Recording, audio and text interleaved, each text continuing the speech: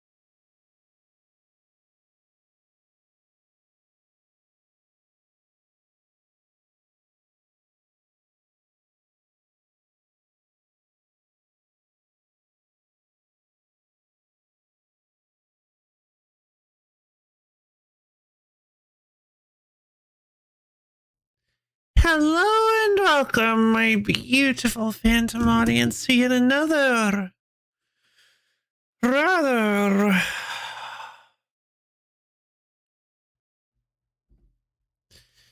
at least a little bit nervous Lo-Fi Ladies stream. How's everybody doing today? Hello. Hey, Monochrome Zach, how you doing?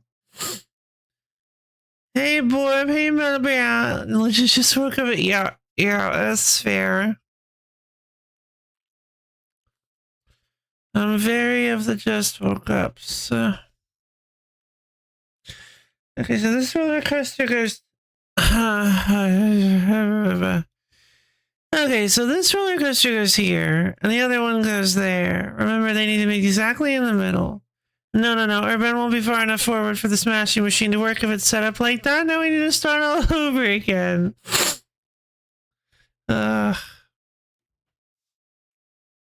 it, man.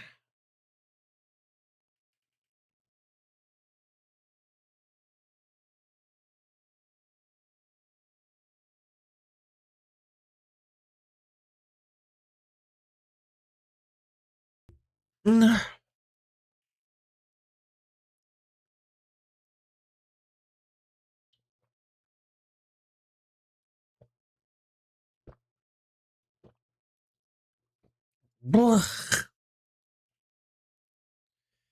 Yeah, in all honesty, I'm gonna be doing what that's good to hear. I'm gonna be fully honest with you guys. I'm actually quite a bit nervous about where the story is going in the DLC. But at this point, I don't need the game. I think what the game is trying to get me to do is to realize that we don't need to clown on our bad all the time. There can be a balance. Yep, doing well as things go. I'm on the Switch eShop for the first time in a couple of years to get this Splatoon 3 DLC, maybe, and I noticed Rhythm Heaven Groove as a Switch. What? I didn't expect that either. Yeah, I imagine it would be. Oh, I should tell you, I started playing Boimpi, and I wasn't expecting that beginning. It was a very cute way to do it. It was really good.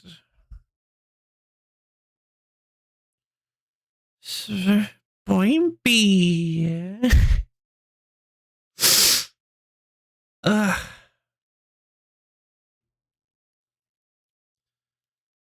Whoops. I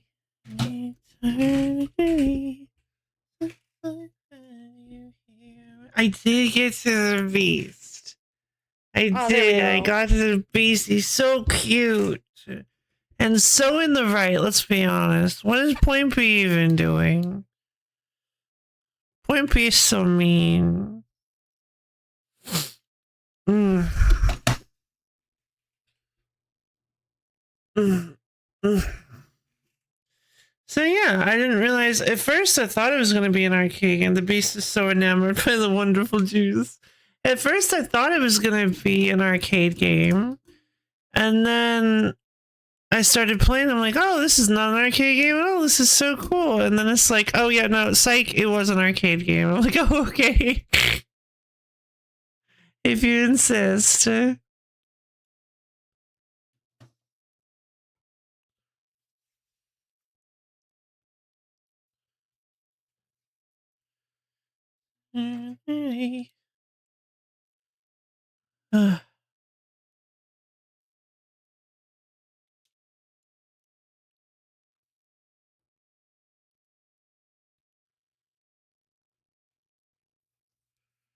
He kind of is, but it's very technical and with Metaprogram. Oh, what? Oh, man, so excited. That's so cool. I can't wait to play more.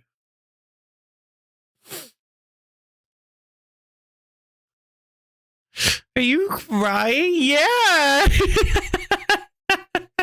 Oh, God. Oh, I really need to get woken up. You gotta get the vending machine. Don't threaten me with a good time. I don't know. Oh boy. Hey, viral. Oh no, yeah.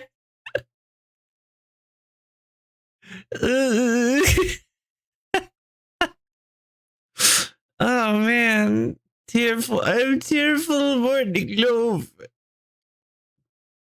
That's me. What?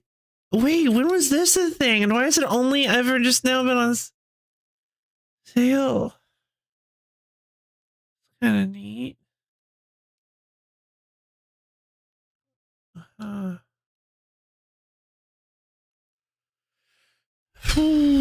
So the Klonoa Fantasy Reverie series is on sale.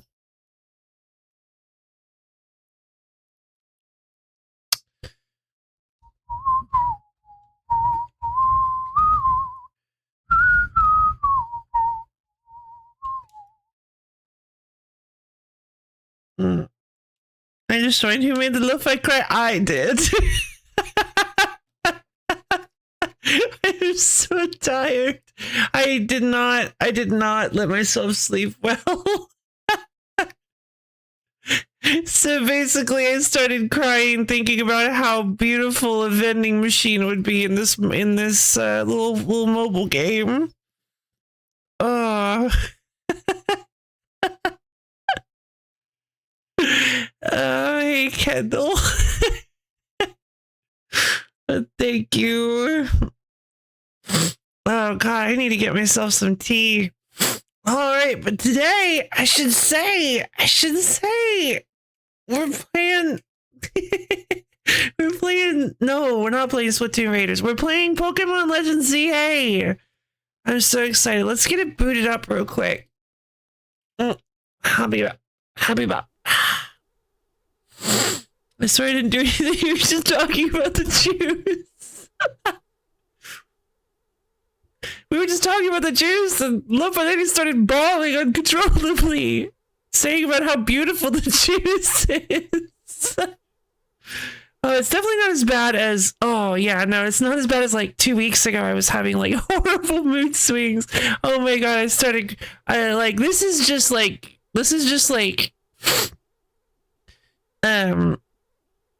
morning tired tears where your eyes just kind of water, and I'm just like, ugh.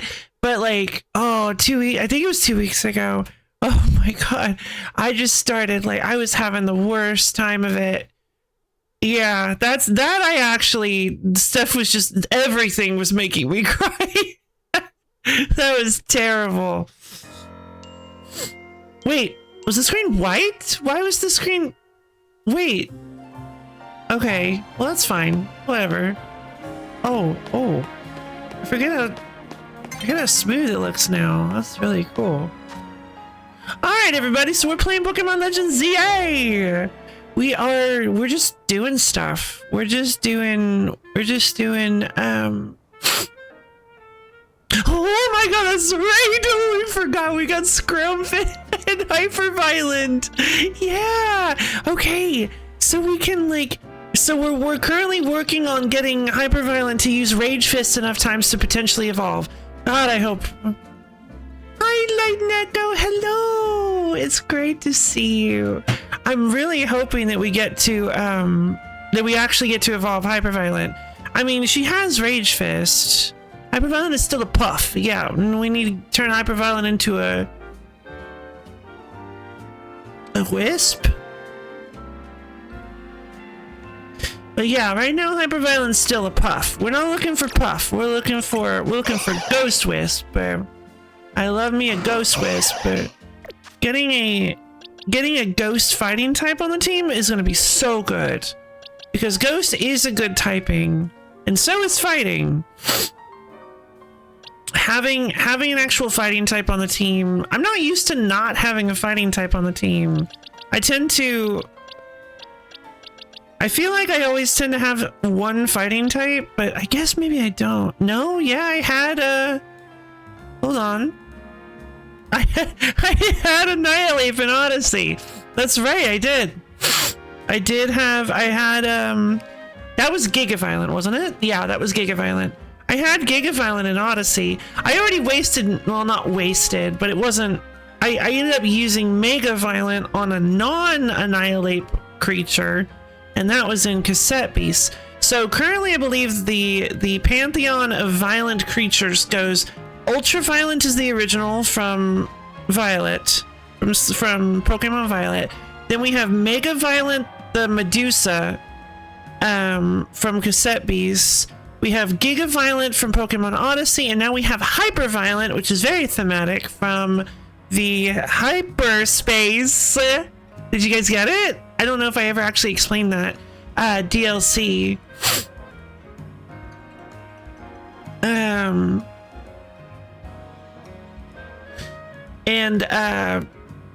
Yeah, I guess let's just hope that there aren't any more, because I think I'm running out of adjectives.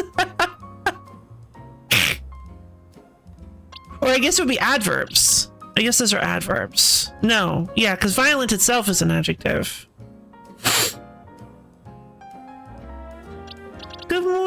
night, Nico. Oh, I believe you. Okay, okay. I could probably do something, yeah.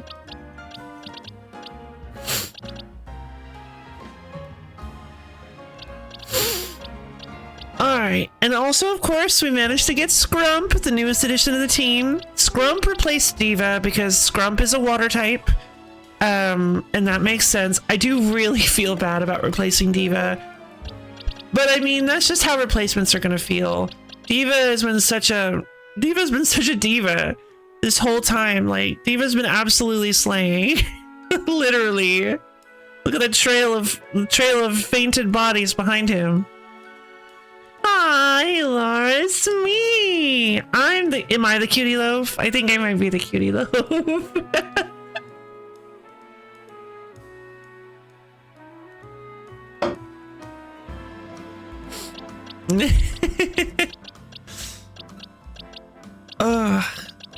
Oh, yay! Wonderful.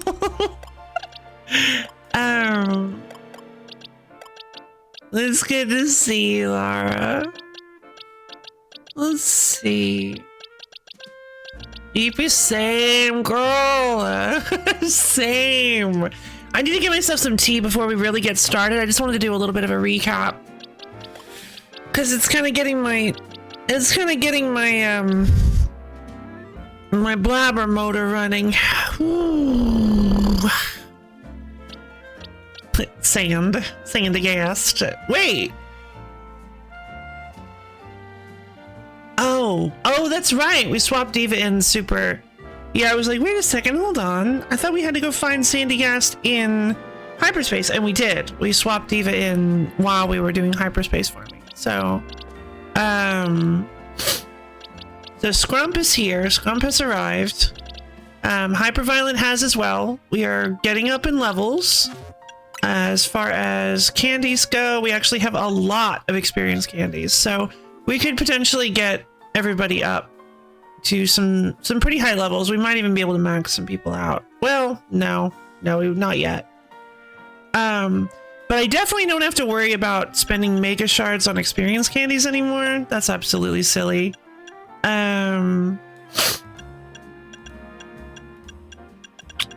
Because yeah, mega shards.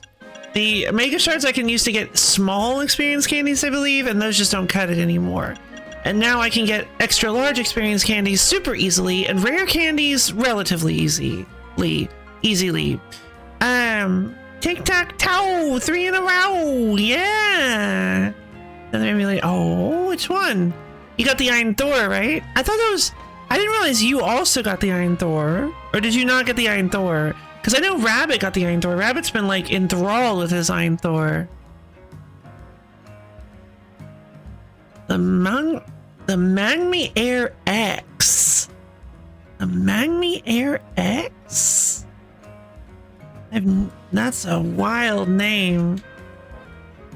Bit of a difficult name. Android retro gaming console. Ooh, it's pretty cute looking. How big is it? I can't get like a good sense for scale. Let's see. Size. 203. It's min tier. Oh, shame. 203.47 by 87.39 by 16.8 millimeters. Okay. Millimeters.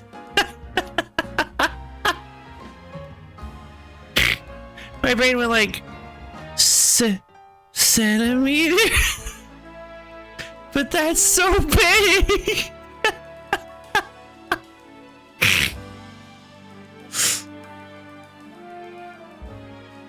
Oh. It's like, I think 180 centimeters translates to 6 feet. And I was like, that's so many. That's a big handheld, though. I don't think that qualifies as handheld anymore. It's like 2/3 of an inch.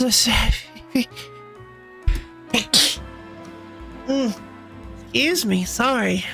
It's like 2/3 of an inch longer than my phone. Oh.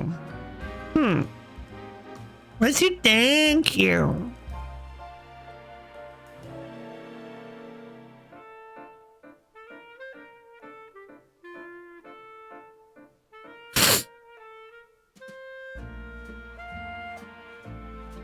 Smaller than expected when it packs a punch. Wonderful. Except you also said it's kind of mid. Oh, high mid tier. Okay, gotcha. I see, I see. Mid tier is not the same as mid, in quotes. Gotcha. Or maybe it is, but like, not as like derogatory, I guess. All right. Well, blah, blah. All right. I'm gonna run a quick ad. I think that's probably the best way. Yeah. I'm gonna run a quick ad so you guys don't have to deal with pre-rolls for the next hour. It'll disable pre-roll ads. So, I've never actually. I always just use the same jargon, but I don't mind explaining it this time. I kind of feel like it actually. I kind of feel like talking today, I guess. So I'm gonna. So this, when I run these like 3-minute ad breaks, it disables pre-roll ads for an hour. If you're subscribed, you don't see them, but if you're not subscribed, you'll occasionally, I'm assuming, when you come in and occasionally otherwise, you'll get hit with pre-roll ads that you just have to sit through and you miss my content, which is terrible. You don't want to do that. My content is so perfect. How could you possibly miss it? So I try to remember to run, it's so silly. It's like the wildest statement. So I try to run ads when I can remember to do so, to disable pre-rolls so you guys don't have to do it. I know somebody who runs them like on a scheduled basis, like takes ad breaks every hour so that she doesn't have to, or so that her audience doesn't ever have to deal with pre-rolls, and that's admirable, but I just don't want to do that. Because I don't know. When I get like, I know that's probably the best way to do it, but it feels so restrictive to me for some reason. Like, it works for her, for sure. But it's just not really, it just doesn't appeal to me. I just barely stream it when fair enough. Let's see. Runs Animal Crossing and Doshi the Giant at 100% speed, so at least 2 games you want. Fantastic. Fantastic.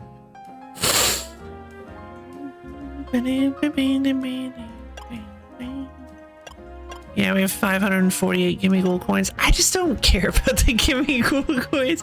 I know we're gonna like acquire them, but God, these are so much easier to acquire. Like, you get like one, don't you get like one? Whoa! The car 59 wiggle! Whoa! I feel like I gotta point that out. Good grief, Killing the Box. Thank you for the 200 stream streak. Jeez.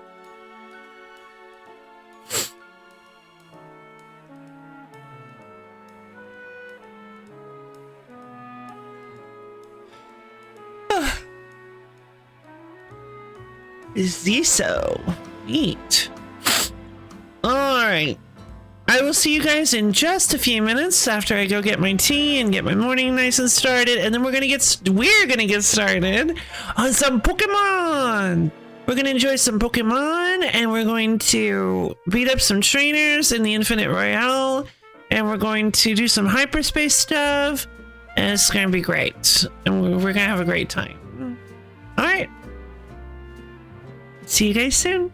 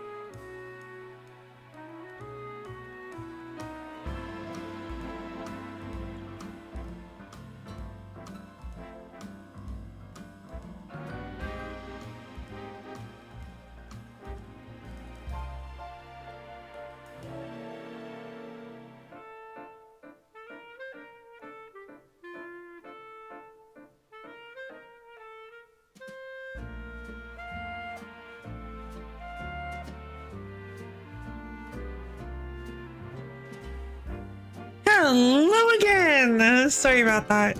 I thought I would. Yeesh. So sorry. I thought I would go and get some food to get myself some energy to start with, but like I became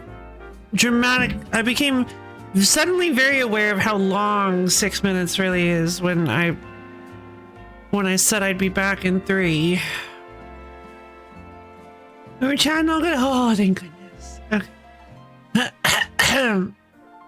Let's see. So everybody's speaking of the play date, just learning literally 2 minutes ago. The tournament is coming in a couple days. The exclusive granular motor control climbing game. A tournament is going to be a Steam thing. Oh, darn! I can't really check Steam easily.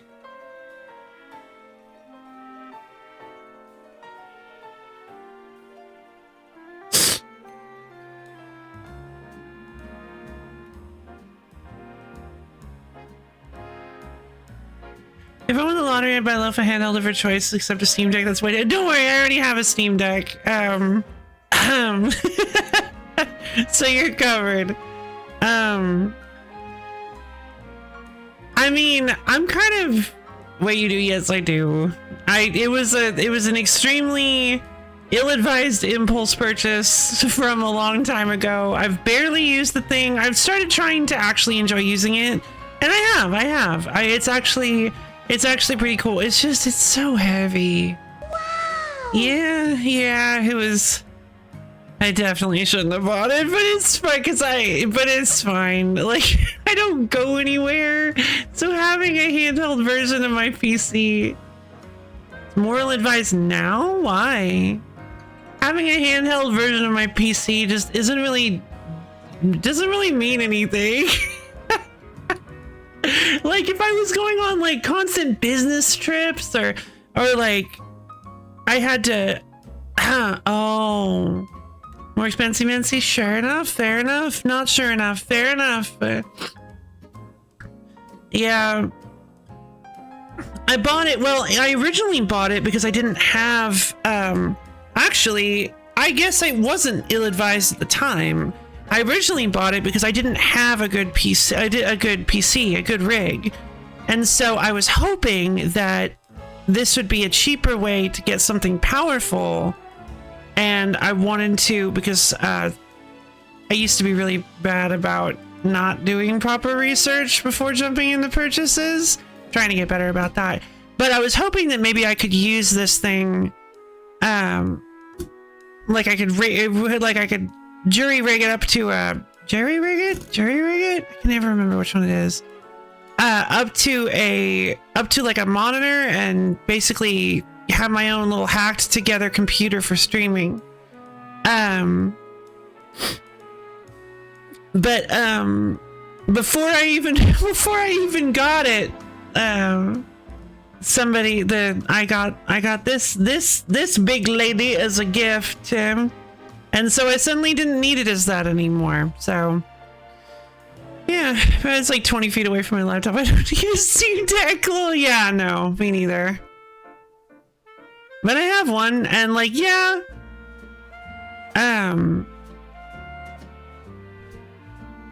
Like I have considered possibly selling it, but also, I did get the like most expensive one on offer for the pre-order, and it's like got a really special cloth and a really special case, and I don't know. It's kind of a special little thing, so I don't know. I feel like there may be someday where I really, really appreciate that I have it, so I just don't. I'm a little nervous about just letting it go, you know. Right now, I don't need to sell all my expensive stuff, so I'm playing on my PS Vita to play. Oh no! Specifically, Freedom Wars. TXK, the Tempest-like from the designer of Tempest that got C&D'd by Atari. Oh no! Only sell it if you have to. Yeah, I really regret selling my expensive stuff in the past. Fair enough. Fair enough. Yeah. That may happen someday, but yeah, right now I'm happy that I have my little collection of bad investments. It would be nice for vacations, and you don't have to engage with anything going on around you. True.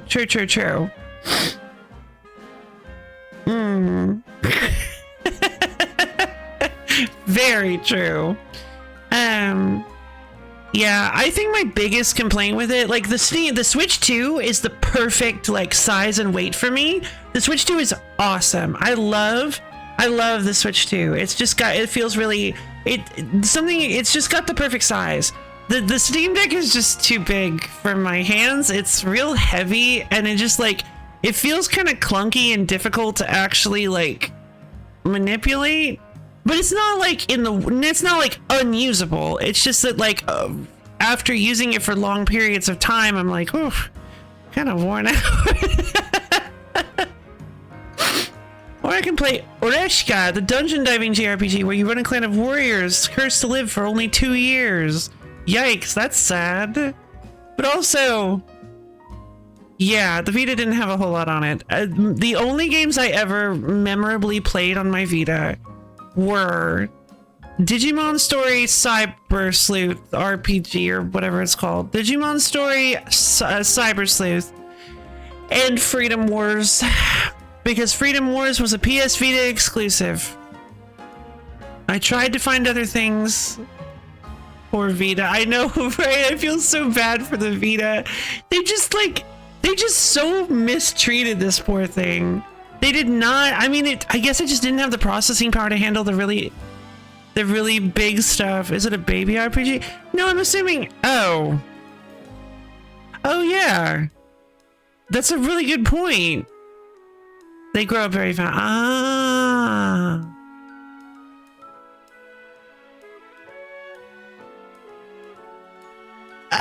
But also the baby is actually, it is. It is the baby RPG.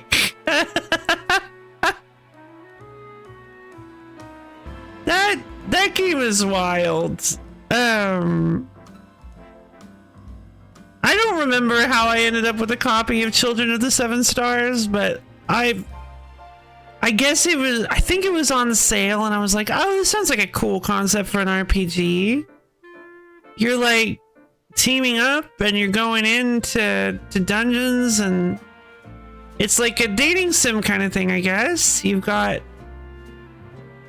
you and your partners. But it's kind of weird. It gets kind of weird. Like, it gets kind of weird about it. And so I was like, okay, I think I'm good. Hey, it had Persona. That is right. Nope. Yeah. Nope. Thank you for reminding me. Those were the other two: Persona 4 Golden and Gravity Rush, and Little Big Planet, and widely considered the most meh party system game. I love Undertale, but I call it baby's first bullet hell. Yeah, that's fair. Yeah, Persona 4 Golden I did have because everybody suggested I get it. Even though I played it for very little because I'm not really a huge Persona fan. I'm just not really a fan of the systems. I did like, I do aggressively, hold on. I need to double check that these names are right because I don't want to say, yeah. I do aggressively ship Chie and Yukiko though. You can't stop me. I'm allowed to do whatever I want. I'm an adult. I can't, like, I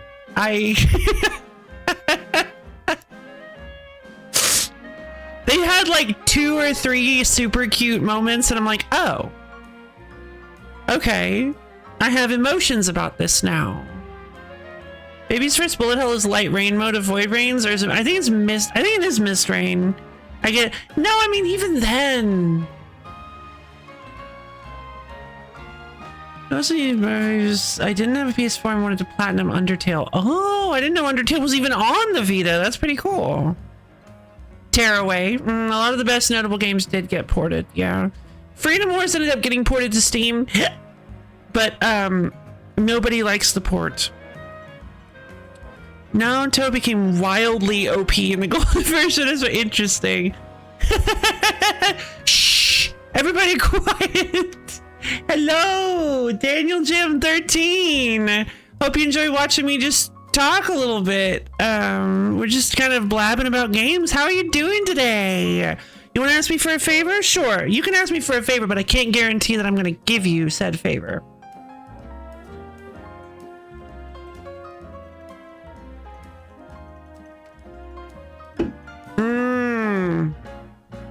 Source of free SP recovery every fight. I am good and I need an audition. Let's go. I'm not laughing. Okay, I realize how this sounds. I was not expecting you to say let's go. I was not expecting you to say let's go. I'm sorry. I'm not trying to be mean.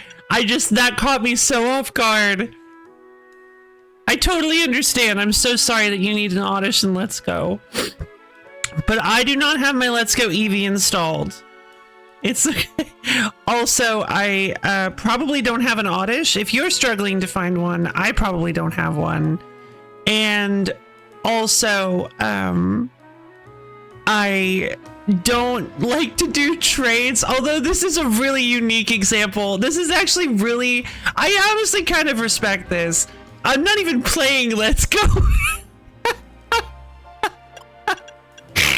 I'm not even playing Let's Go right now. This is honestly, I honestly kind of respect this. I'm actually like halfway. Daniel Jam 13, thank you for the follow. Hope you enjoy sticking around for a little while. I'm actually like halfway tempted to just jump on to Let's Go and see if I have an audition I can trade you, because this is very funny. I put no trades in the tags too. It's because people are always so, if you don't, it's okay. I appreciate that. I think I'm gonna hold off, but I appreciate the guts that it takes to walk into a Legend CA stream.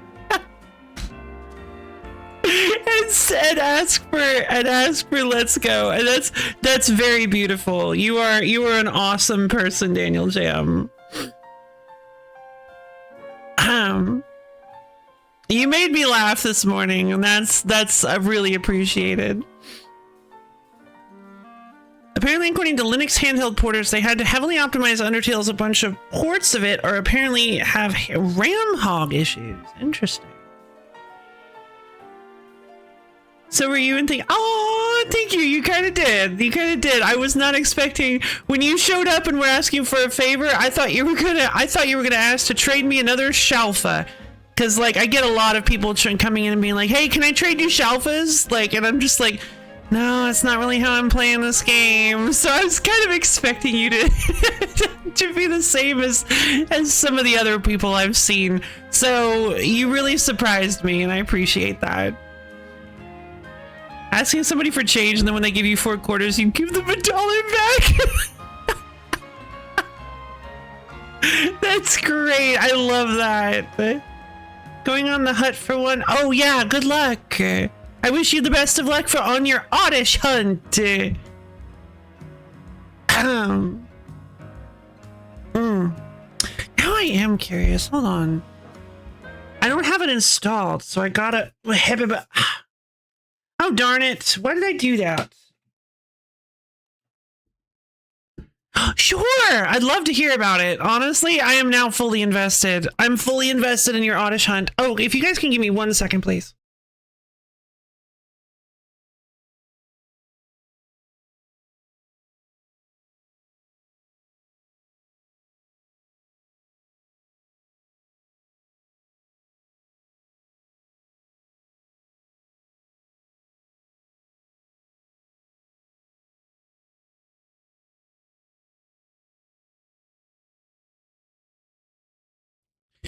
Okay, sorry about that. I had to check something.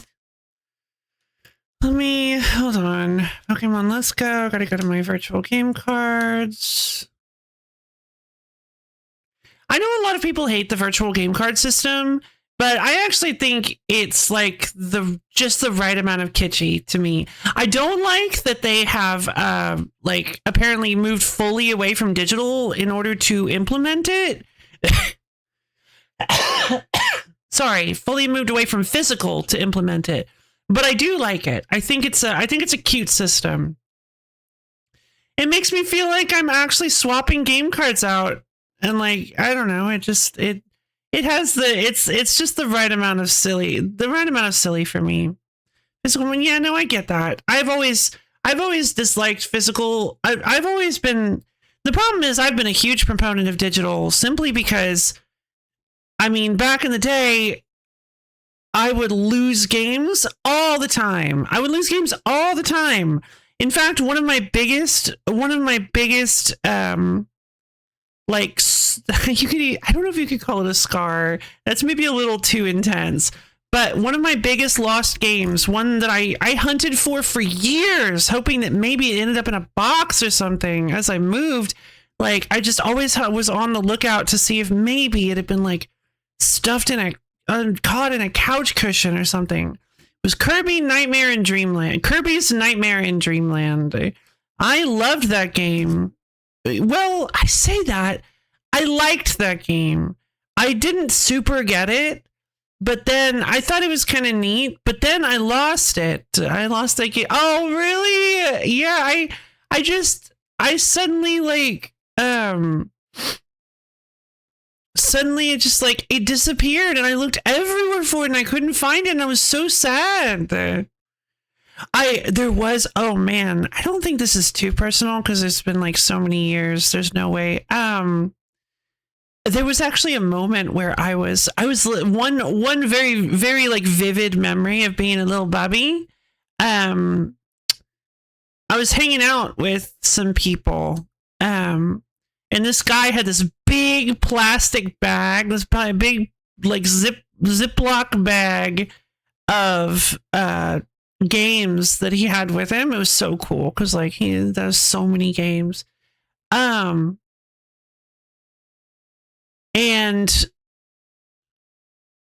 I don't know, the stars must have aligned. This guy must have the worst luck of all time. Like just the absolute worst luck ever, because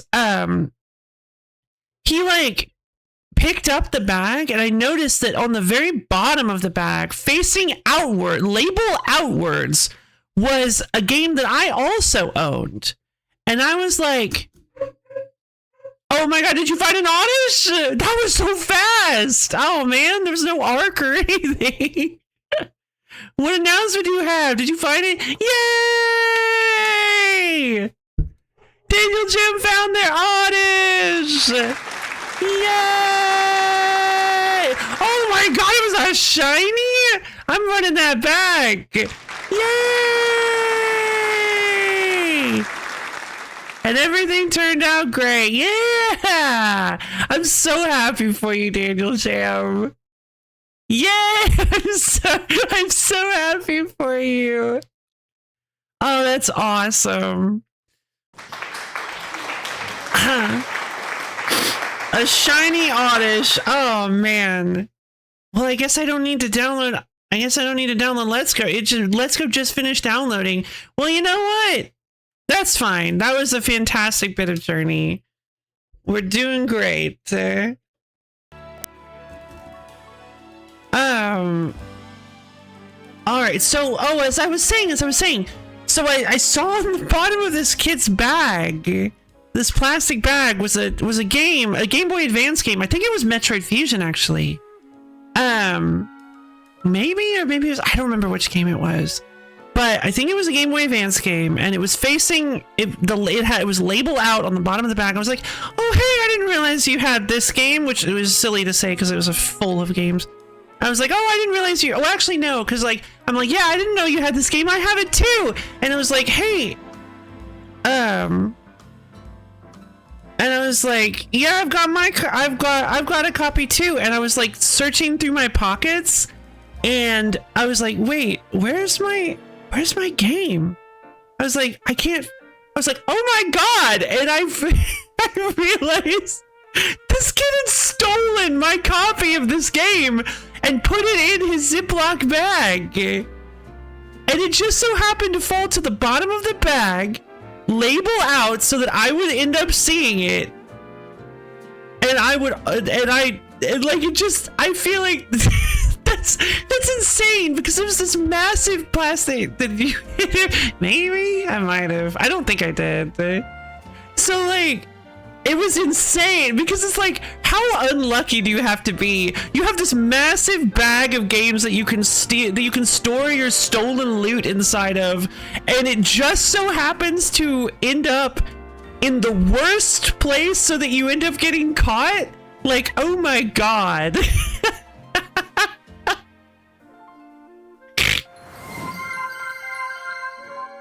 Hi! Hello, Terum303 how are you doing? I hope you enjoy sticking around. Thank you for the follow. Hope you enjoy sticking around for a little while. I blended those. Did he give it back? He did. He did. They forced him to. We were kids. We were little kids. Yeah, we were tiny babies. They forced him to give it back. Although I think they also did the same for...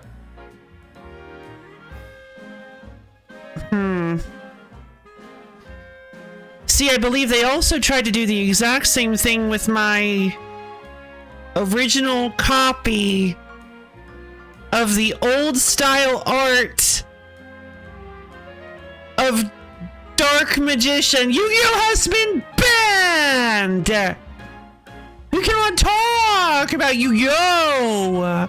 We cannot think about Yu-Gi-Oh! We cannot reference childhood memories of Yu-Gi-Oh! Yeah, no, that place was horrible. They were constantly trying to steal stuff from me. And I think they actually got away with the Dark Magician. I don't remember. They should have given you the whole bag. Yeah, it's like an old, it's like one of those old-timey fairy rules. If I'm able to discover that they stole one game from me, I get to keep the whole pot. And an oddish in my background. Oh, that would actually be so cute. I don't know. The oddish is for you. I didn't hunt down an oddish. I give my luck all for you. Oh, thank you, Daniel Jam. Well, I don't know. The oddish was your journey. I don't want to take that from you. At least Loaf applies her own rules for herself. True. Yeah, the ban is active. I can't even break it. Except for that one time. We can share. I don't know. I have very little space and I like to save it for like... Well, I mean, it was kind of an important moment. I don't know. I guess I can get a little oddish.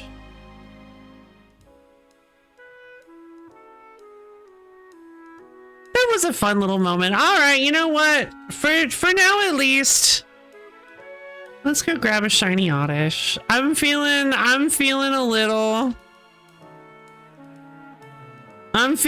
cute today.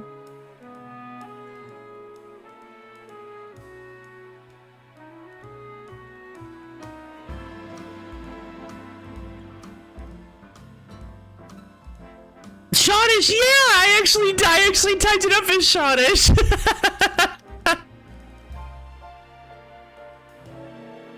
Like I should be surprised that our senses of humor have aligned at this point. Shottish. All right, here we go. A little Shottish. Let me move it down.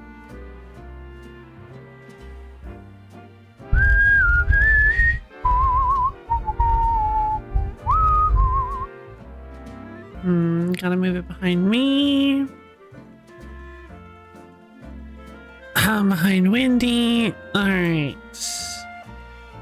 A little tiny Shottish.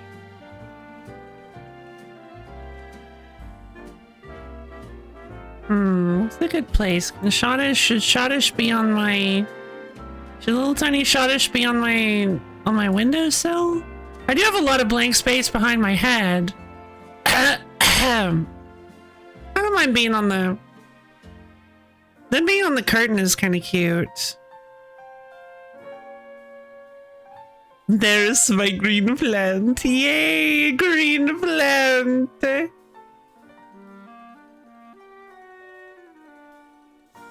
right. This is a special occasion. I'm not always going to be adding stuff, but I have very limited space in here. But yeah, I'm at the smallest oddish indeed. Yay! There we go. I got a little tiny shottish in there. I hope you enjoy that. Good luck. What'd you say? Wait. Oh shoot. Hi. You can call me Terry. All right, Terry. I'm so happy. I started the shiny only playthrough of Pokemon Shining Pearl and got Shining Chimchar.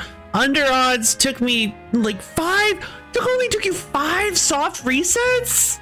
No way. Oh wow.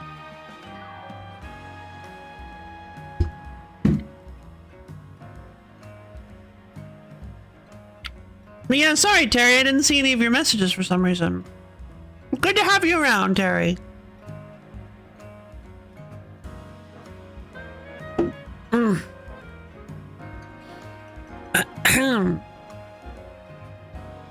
They can take over running the mint from... So, the mint isn't like the coin mint?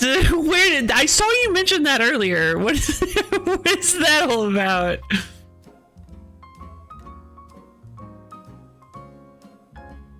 Should we name him? Nah, I think we're gonna... I think he shall be an unnamed... Just Shottish. I mean, actually, yeah, let's just name him Shottish. Like... That works as a name, I think. He'll just be the Shottish. The Shottish in the room. Literally.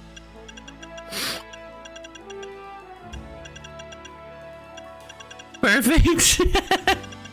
Glad to hear it. Alright, I do have 5 bottle caps, and I'm still trying to figure out who actually wants these. I don't want to be told. I don't like to be told things. Don't tell me anything, ever. Oh man. That catches me off guard sometimes. Yeah, the Switch 2 version is pretty smooth. I do like the frame rate and the resolution. Alright, I kind of like this cute outfit. Honestly, I'm tempted to stick with this because this is a really good outfit, but... I kind of like to switch things up. I could go back to... Oh, that's cute. I could go back to my favorite pink Skull and Bones outfit.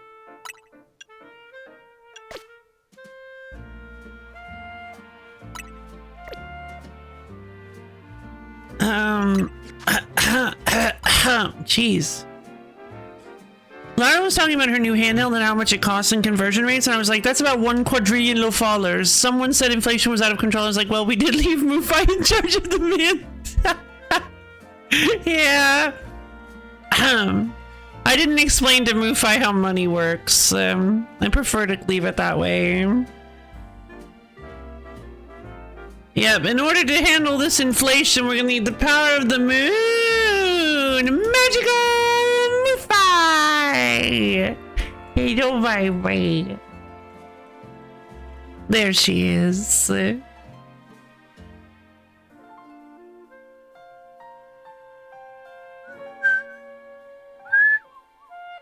Yeah, Magical Mufai fixes lowflation. The newest adventure. Yeah, God, it's so good.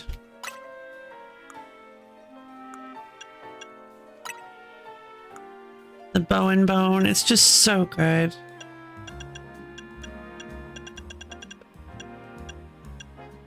In all honesty, these chino pants are really good. They're just really good. These black chino pants are just really good for this.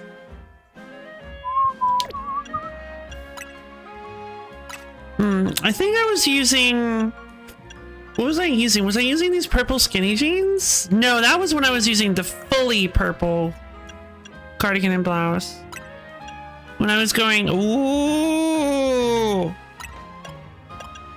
When I was going fully pale purple, I was using these purple skinny jeans, I think. Maybe that was for something else. That always catches me off guard. That's not the right purple. It's not the right lavender. It's a little off, and I'm not sure I like it. Yeah, it's basically this. It's a very similar outfit. Oh wait, hold on, I don't like the shoes. Oh, sock sneakers are cute. What if I go with? Oh, I kind of like the mutton boots.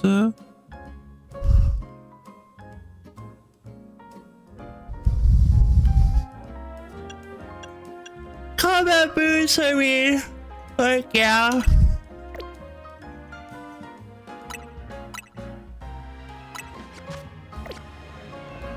Yeah, that works. Oh, hold on. I do want to change my earrings as well. I should probably, like, decide before. There we go. We'll do the lightning earrings.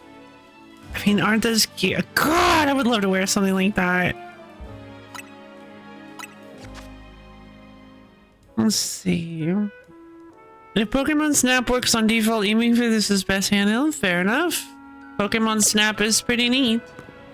But now we can put Shottish in charge of the man and be like, Shottish, how much do we have? And they'll be like, oh, about 50 bushels.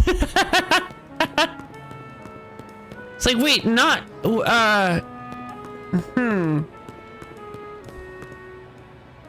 Actually, I love the, what is it? The subversion, the unexpectedness of Oddish actually, like, being, like, having, like, a full budget and being this insanely talented accountant. I love the idea of us putting Shottish in charge just because Mufai was destroying everything, and suddenly Shottish is just, like, has just whipped the whole system into shape, right? It's like, oh.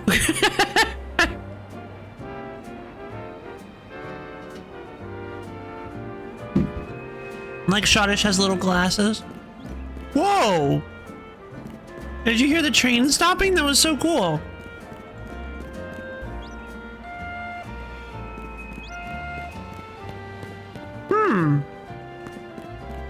Interesting. I didn't realize that.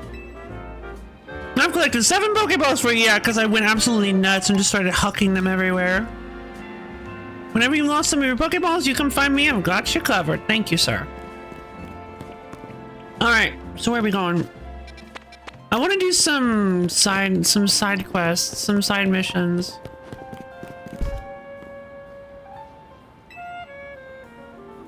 Welcome to Introversion, the cafe for those who like communicating, just maybe not face to face. Yeah! This coffee, it tastes like it's been laced with salt, like a lot of salt. Are we getting a Garganackle? Knacklin? What? Our Introversion blend is known for its delicate sweetness and rich aroma.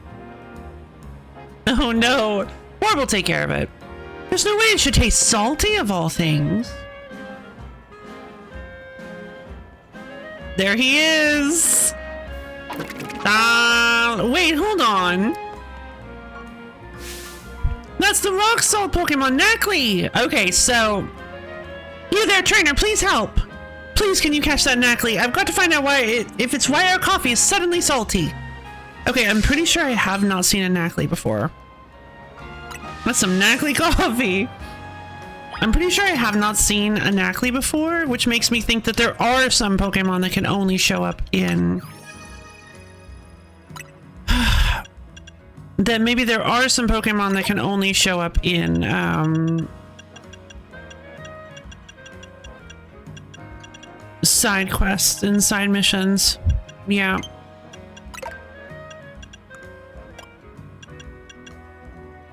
Mega Crabominable, Mega Staraptor, Mega Chimecho. Mega Scovillain is such a silly concept. And this is Zygarde, I guess. I got some of these stones, but I haven't seen them before. How did I get these stones? Oh, these must be the DLC. Diancie, Mewtwo's... I don't know what this one is.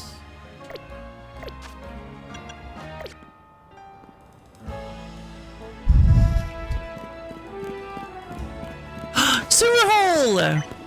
That's a nice utility hole cover. Stop right there! Good. Now look down. Slowly. Gently. Do not spook it.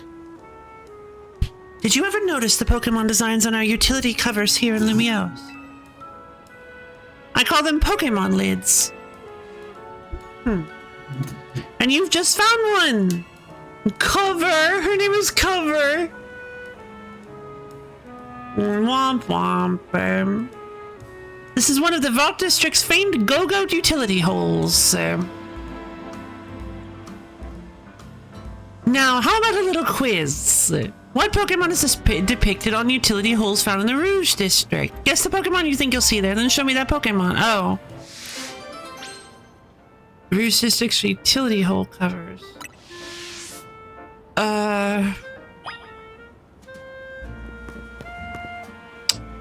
In the Rouge District, huh?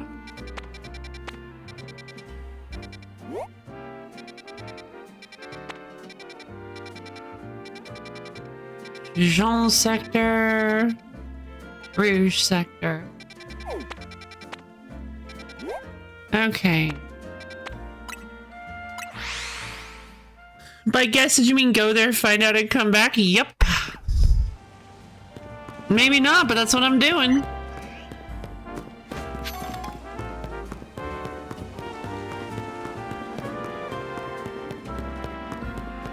I'm guessing it's... I was guessing Armor-Rouge, but... Okay, so it's not every utility cover. I do not know where the Pokemon live. None! You can't be serious. Come on, Green Bean. Giga Drain. You're a trainer, aren't you? I've got a request for you if you don't mind. Some very strange things have been happening in my apartment block, you see. The sort of things you might even call paranormal activity, if you believe in all that. There are literally ghosts in this world. So, speakers in empty rooms have suddenly started playing music. Our building keeps losing power. On top of all that, we've been hearing eerie sounds from up on the roof. I would love to get to the bottom of things, but it's got me rather spooked, to be honest. You think you could go up to the roof and take a look around for me? Yeah. Yeah, I can do that. Hit me.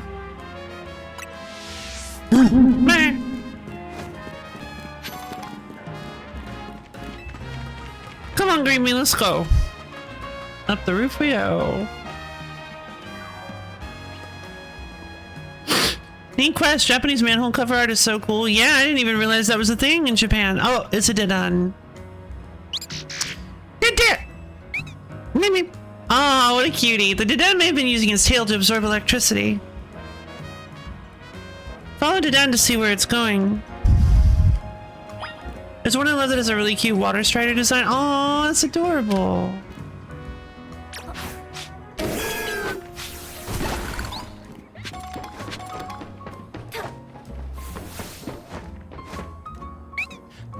Oh, what a cutie! Okay, I've never seen Dedan in 3D. I guess Dedan has only been in 3D, but I've never seen Dedan before like this, I guess. Oh, Dedan, this is what an adorable baby. Look at you go! Dibby.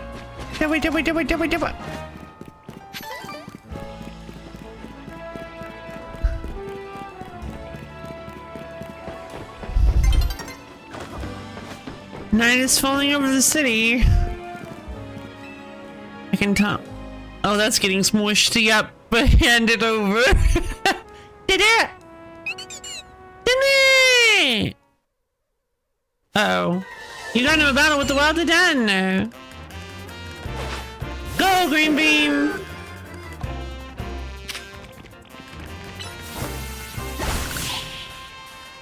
Sorry, Bubber.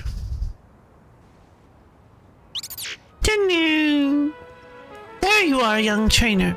I'm still scared, but I have to know what's been causing all the weird occurrences. Thank you for letting me know you're still scared. Oh. Did it? Tough fight, yeah. I suppose faulty speakers and power outages are electrical issues, aren't they? So a naughty little Dedan has been behind all this. It's been absorbing our electricity then. Did it? What a relief! If it really had been paranormal activity, I would have had to move across town. Ah yes, the electric mouse Pokemon. But I suppose we can't let this Dedan keep wreaking havoc with our circuits. What to do? No, it's too good. It is! Nay! Okay, how about this? Let's search for a trainer to look after you properly, shall we? In the meantime, you're not to steal electricity. If you do, you're out on the street. Got it? Typical landlord. Now, I finally have some peace of mind. Thanks to you, I'm so grateful for your help. I actually don't know if she is the landlord. She just sounds like a tenant. A magnet and 5 wackenberries. I mean, the magnet's nice, I guess. But in a game that's focused on Mega Evolution... Whoa! Oh, it's an Alpha Spritzy! Nighttime.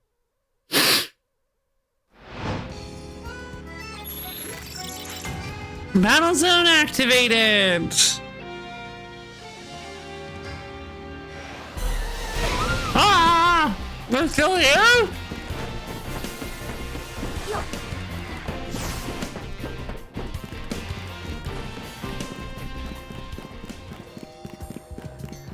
Okay.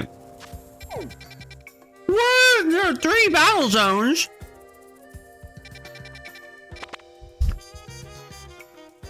That's new.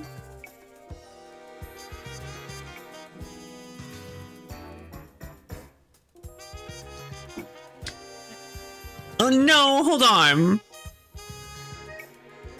Oh.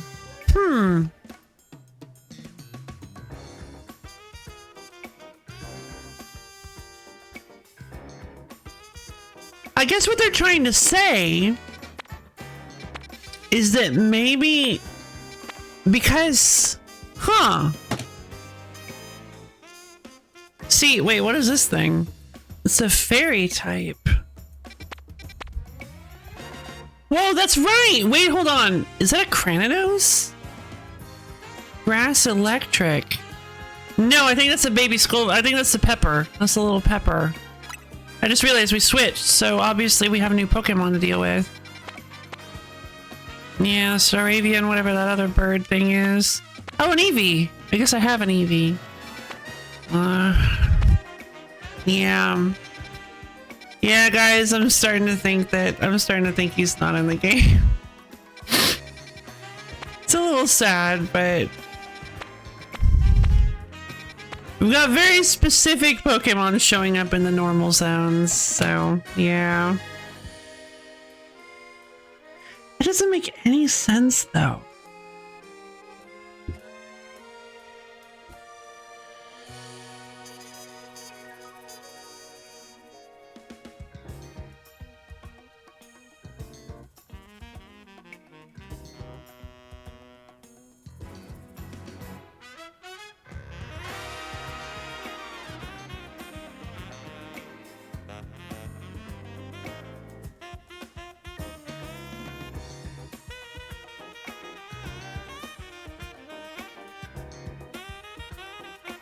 But thank you. Like, it does make sense because Smeargle as a concept works very poorly in this game. The idea that you could just like sketch and copy enemy moves is probably too powerful. But I don't know, I was hoping, you know? What is this thing? I'm gonna go check this thing out. I don't know what this thing is. Is that supposed to be a Vigoroth? I don't think it is. I don't know what this is. I'm gonna go look at it.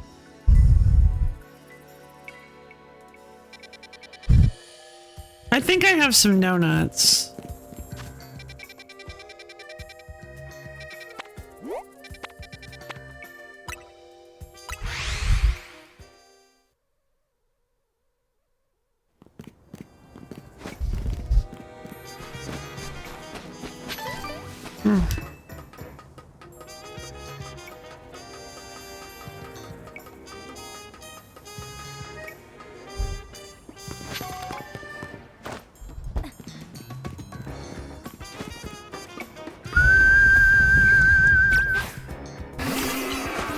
for it, Blum.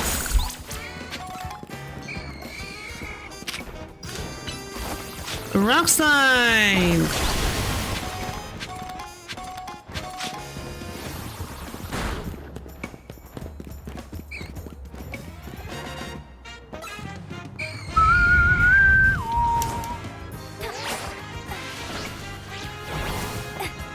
Blumph, Blump just blumped into the air. Lovely Blump. Oh, what a lovely Blump. All right.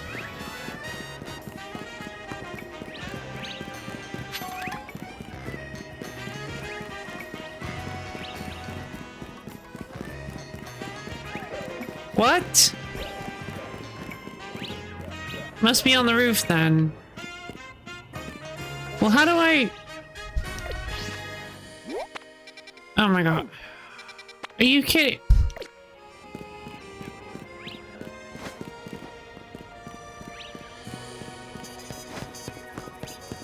Hey, yo, how are you doing today? You been enjoying some Marvel Tokon?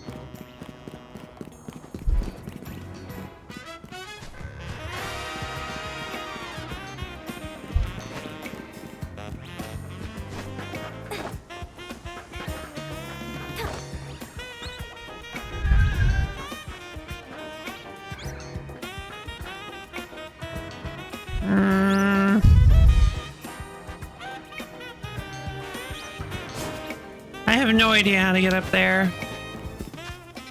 My guess is I have to go back to Hotel Z then. And take this long, circuitous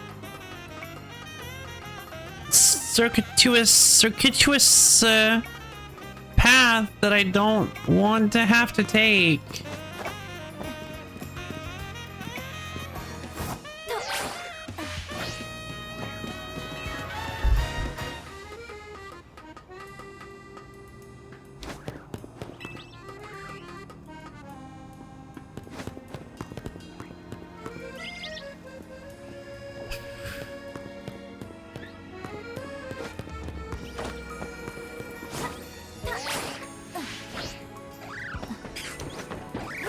Here.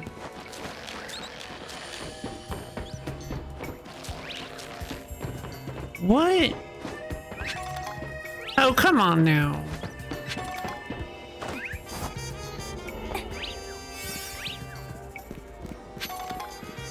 Oh, come on. Okay, I was about to say, I'm like, you can't be serious. I have to fall there.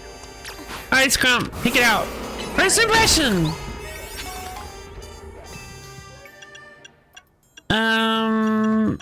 These are like bad donuts. I'm gonna go with this Kelpsy Rainbow donut.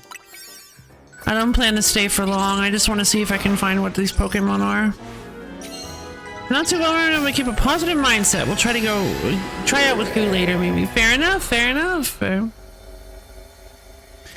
Yeah, I guess maybe then we're probably not gonna do a Tokon session in VC later. I kind of wanted to see if we could give it a shot, but yeah.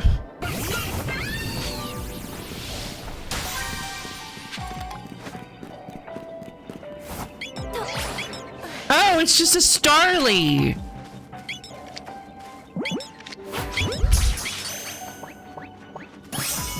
It's a Starly and a Staravia. Well, that's annoying.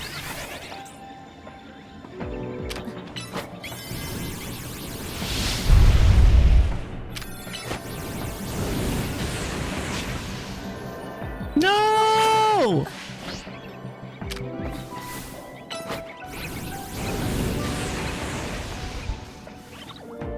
Fire Blast! I think it's a projectile that'll go as far as possible. No. Baneri.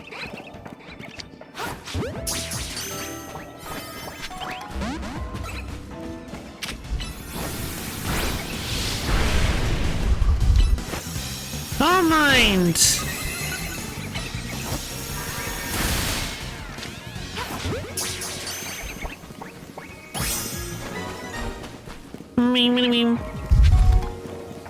Now I need to catch the Staravia. There's gotta be some around here somewhere.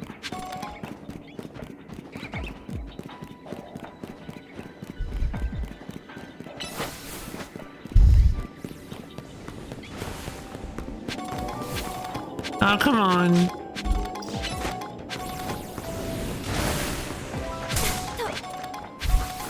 Oh no, this is bad. This is bad. This is bad. This is bad. I shouldn't do it this way. No. Mystical fire, get it! Oh! Stinky. Level 110, yep. You surf on the Cinnabar Island? Yeah, it's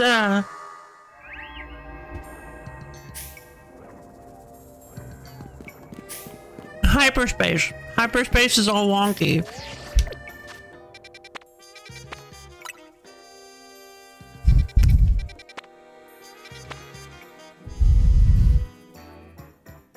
That's not Jellicent.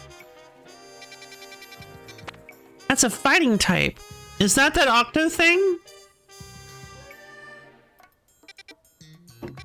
From Gen 9? It must be. An Iggly buff. Wonder what this is. Is that Fido? Oh man. I think that's a Fido.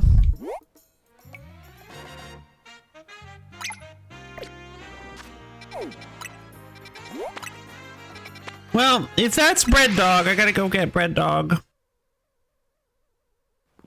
Some missing notes from here? Huh. I mean, if missing note is actually part of the canon, then like, I suppose it wouldn't be completely out of the realm of possibility.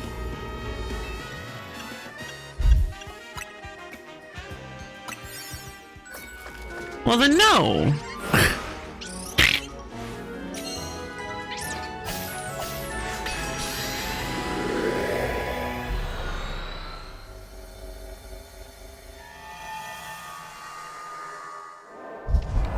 Sewers? What? No way.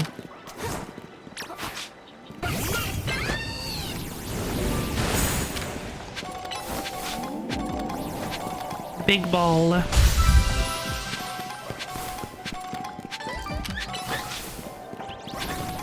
There you are. Bread Dog.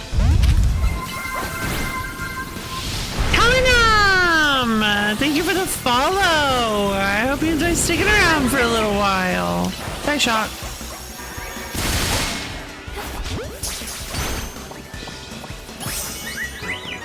Got myself a Fido.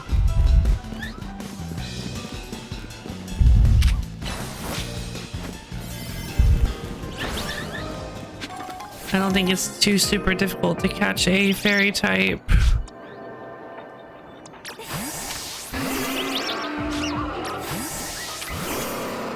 I don't have any poison. Liquidation.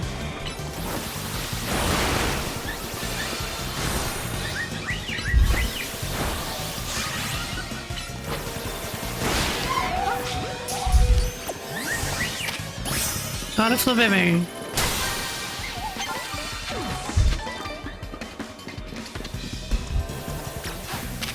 Rage fist, baby.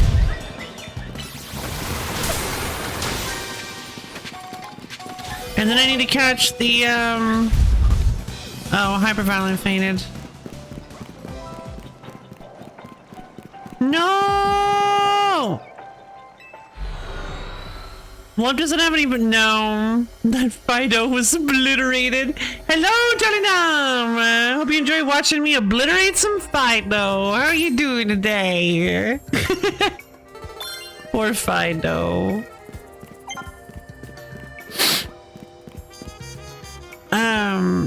But yeah, no, I mean, yeah, I took an actual poison moves off of Blump, I suppose. It's the only one I have. Well, I guess Poison Jab is pretty strong. I wanted Blump to be bug, But I get and rock slide too. I don't have any other rock moves on anybody.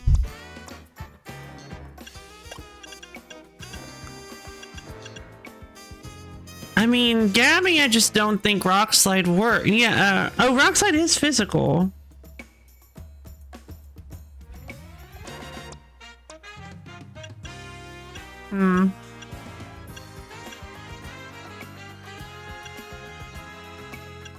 Yeah.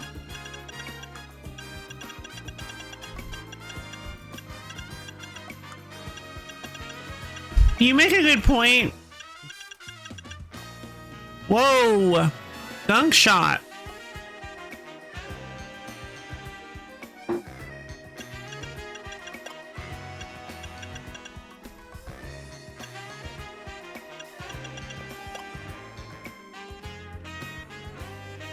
Yeah, I'll go with gunk shot instead of. Good. How about you? I'm doing pretty well. I'm having a nice little morning. Just kind of running around fighting Pokemon. Let's head over to the battle zones and see if we can get some, get at least a little bit of points. The maze-like streets in the zone require special care to navigate if you hope to remain unnoticed by opponents. Knock out opponents using water-type moves. And Ariados.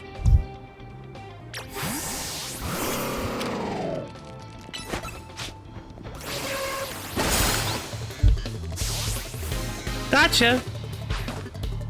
Scolipede, you dare!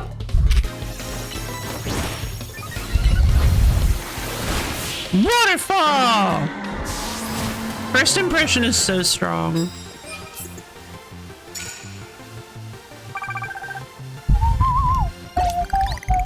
I really tried to use my bug Pokemon. I guess you did. You did a pretty good job. I have no oh, yes, I do. I was thinking of Odyssey too. It's a Roggenrola. I think I said that before. The shape of that particular shape just reminds me of Roggenrola.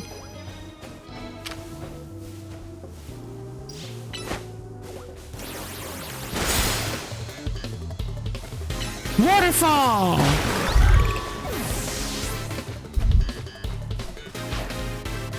The Ranatar. Look, did you know you can spare Torio and add heating the spare button? Yes, I believe I did.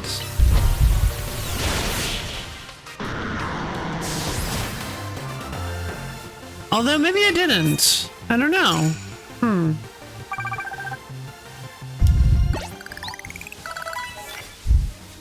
Have some prize medals then. Here, you can have the prize medals I've collected. I had all the best tutors who teach me how to win, and yet here I am. Yep. Shame, buddy. For shame.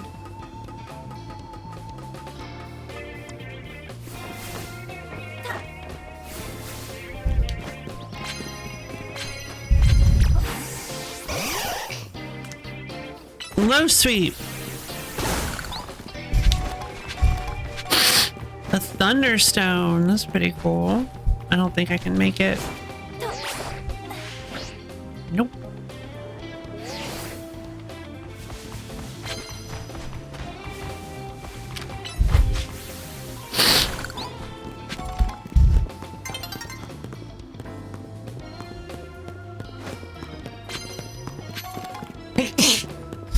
Excuse me. Up!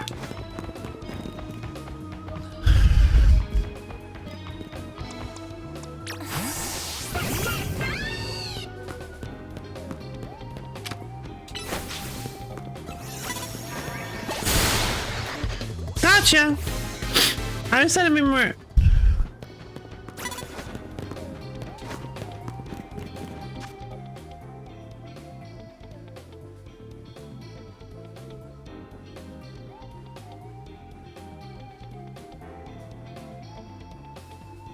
What just happened?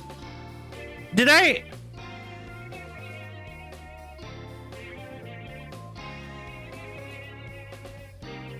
And reload to spare afterwards. Oh, yeah?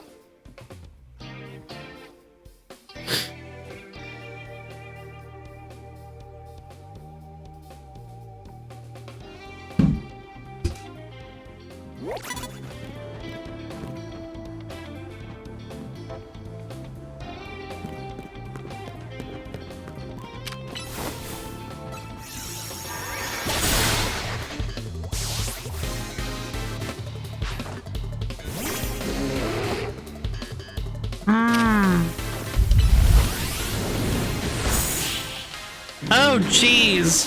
I think I'm like super over leveled, you guys.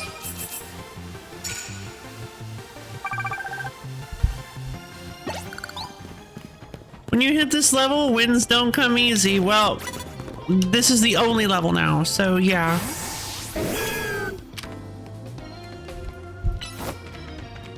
Go for it, Green Bean. Destroy him. Oh, man.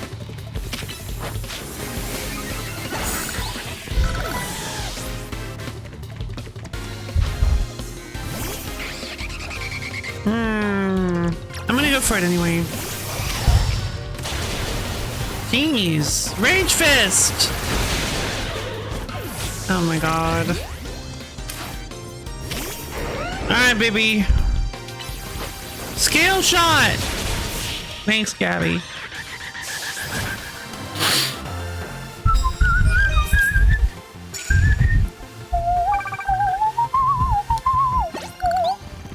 Oh, I thought Noir would be even better suited to the night, dude. You're probably right.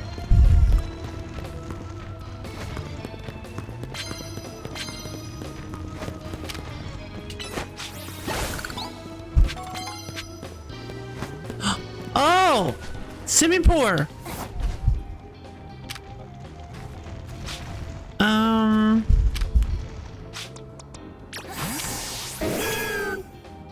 Giga Dream, baby.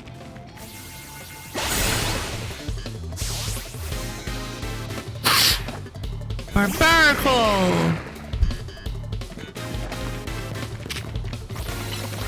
Leaf Blade!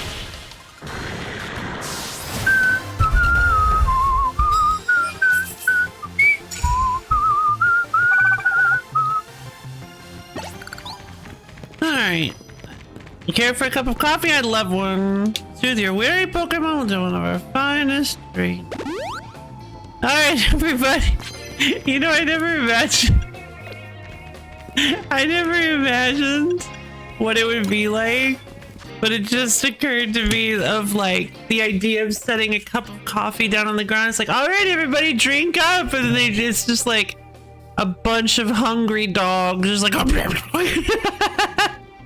just like sloshing the cup, spilling the coffee everywhere.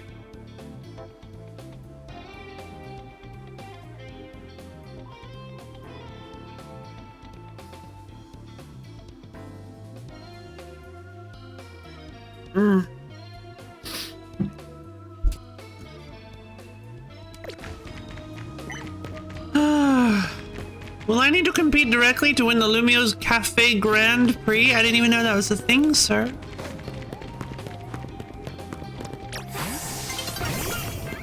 A new day is dawning. Oh. Yeah, I think I'm out of time. Battle zone deactivated.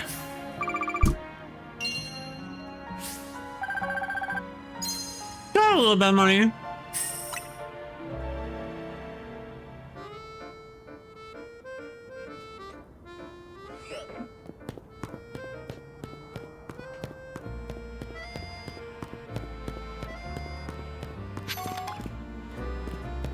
This gameplay loop is honestly...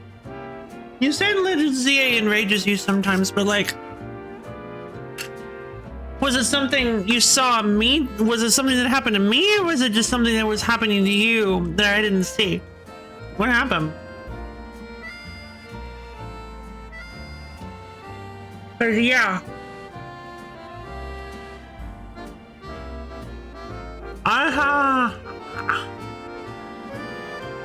I have to agree. Sometimes Legends EA can be very frustrating.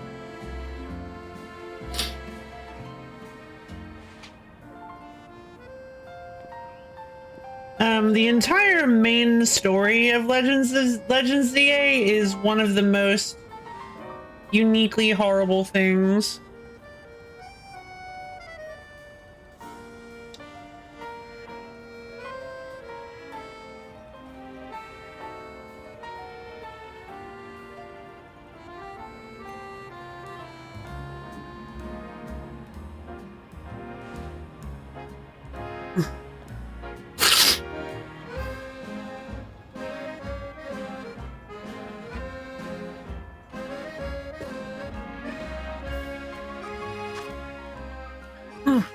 Alright, here we go.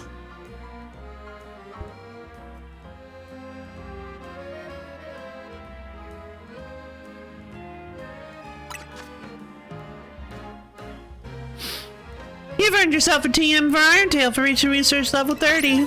Yay! These are attacks by slamming its hardtail into targets. May also lower targets' defense stats. When you reach the next research level, I'll have a TM for heal block waiting for you. This is a good move to have in your back pocket. Stops Pokemon from recovering HP with moves, items, or other things. It does seem nice.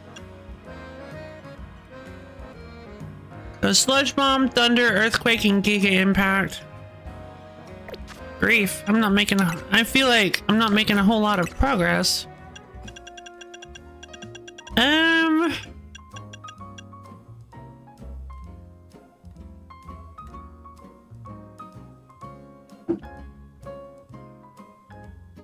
No worries, Melody. Enjoy your summoning.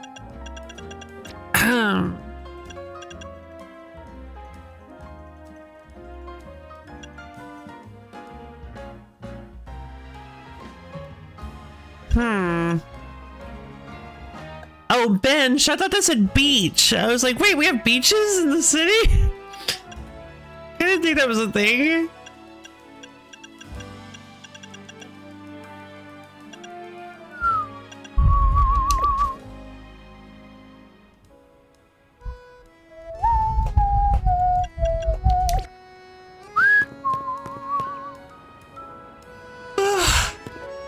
Think! What souvenir can I only get here in Lumia's? No time for sightseeing. I want to battle. It's ZA Royale time. It's the ZA Royale for me. Enjoy. And then you can try. Oh.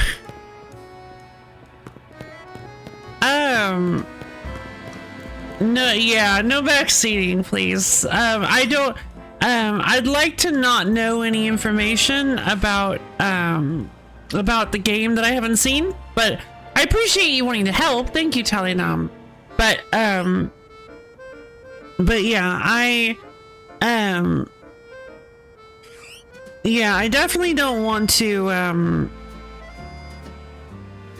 that is kind of interesting to know, though, that, you get the Master Ball in the DLC, even more contributing towards my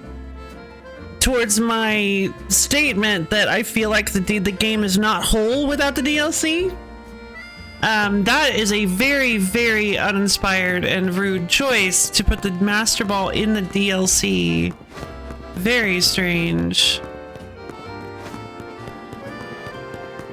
I was kind of assuming maybe it would show up as a reward for doing the Infinite Royale, but because I'm under the impression that there are a lot of things that you get from the ZA Royale, or sorry, the Infinite Royale.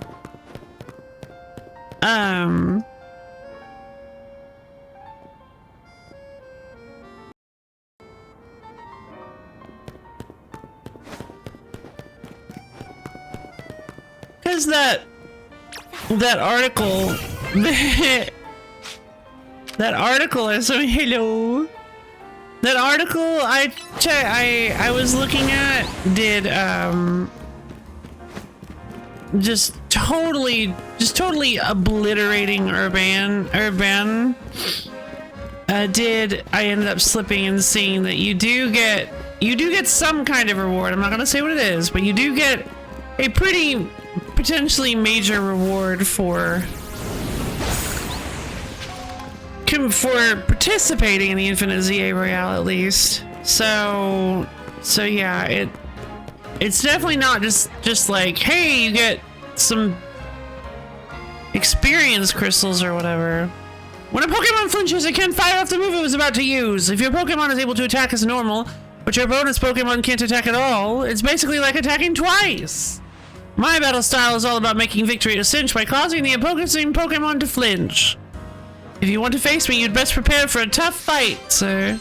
Strike first and make him flinch. Come talk to me when you feel ready. Sure. Are you using a King's Rock? A flinching Pokemon won't be able to execute the move it wanted to use. Will you face me even though you know how tough it must be to win against my strategy? I'll face you because I probably should have. You're probably only going to be like level 50. Huh. I like your unflinching resolve. You were challenged by Ace Trainer Flynn. There's Sharpedo. Go, Belle, let's do this! You will get 500 super crystals. Almost enough for a single pull. Not even a single multi, just a single pull. You're gonna be using dark types? Poison. Wait, what?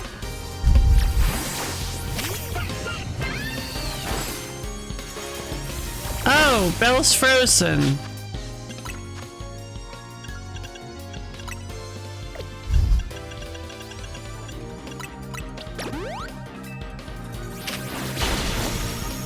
Calm mind. Buddy, you are not doing good at this. Gyarados! No! Darn it! I was too slow on the draw.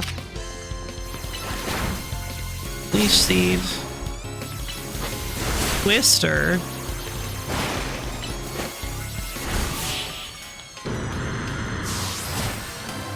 Zombie Buck. Bok Choy. Bok Chew. Bok Chew. Looks like I was the one to flinch in the face of your Pokemon's strength and vigor.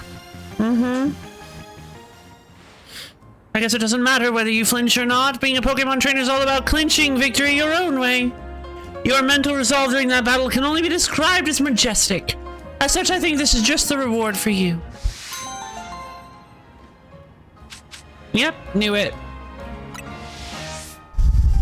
A Pokemon holding a King's Rock will sometimes make opponents flinch with its attacks, so...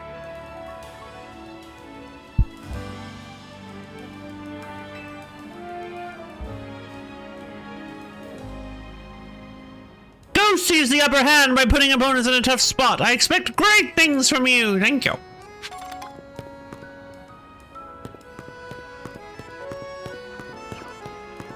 Oh.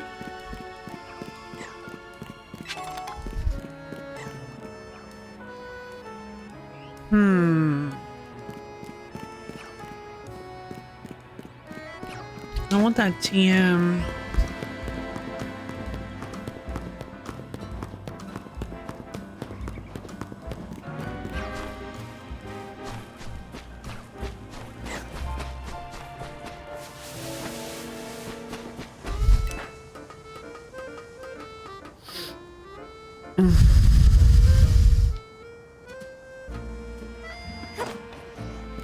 Last time I expected great things, I got the Assassin's Creed live action. Yeah. Whoa. I don't remember being disappointed with the Assassin's Creed live action movie, but that's probably because I don't really expect anything from Assassin's Creed to begin with.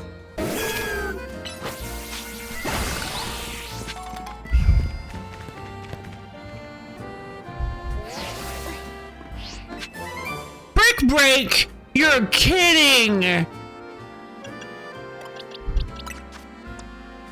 Oh, yeah, baby. That's what I'm talking about. But in all honesty... Ooh, bulk up. Attack and defense. Oh, that's... I think bulk up might actually be, I don't know. Power up punch boosts attack. That's the whole reason I have power up punch. Low sweep makes the target move more slowly. I don't think that super matters. I'm gonna replace low sweep with brick break.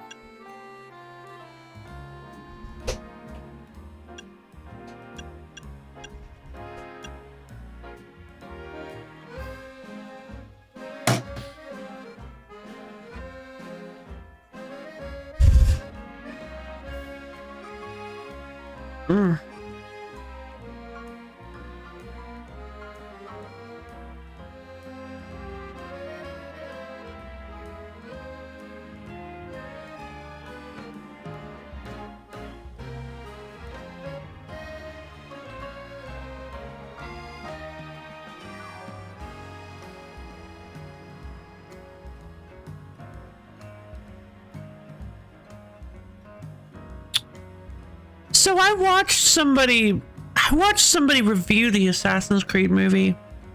Like, they talked about it. And I still don't remember anything they said about it. I don't even remember who it was. It might not even have been in a video about the Assassin's Creed movie. It might have been a video about, like,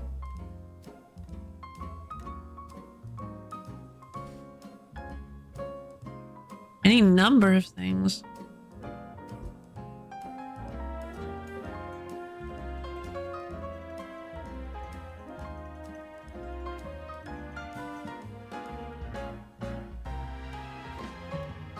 Thankfully, I keep my YouTube watching constrained to a certain few, generally to a certain few channels. Just to make things easier on me when I'm trying to remember where it came from. So I think I know. I think I have an idea of who it came from, but I'm not sure. Michael Fassbender parkour review, yeah. That'd actually be pretty great.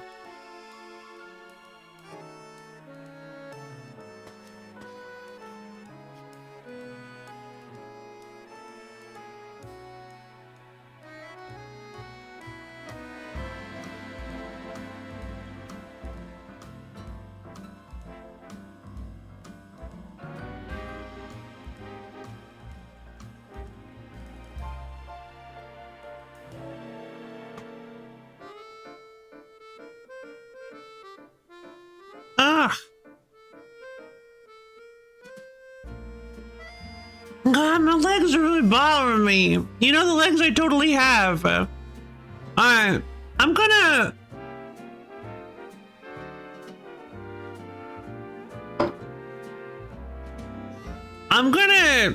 take a quick break, I think. Wander around, maybe stretch my legs a bit. I don't know, maybe lay down for a second. Yeah, they need to knock it off.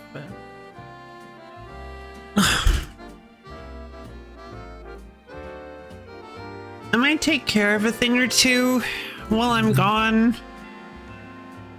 I think the ad break is over, so I'm gonna go ahead and run another ad so we can so we don't have to worry about that for a little while. And I will be back in just a little while, you guys.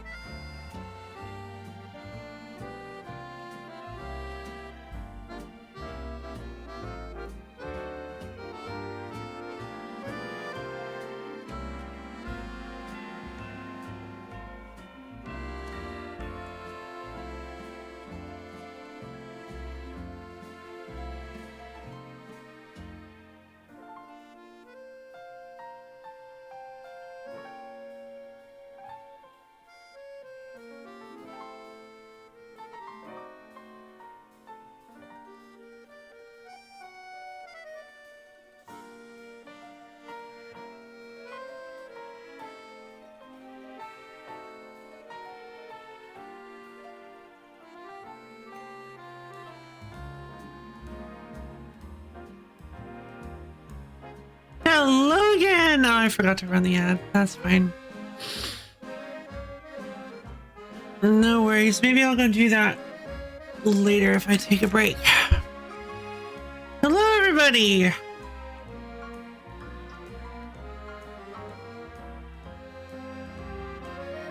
Hello, Sharnak. Welcome, welcome. Thank you. I did not. I think I was gone for a half hour. I'm really sorry. I really appreciate you guys being patient. I think it's just one of those days. Lack of sleep catching up with me and everything. Oof. But yeah, I passed out a bit for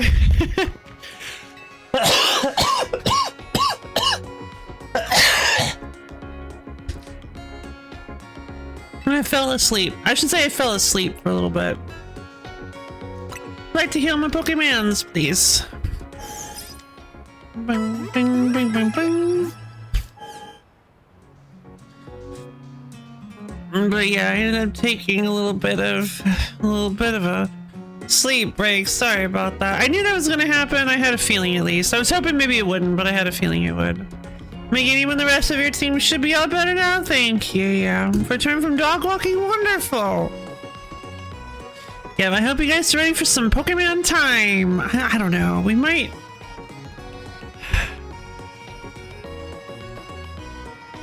Maybe this is a little too chill for me. Maybe we need to play something a little more active. I don't know. His name is Green Bean. Let's get going. I'd like to do some shopping. But yeah, maybe something... maybe something a little bit more active, a little bit more, a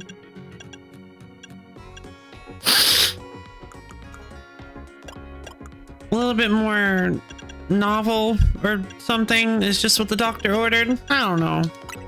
Let's sell these nuggets. This big nugget.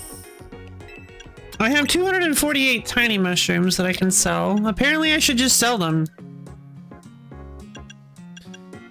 I spent a lot of... Dude, I guess I am actually asking. Are tiny mushrooms and pretty feathers used for anything other than selling? Because... I don't think they are.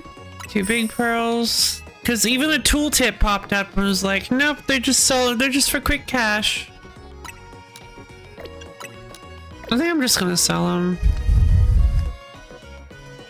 There's a lot of money. Tiny mushrooms in other games are used for hard scales. Treasure items are largely useless now, just used to farm money. Gotcha. Thank you, Sharnak. Alright.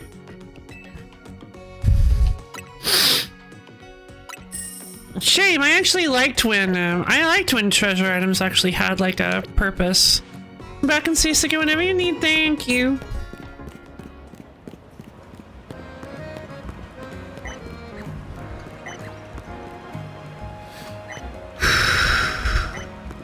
The Saison Canal.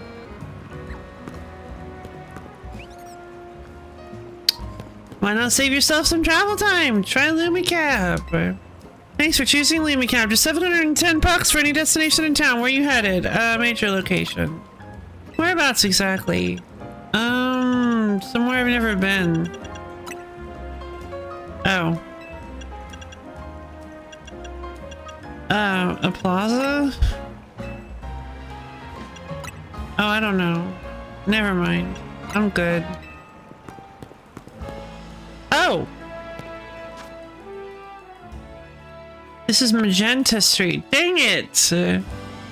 Well, I know Magenta is an Aegislash.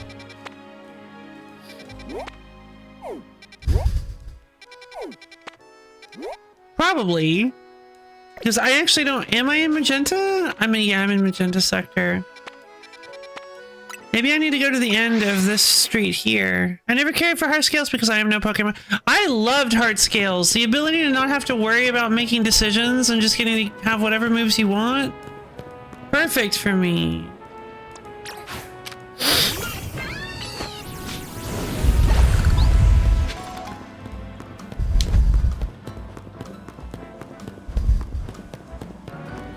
I guess with all these experience crystals, I can finally do that Spritzy. No. Wait, what is... Oh, it's a Pyroar! Of course it is. Why didn't I think it would be... Yeah. But it's a female Pyroar. Did I end up with a female Pyroar? I actually don't know if it matters. I'm pretty sure I have a Litten somewhere.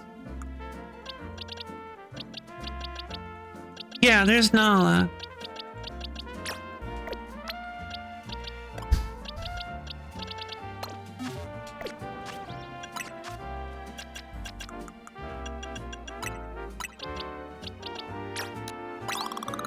Jump.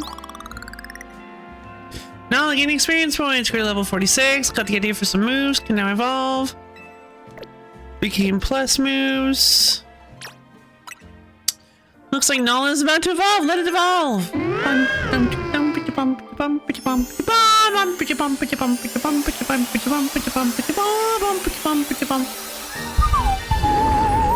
Congratulations, your Nala evolved into Pyroar. Overheat. Wonderful. Welcome to the world, new Nala. Alright, got myself a Pyroar.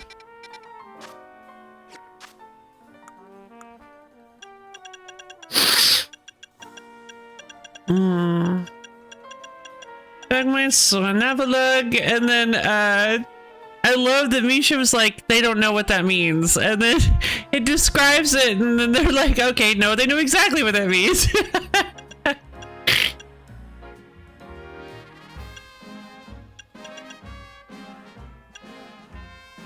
Hold on. Show a registered golden go. Oh, a gold bottle cap and 10,000 pucks.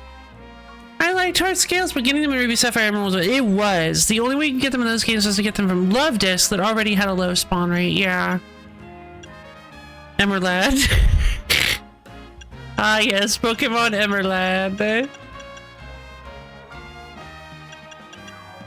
Alola, right you? So,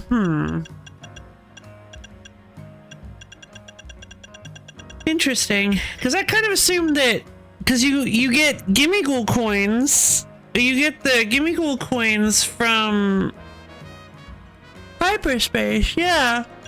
So I would assume that all these other ones are also... Oh my god, that's a lot of Pokeballs. I would assume that all these other ones are also DLC exclusives. So yeah, okay.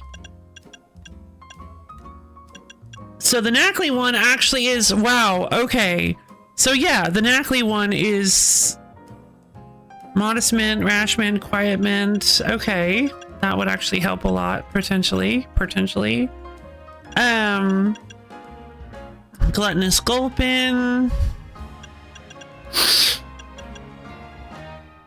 Interesting. Mime Jr. as well.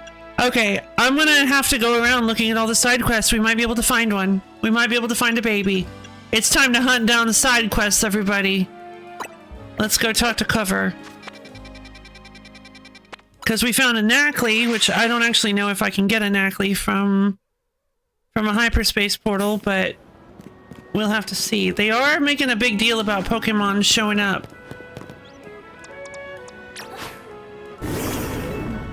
Are you ready to show me the Pokemon featured on utility hole covers in the Rouge District? Yes. Show me which Pokemon you think is on those utility holes. Oh, that's right. Nala's an alpha. Ja-jam! Oh. A female Pyroar. Ah, it did have to be a female Pyroar.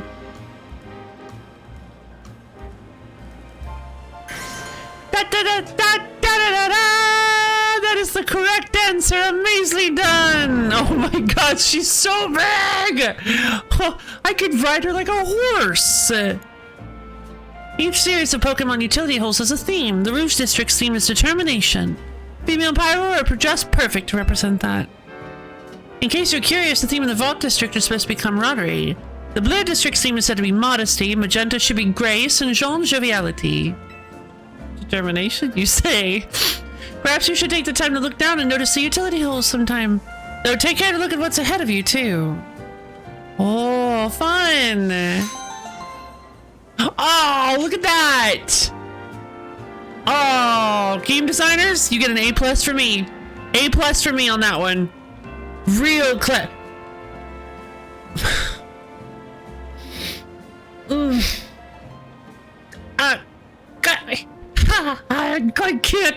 I can't explain how much I love that. You guys see what they did? The little completion circle thing fit perfectly on the manhole. They lined up the camera. They lined up the camera perfectly so that when the little backing circle appeared, unless it covers the manhole. It's so good. Oh, that's the kind of stuff that I really like. Oh, that's so very clever. Such very clever cinematography. Like, it covers it perfectly. Oh, I love it so much. 3,100 pucks, 20 desk balls, and 20 net balls. Those are very nice. Yeah, see, I was right. Oh, I love it. I should have taken a picture. Oh, I should have taken a screenshot. That's fine. I have it on the stream. I can just grab a screenshot of it from there.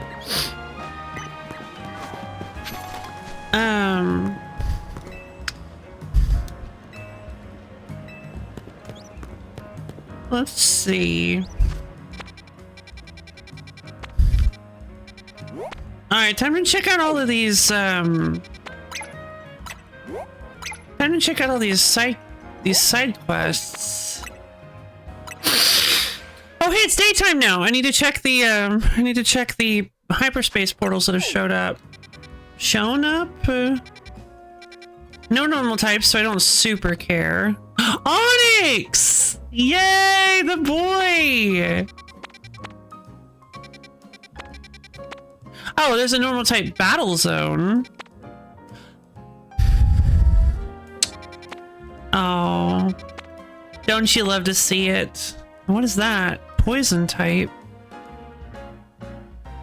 But I thought I already... That looks like a Gulpin, but I thought I already met a Gulpin.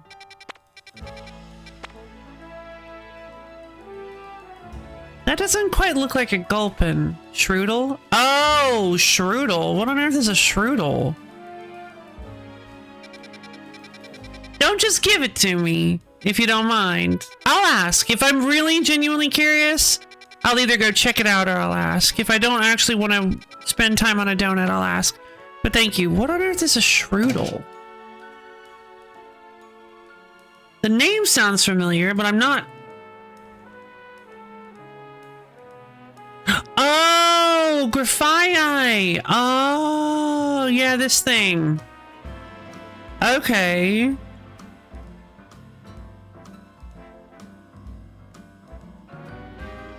Yeah, no thanks. Not really interested. But, I do need to go back to Hotel Z and make some more donuts. I'm gonna go to the normal battle zone.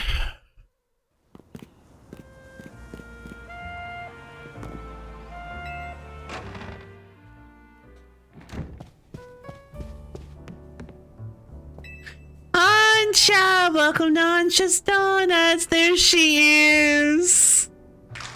We took way too long to get to Ansha. We had to get halfway through the stream before we first saw Ansha.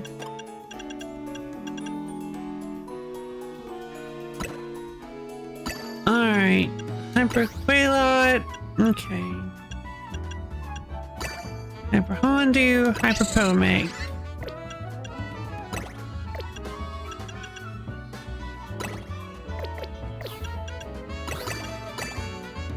3-star donut, that's too much. I do not need to be using that many berries. That many high quality berries, but I do need to use at least 3.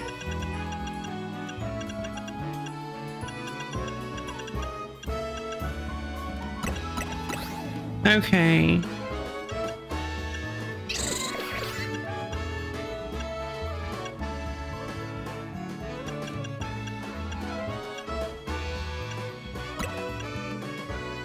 Hyper Chesto, Hyper Rost, Hyper Persim. That gets me a 1-star donut at least. That lets me make some good some good backup donuts. Look at her forming the donut. Oh, so much work. Well, if I don't know, so I'm asking. Has Smeargle appeared in the DLC? Not yet, but I'm doing my best to find him. I'm doing my best to find them. I'm looking for a Smeargle. I want them so badly. Thank you, Ansh. I love you. Alright, let's make another donut.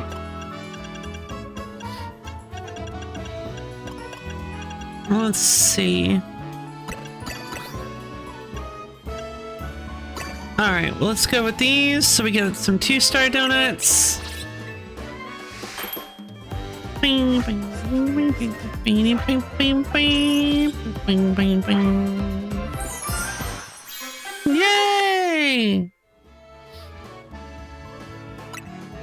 A Kelpsie cream donut. It activates Hoopa's powers when eaten. That donut turned out beautifully. Would you like to make another? Yes, please.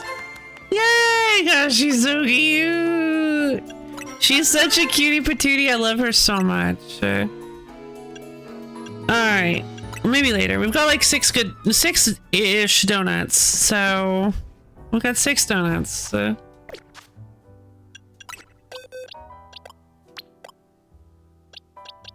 Where did... What? Oh, I also have Nima. I somehow forgot about Nima. Oops. Sorry, Nima. I know the answer about the painter Lo-Fi seeks, but I don't want to give spoilers. Alright, I would say that's dangerously close, but... Yes, no, I have said, I don't know if you've been here, Sharnak. I have said that this is the one thing I do not want spoilers for. And that I am so serious about this that I will ban anybody who tells me whether or not Smeargle is in the game. Like, you can appeal later, but yeah, I'm dead serious about this. I want to discover if Smeargle is in the game on my own. If I decide later that that I'm not 100% sure, like if I'm not able to find Smeargle after a certain period of time, after a long enough time, I may just consult a guide to see if Smeargle is actually in the game, but like... Or I guess if somebody is really, really wanting to tell me, I'll ask you guys, but not now. So, I don't know. I will say your statement is ambiguous enough that, like, it could be either. I think you formulated that really well because the amount of detail you put in, I'm overthinking it, but anyway, whatever. The amount of detail you put in makes me think it might be, but also the way you worded it means that they also could not be, so I don't know. Also, most important, big important thing, over here, this billboard.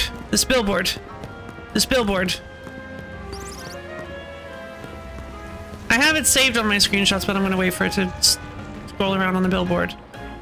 So far, we haven't seen a Tsarina? We haven't seen a Tsarina or a Bounce Suite yet. I would really love if there was one. But look, right there. Every Pokemon on this shot, every Pokemon in this shot has shown up. Every single one. I believe. Even Herdier, I think. Actually, Herdier might be one of the ones we haven't seen yet. We might not have seen a puppy. Yeah, I don't think we've seen the dog yet. So it is entirely possible.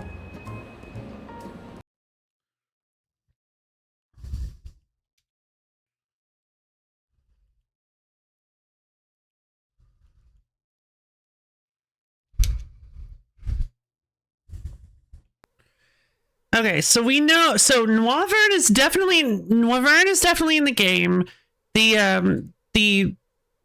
The Thieving Fox is definitely in the game. Baneri is in the game. Pangoro is in the game. I don't think we've seen Herdier yet, so, but and we haven't seen Obstagoon. Oh no, I didn't notice that was an Obstagoon. Okay. or whatever the I guess it's Galarian Zigzagoon. Okay, so Galarian Zigzagoon throws a wrench into things because, like, why would there be a Galarian Zigzagoon here? Because the other Pokemon, they make sense for this area, but Galarian Zigzagoon might show up in the game. But then you also have, again, we have Herdier, who I don't actually know if we can get yet and hasn't shown up into any of the normal zones. So we have Smeargle there. There are actually 3 Pokemon that we have not seen on this billboard yet. So it is actually fairly likely that that Smeargle is not in the game. But I mean, Smeargle does feature on a billboard, so maybe that's the Smeargle cameo. But like, I want to believe. So I'm gonna find out. Don't tell me. Nobody tell me. Stop typing. New people who just came in 5 seconds ago. You know, statistically. I don't want to know. You dare.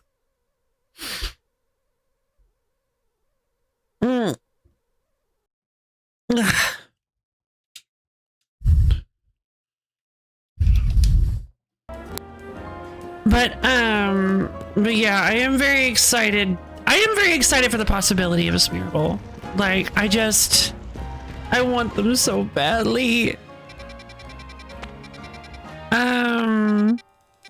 Would you say you're Arboliva? Say you're Arboliva? Yeah, I'm Arboliva! I shall type this, you shall be banned. Beep. Just kidding, I would never. Femina.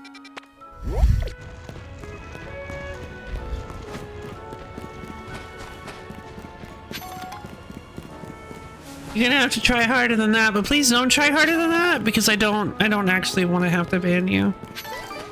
Right, the Cyclozars! Oh goodness, I gotta go to the little streamer's room. I'll be back in just a minute, you guys.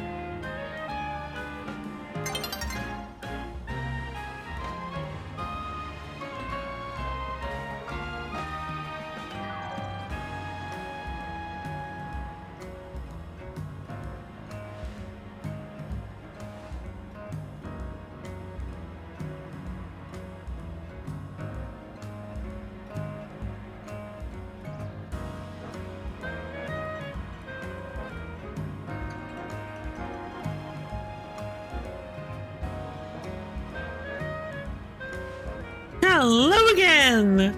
I will now pronounce sentence. Sentence. What type do you not want us to type? Fair. Not that kind of type. I saw a video talking about how if dragons were real, they still wouldn't be real, and if it was going on about the biology of dragons and how some would be closer related to humans on it.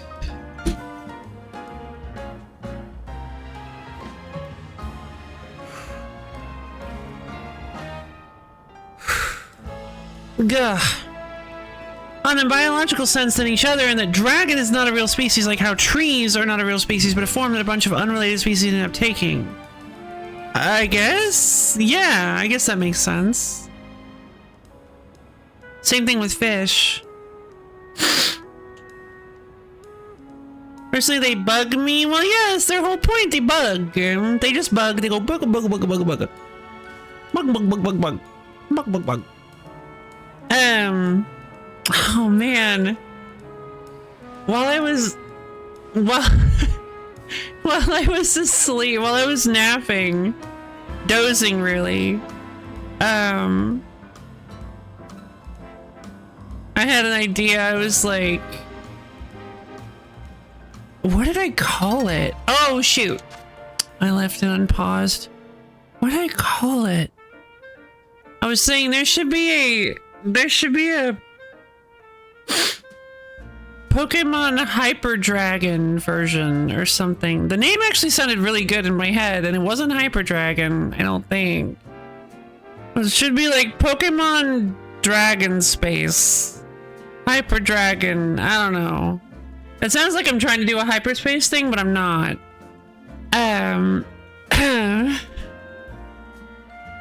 But basically it's it's a game where every Pokemon has a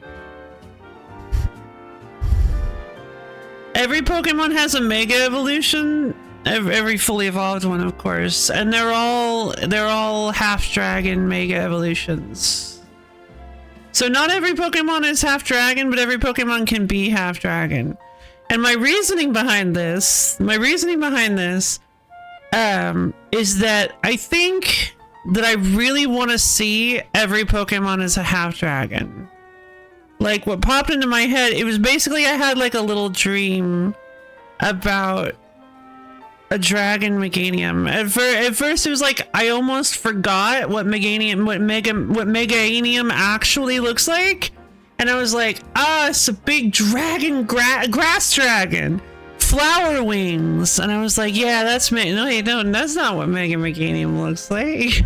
Mega Meganium isn't half dragon, is it? And I was like, I want it to be half dragon. I want everybody to get a dragon mega evolution. I want it to be like a carcinization thing. That would also be funny. Pokemon carcinization, where everybody has either a mega evolution or just a straight up new, I want to say final new evolution, where they just become like, they look more like Krabby. They gain crab features. Meganium is a dinosaur. Yeah, but I mean like Mega Meganium. I confused myself while I was sleepy. Although scientists have accidentally created new fish, the biological should not be able to exist. Yeah. This is why we have the Galar fossils. Yeah, so yeah, have we created a horrible abomination that wishes to be unmade? Those Galar fossils, they're just like the most horrifying things. It's a really neat idea, but also like, why would you do this? Kid, do you know what all Pokemon battles really hinge on? Hey, it's me, Cyclizar, me, Cyclizar. I just love that he has his boys here. Your strategy.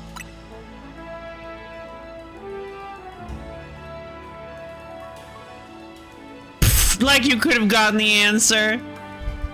Listen good. Pokemon battles hinge on sheer speed. It's not true.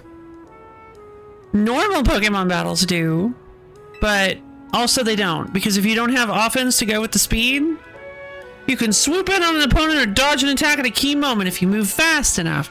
Me and my Cyclozar roll all around Lumios every day, and we learn moves that let them roll over opponents even faster. We're the fastest in town, which means you'll never beat us. Yo! Yo! Why do they all sound different? Don't believe me? Battle us! Cyclozoom, huh? Come talk to me when you think you're ready. Love how Cyclozar is this one-off freak in the cover legends for Scarlet and Violet are past future paradoxes of it. Yeah, I loved that reveal. Sorry to anybody who, but I loved that reveal that like the whole time it's like, oh my god, that's so cool. Yeah, it really blew my mind. When we finally found a Cyclozar, I was like, oh.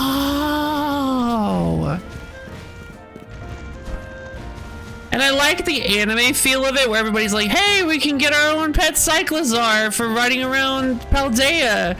Wait, you already have your Cyclozar? Why does your Cyclozar look so weird? I'm like, I have my special anime Cyclozar. Like, she already has her Cyclozar, but it's like weird looking and super powerful. And has the ability to curse people with its evil eye. Let's see. They were doing some experiments with two different fish that were so vastly removed from each other. We are more closely related to the one fish than the other fish is. Somehow, when experimenting with the reproductive cells for research on something else, they ended up actually having a few eggs to take hold and hatch, which, as I said, should not have happened. They, by all accounts, should be way too different to do this, but it happened. 40% birth rate. Huh. Interesting. Ready for battle? My Cyclozar all revved up. Yeah, my engine's roaring, whatever.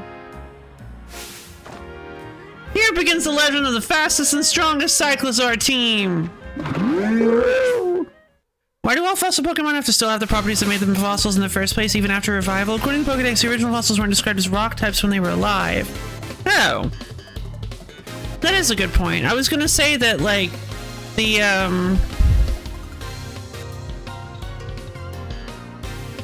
I was gonna say that the, obviously the most prominent traits would be the ones that survived, but like with the Dome fossil and the Helix fossil, those make sense because those are the bony, non-fleshy bits of the Pokemon.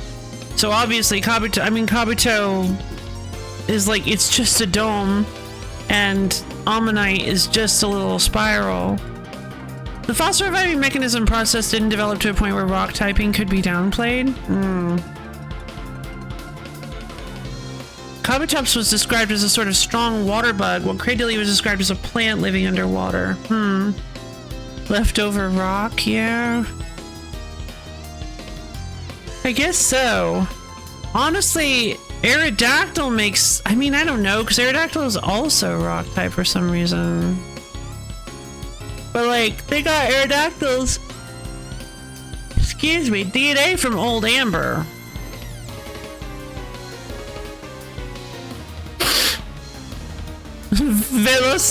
Velos, that's great. I love these trainer pun names, they're so good.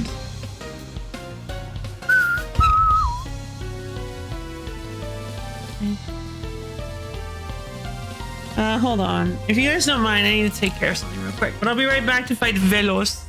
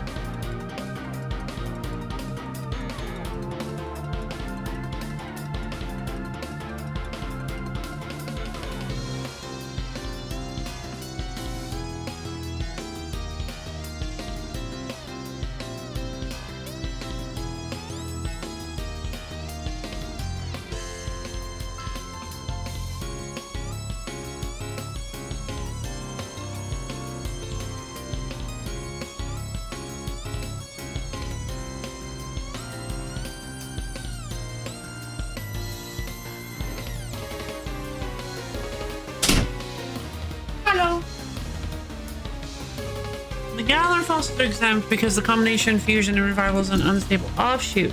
Maybe the mad science is a way to properly bring future prehistoric viewers in the modern day.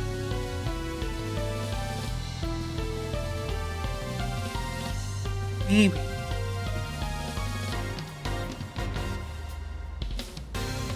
Well, yeah, if they were incorporating the amber somehow.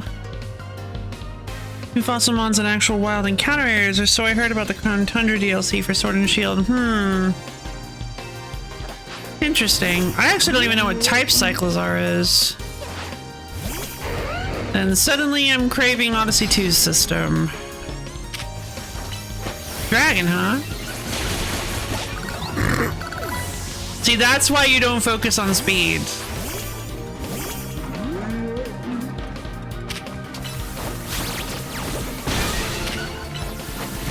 Brick break!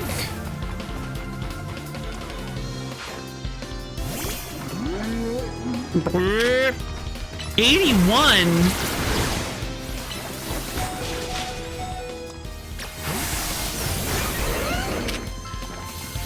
Scale shot. Jesus. How did I beat him so effortlessly?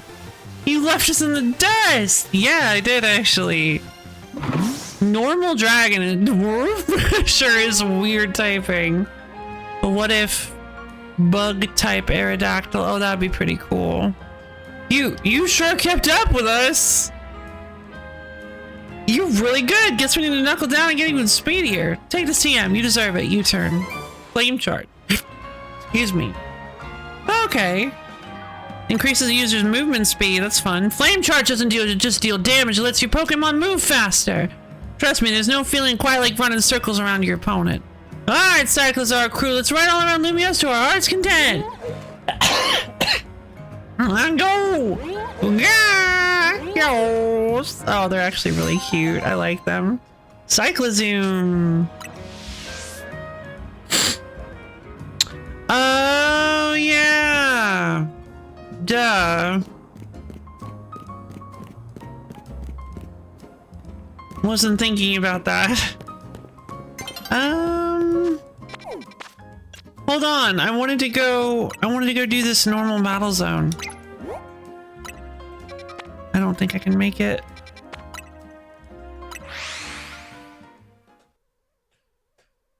Yeah.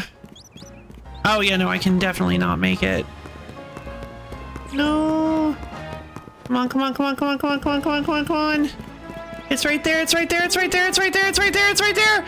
Get there, get there, get there, get there, get there, get there, get there. Yay! I did it. All right. Cups of cream donut. All right, Hoopa. Come on, baby. It's Hoopa to Zoopa. No, Zoopa to Hoopa. It's Hoopa time. Zoopa Zoopa. I made it. I actually made it. I'm shocked that I actually made it.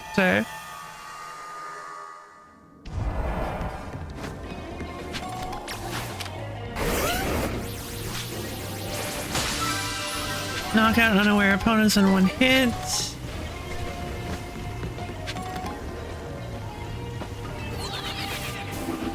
Ambush tactics.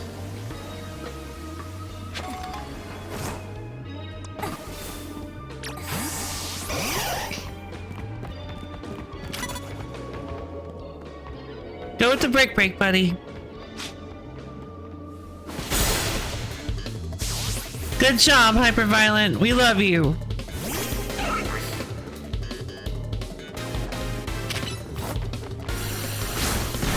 Oh right, Ice Punch for dealing with flyers. Ha! What was that? Did you guys hear that? What was that? That might have been my computer on my other monitor. My hyperspace brew, even coffee brewed in a mysterious pocket of hyperspace. I'll have to perk your team right up. Thank you.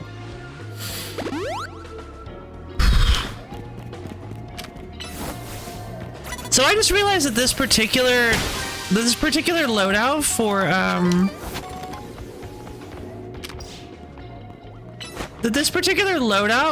Hyperviolent is actually really cool. Fighting types to deal with normals, which are honestly kind of difficult to deal with if you end up fighting some tough normal types.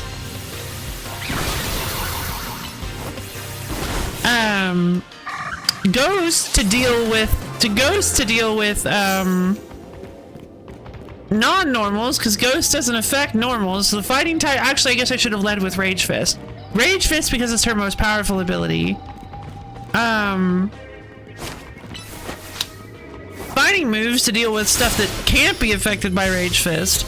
And then Ice Punch to deal with flyers who have who resist the fighting type. And for Pokemon like Staravia that are normal flying. No!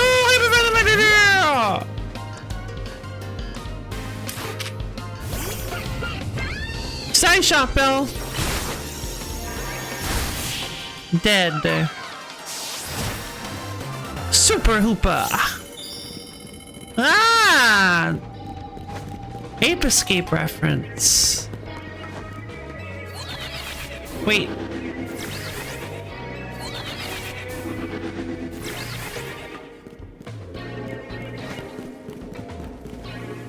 Wait, is that a Squawkabilly?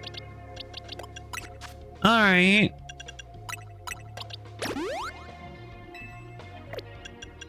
There are a lot of Gen 9 Pokemon in here, which I guess makes sense considering this is a Gen 9 game.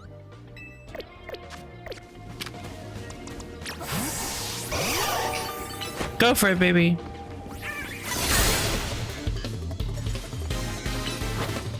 Hit him!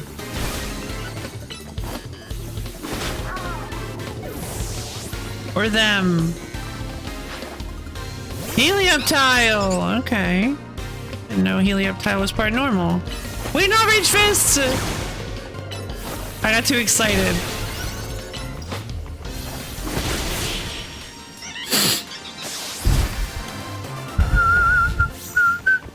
One more trainer. One more trainer's all you need, bud. Okay, that's fine. I was caught off guard. No!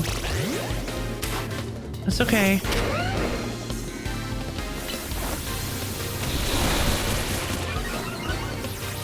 Come on, Gabby! Let's tear him apart!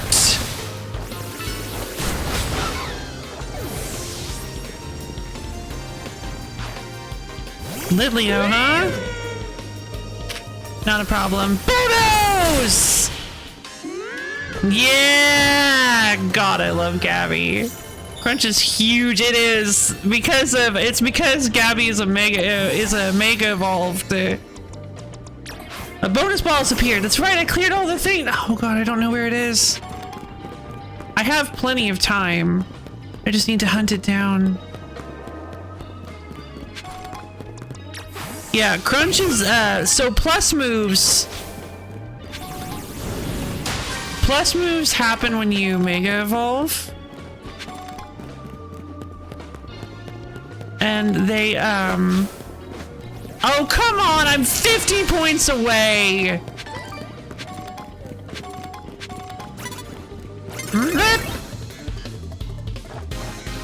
Hyperviolent fainted.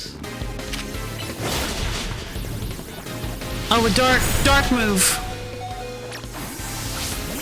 Not a chance, baby. Aerial Ace!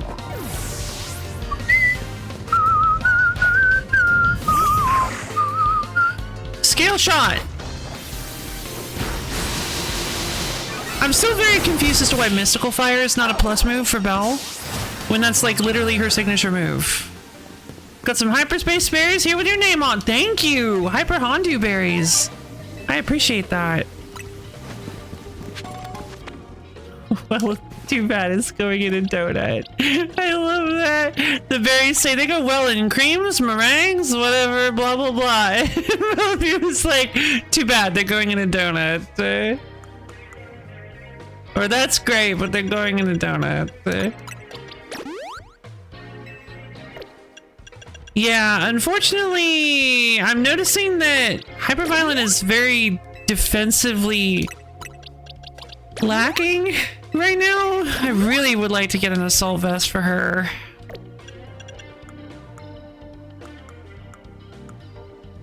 One of the reasons I really like Power-Up Punch for Annihilate is because of the Assault Vest. Like, it allows you to still boost... It allows you to still boost her offensive stats while... Or it allows you to still boost her offensive stats while wearing the Assault Vest. Which is normally not how it works.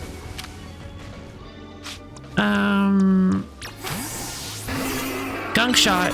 Come on, baby. No! Oh, come on. What do you mean I was caught off guard? Gunk Shot! Dead.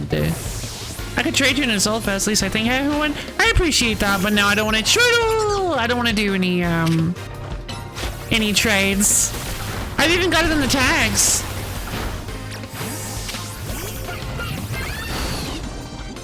Sorry, Shock.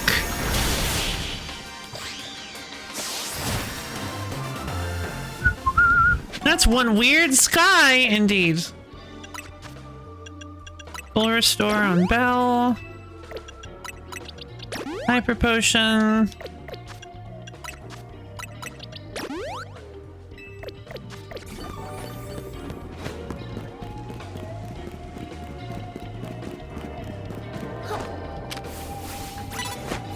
What? No.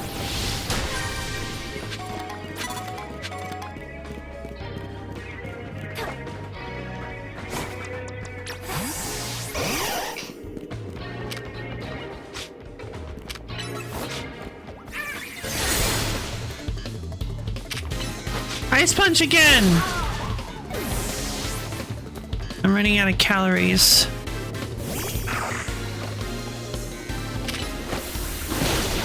Oh, I guess I should have used Power Punch first.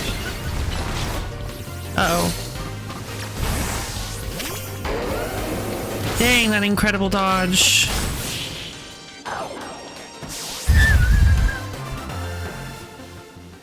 There's 2D and 3D and 4D, so how many Ds is this? All D. Wait! Why has nobody made that joke yet?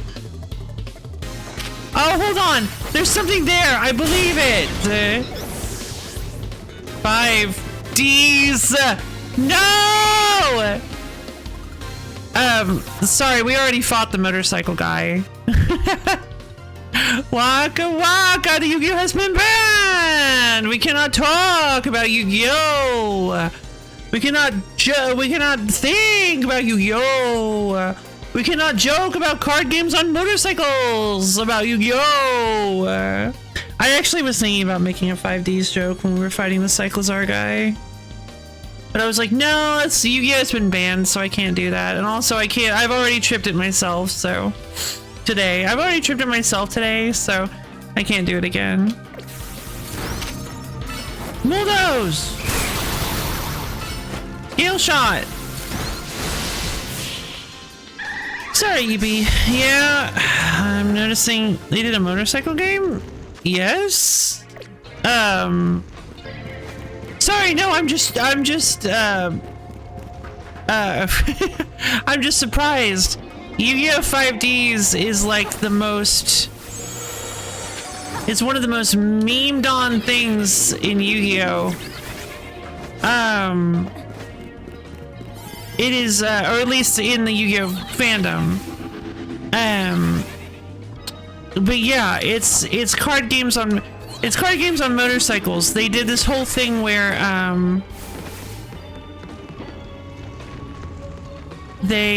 Are you serious? Where is it?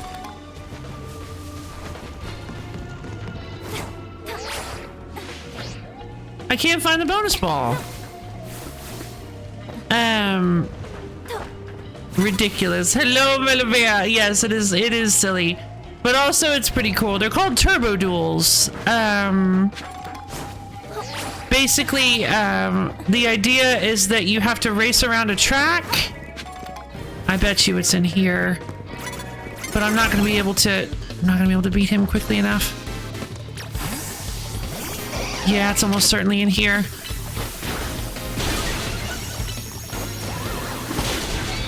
Oh.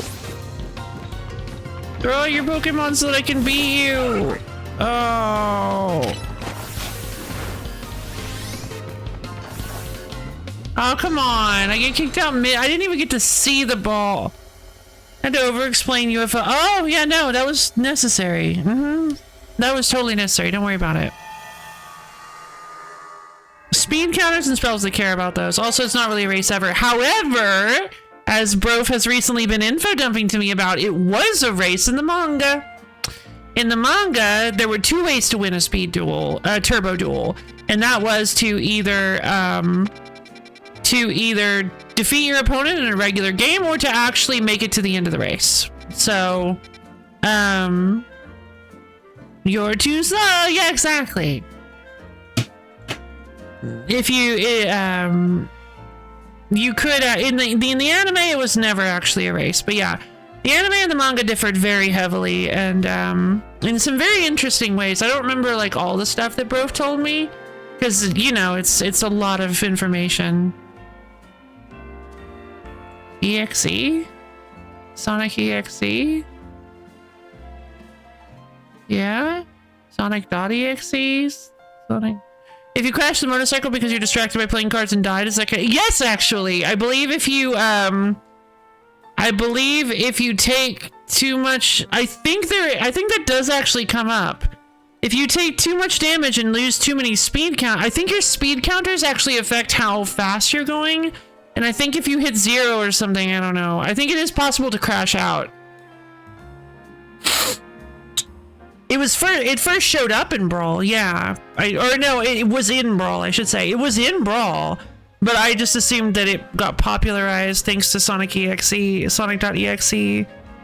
Because he's chasing you and he's a horror monster and you're too slow. Oh no, he's scary. Also, I kind of assumed that it showed up before Brawl. I thought that it showed up in Brawl because it was one of his catchphrases. There's a spin-off game on the Wii where it was a race and you summon monsters that give you boosts or run interference. I think Brof told me about that. Yeah, some of the, there were actual races in some of the games. Stardust Accelerator was, I believe, the first DS game. They made some DS 5Ds games, Stardust Accelerator, Over the Nexus, and I think there was a third one, but I don't remember what it was. But Stardust Accelerator was the one I had. And God, was it hard sometimes. But yeah, there were actual sections where you legitimately had to race a motorcycle. The worst part of Stardust Accelerator is the final confrontation of the game, where you have to fight 5 people in a row with the same deck and carried over life points, I believe. I may actually be misremembering the carried over life points thing, but you do have to fight 5 people with the same deck, and that's just not how Yu-Gi-Oh works. Especially not like old Yu-Gi-Oh. Like, Yu-Gi-Oh is so matchup heavy that you just can't do that. You're too slow. It's just a line I remember from Sonic CX. Okay, fair enough. Like, it was evil. The Dark Signers are a pain. It wasn't actually... Yeah. I don't actually remember having to fight the Dark Signers in Stardust Accelerator. I remember the final fight was not against Dark Sign. Well, no. I don't think if they were technically dark. But anyway. The problem was that the 5 decks you had to fight against were all, like, really popular, were, like, really famous decks. Like, well-known... I don't know if they were, like, competitive or meta, but they were close. If I remember correctly, they were all kind of close to meta decks. So it's like, it's all like popular concepts. And so you're having to go in with something that can somehow beat all of them.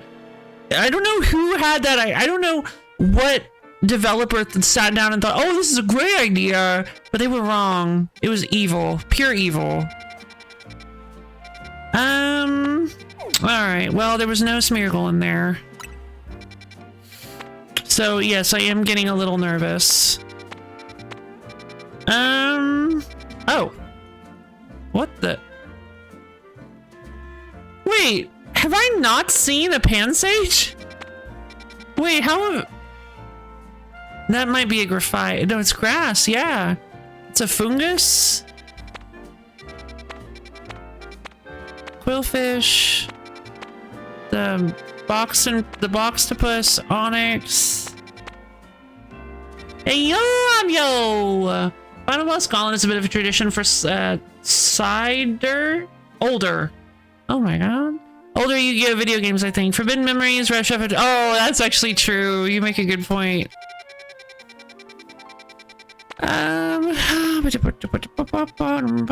So this side mission, unidentified megastone, is the Crabominable side mission. This is the Garchomp Z, which I almost certainly cannot defeat.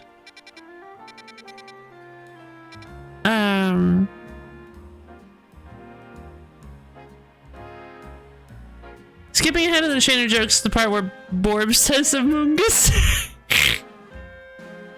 Among Us.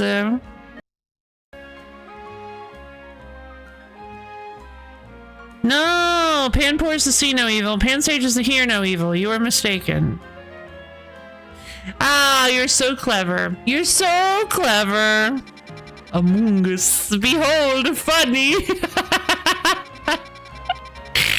Borb has been activated. I still can't believe. I still cannot fathom the accidental genius of having the first major boss. I think it was the first major boss. But having like the first major boss in Metroid Prime 2 be named Amorbus. Like, what? Like, the accidental memeing of that is just insane. like how do you stumble into something like that? Like, I get it, because it's like amorphous and there's an orb, but oh my god. Nightmare was horrendous as a final boss in Forbidden Memories. He always cheated. Yeah, I heard, I've heard that, like, Forbidden Memories and Reshef is, like, the most unplayable Yu-Gi-Oh! Game of all time. So much so that they had to create, like, a fan-made ROM hack of it called Reshef of Destruction that's just has action, that is, like, that has a bunch of quality of life stuff that makes it a lot easier to play. So all we need to do is go do one more. I mean, we might as well catch a fungus, right? Night is falling. Never mind. I forgot that I was on the verge of nighttime when I went into that portal. Battle zone activated! Alright. Oh hey, it's the Mime Jr. lady. Are you ready to help watch over Mime Jr.'s first time making the rounds alone? That was actually really interestingly timed. Pansage, Pepper, Steel. Oh, it's a Beldum. It's a Beldum. And what on earth is that thing? Don't tell me. We can go check it. Psychic. What is that thing?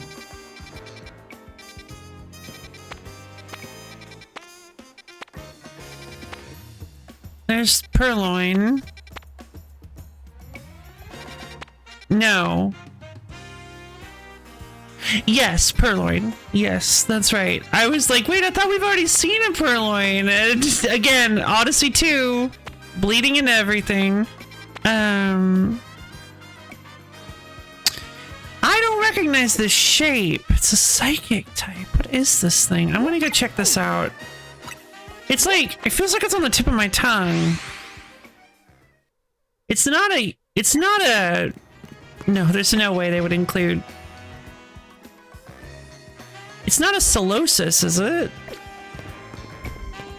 It's not a Quismer, that's for, oh, that would be.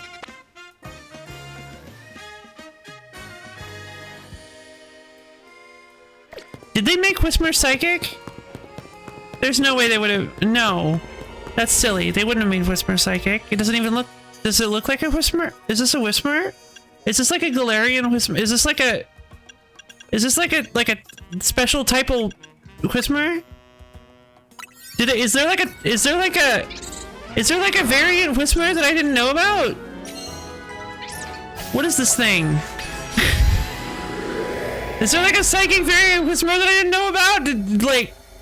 No, you're Love, no, I'm being silly. No, I was so excited.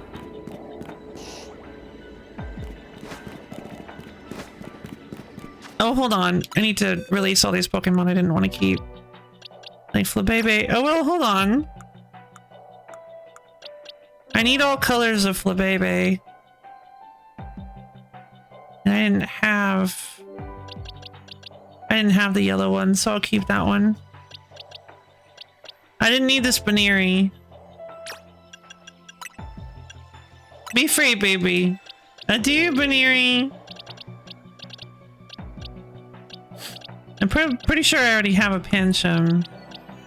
I need to get used to doing this when... Oh yeah, Trisha, Peloponnese, and Letty. The upturned parts can be seen as ears in the shaded portrait. Well, that's kind of what I saw them at. Is this thing? I'm gonna like kick myself, aren't I?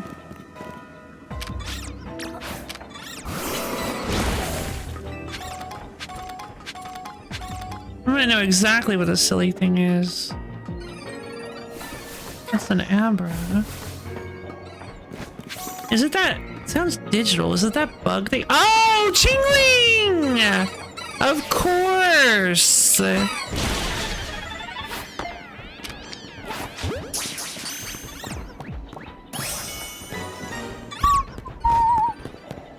Bing, bing, bing.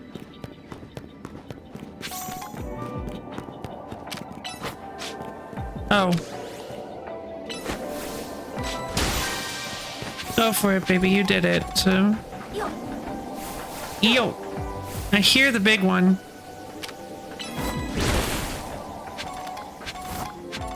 How am I supposed to get over there?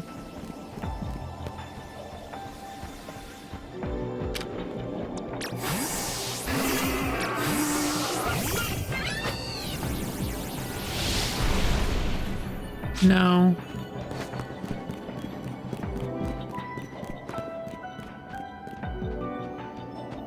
There's no way. Hello, little ones. Don't mind me.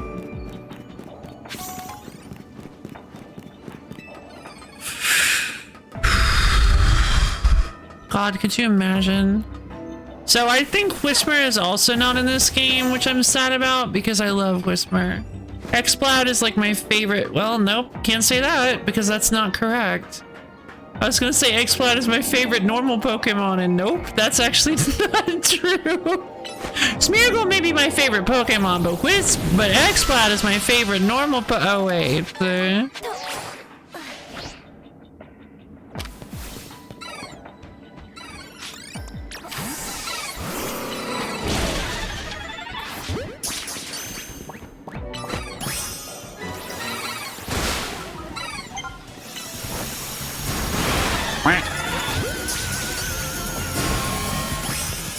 Bum, bum.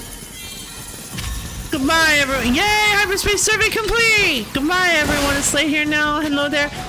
No worries, Sharnak. Thank you for coming. I hope you have a lovely night. I really appreciate you stopping by. It was great to have you.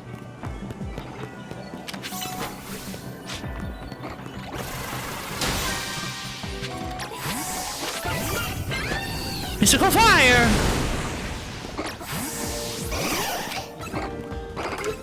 Alright, it's Rage Fist time.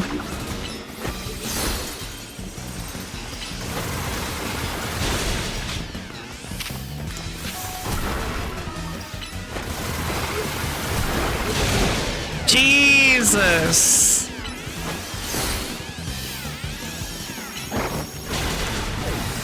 No! Hyper-violent!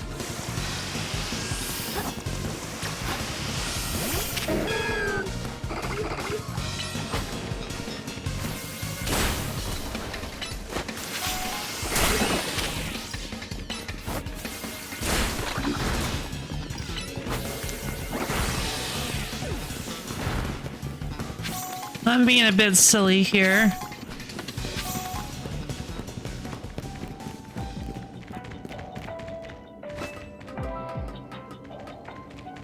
Did I get the giant Pokeball? That's what it was, right? Yeah, I went and I found a way to get the giant Pokeball.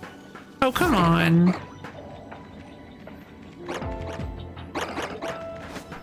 Is that what an Abra sounds like? Huh. Wrong attack. I tried to leech seed a...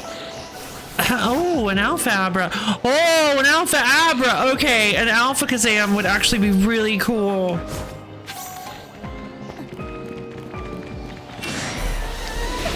I think I'm all for an Alpha Kazam. Would you look at that?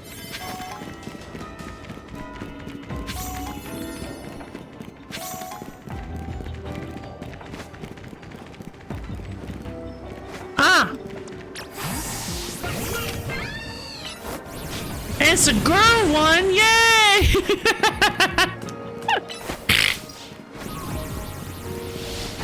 I love that I've created this silly joke now.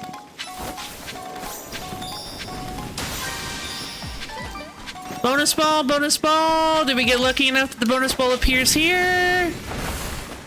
No. I've only got 19 calories. I have to get really lucky.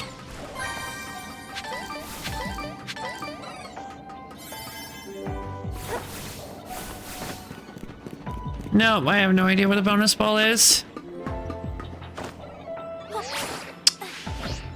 I haven't been able to find the bonus ball like 3 times in a row now. It appears... You now have the opportunity to make a pun.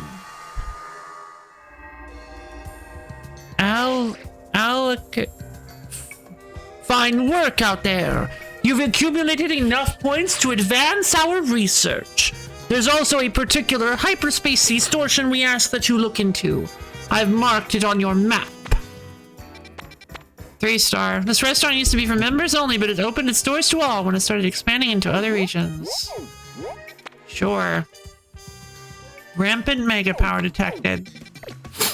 Best of luck. Alright, let's go make ourselves a 3-star donut.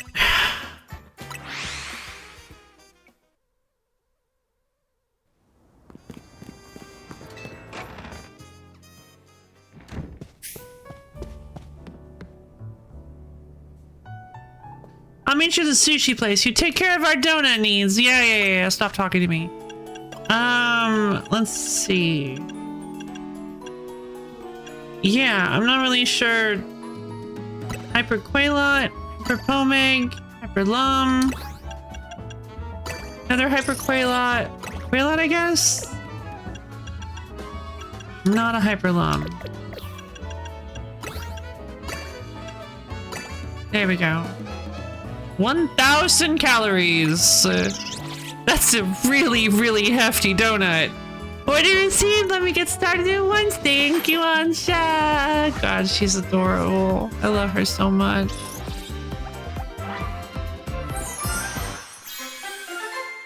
Hold on. Our Lady Kazam. A donut featuring a nice helping of super sweet meringue and grated quail berry on top. It didn't give me a flavor power. I don't know how the flavor powers work. That donut turned out beautifully. Would you like to make another? No, maybe later, baby.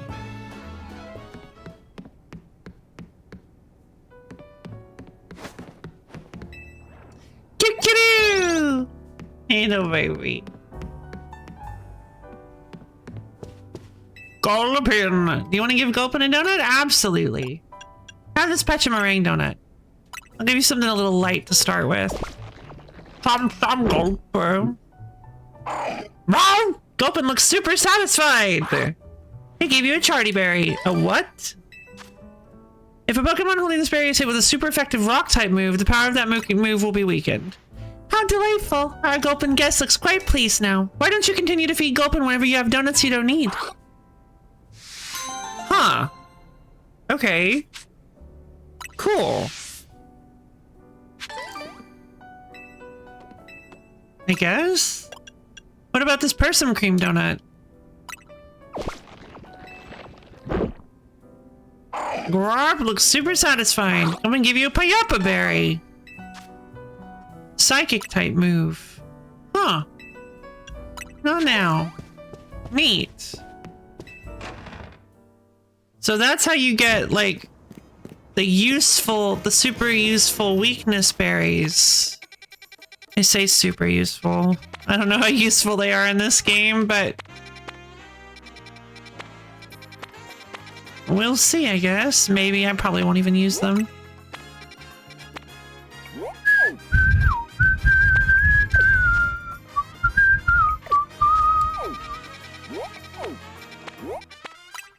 Let's head to the liquor bureau. What pun? Alakazam? Alakazam? I can't think of anything. I'm grasping at straws here. Alfabra.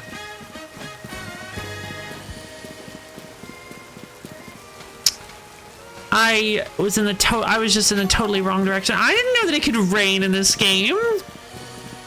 I think I did actually know that, but I completely forgot. Alfabra. Yep, nope. I was in the totally wrong, like, headspace thought direction for that. You got me.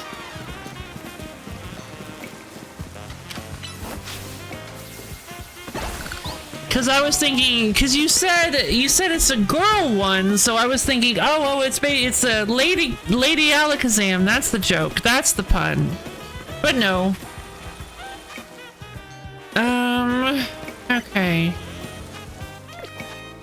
Do I have, how many crystals do I have? Experience candies. Let's feed 2 to everybody.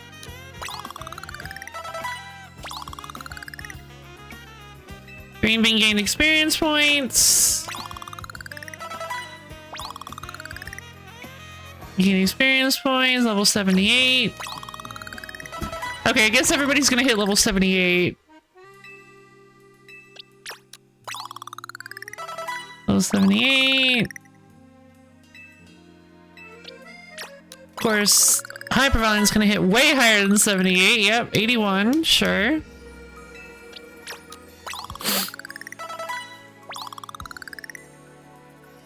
There we go. All right.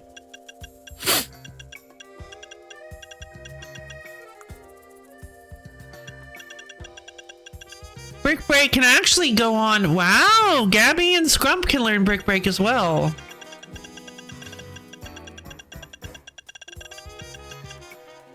Oh, Scrump and Gabby can both learn Surf as well. Okay. Greenbean, Blump, and Gabby can learn Iron Tail.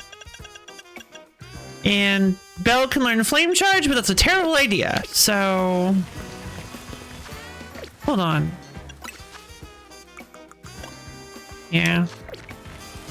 How goes ZA into the Megaverse? It's going pretty well, RBW. I think we're doing pretty well. I think we're having a good time. We're about to go fight another Rogue Mega Evolution. It's time to see what kind of wacky Pokemon they throw at us this time. Okay, here we go into Hyperspace Lumiose. An overwhelming swell of Mega power has been detected within Hyperspace Lumiose. A Pokemon inside must be about to Rogue Mega Evolve. Will you enter and claim it? Calm it. Will you enter and calm it? I'm going in now! Quailon Meringue Donut. 1,000 calories. That is too much calories. Super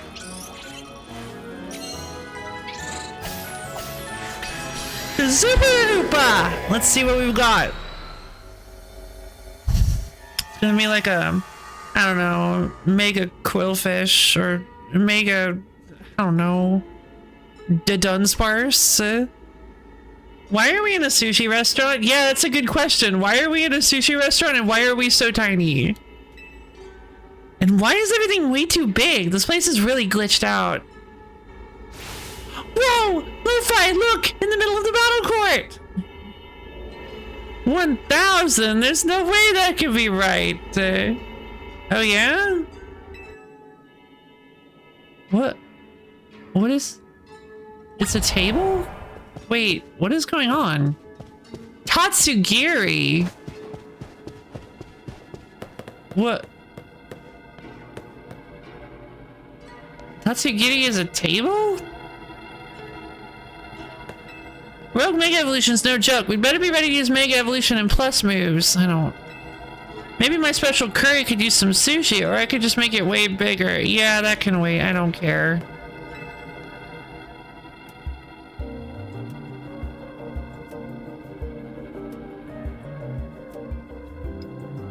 Whoever made this sushi platter was really committed to their vision, or to doing a bit. The sushi isn't gonna Mega Evolve, is it? Come on, you know that's not how it works. Is Mega Evolution a joke to you or something? The concentration of Mega power in your vicinity is rising rapidly. Warning, Rogue Mega Evolution is imminent. I'm ready to handle it. There he is. A Mega Tatsugiri.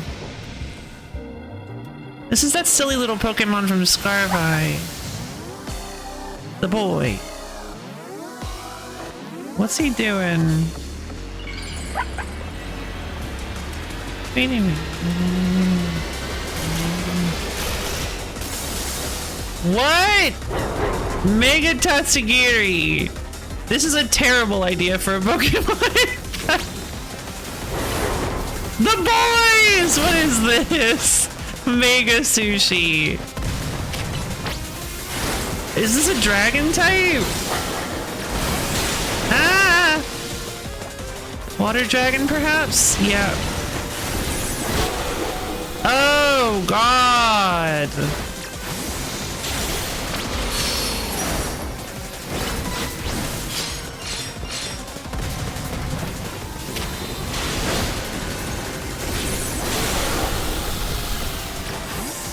Ice beam. It was ice beam, and it was ice beam. That's so bad. Dragon water type. Oh, knowing ice beam is such a big problem.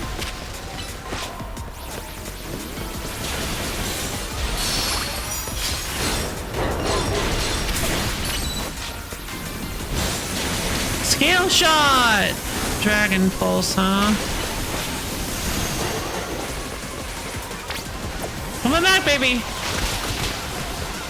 Now it's circling us something here. It looks like a hallucination, but the pain will be real if it hits us. I can't follow it. It's shooting row at us.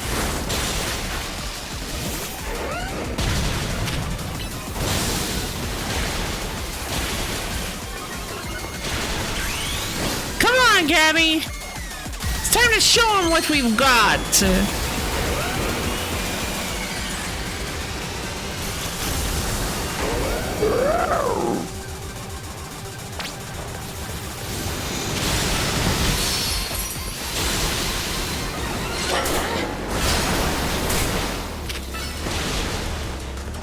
Come on.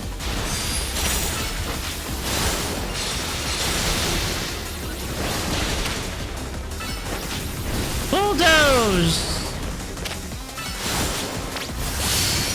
Now take a shot. You've got a plus move ready, right? I mean, I've got a Mega Evolution, yeah.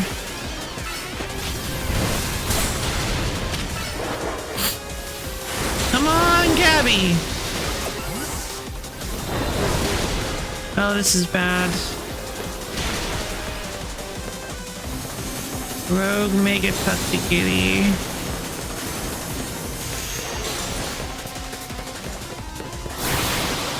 Oh my god.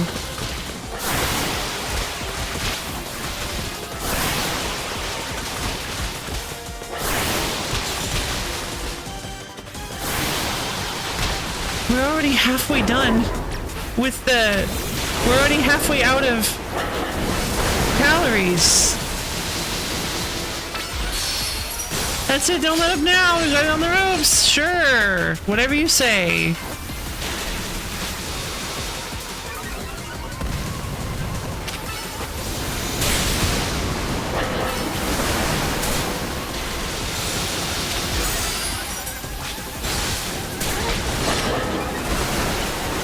Come on, Gabby. Scale shot it to death. No, it's too far away.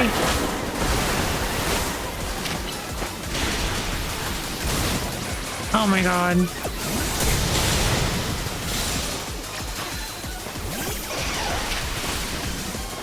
Rage Fist! Oh, come on. It's too fast.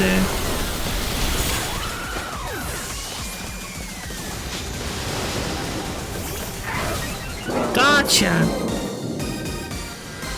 So how's Splatoon Red? Little Mega Tatsugiri. Mega Sushi. Hello, Robert Gileo. I didn't see that was you. I'm hunting T-Rex. Fair enough. Fair enough. You need to catch the Tatsugiri you cloned. I mean, if you insist. So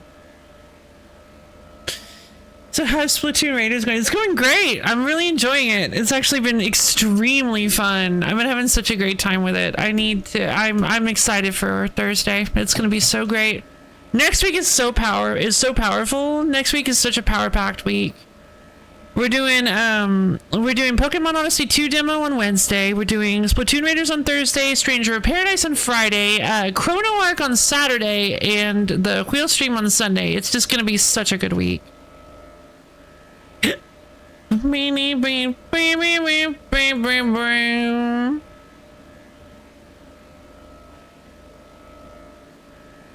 Oof. Boss down, true, that was some vicious sushi.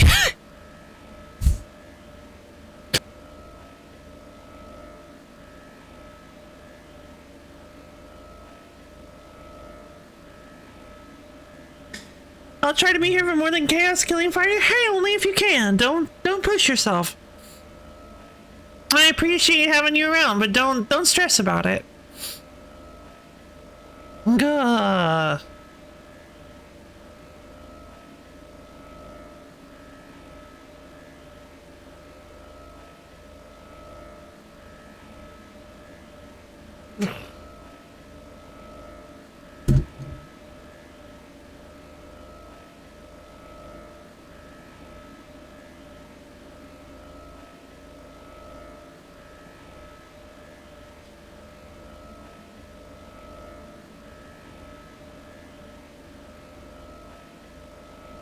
Tatsu!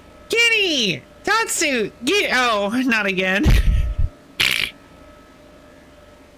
Castlevania Portrait of Ruin is going to follow me to my dying day. You need to catch the Tatsugiri you cloned! Yeah! I guess I do. Fitting.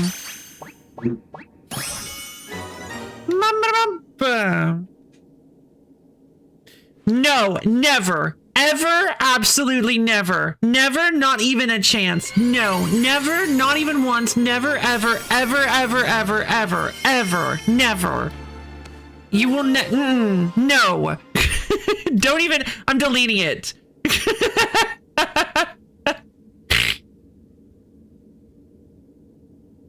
Not a chance. No war crimes in chat, please. Not a chance. I would never, ever team up with him willingly. In that way, I guess. I guess I am teaming up with him, but whatever. Yeah, it's much better. I like that. Yeah, Loaf and Ansha, together forever. Best teammates, best buddies. We are the best friends, pals, teammates, kicking behind together. Ansha with her massive warhammer and me with my book that I smack people with there. See, it's fun because it's unexpected. Oh yeah, Lo-Fi Mo-Fi works too. Honestly, that makes a lot more sense. At least for Lo-Fi. Yeah, for me, but in this game, in Pokemon, it would definitely be Loaf and Ansha. I mean, my message deleted is a full development. Yes, sorry. Tatsugiri Knight, one of a variety of mysterious mega stones. A Tatsugiri holding the stone will be able to mega evolve during battle. Fun. Bum, bum, bum, bum, bum, bum, bum, bum, bum. Battling Mega Tatsugiri might have been easier if I weren't so hungry. Karina, you can think about food in a battle that fierce? Respect. Not bad, you three. The rogue Mega Evolution readings have disappeared. Go on and give yourselves a break while we start combing through this data. Hopefully we'll have some new learnings to share tomorrow. That makes 3 times we found one of these gold bonus balls after battling a rogue Pokemon. Guess it's not a coincidence. Alright. Butterball. Actually, you know what? I think it's time for Hyperviolin to get her first Butterball. Blam! The Pokeball contains lots of berries! Greppa goes well in curries, Hyper Tomato, Oka, Pasho, and Wackenberry. A lot wilder. It also contained what seems to be some butter. Free butter.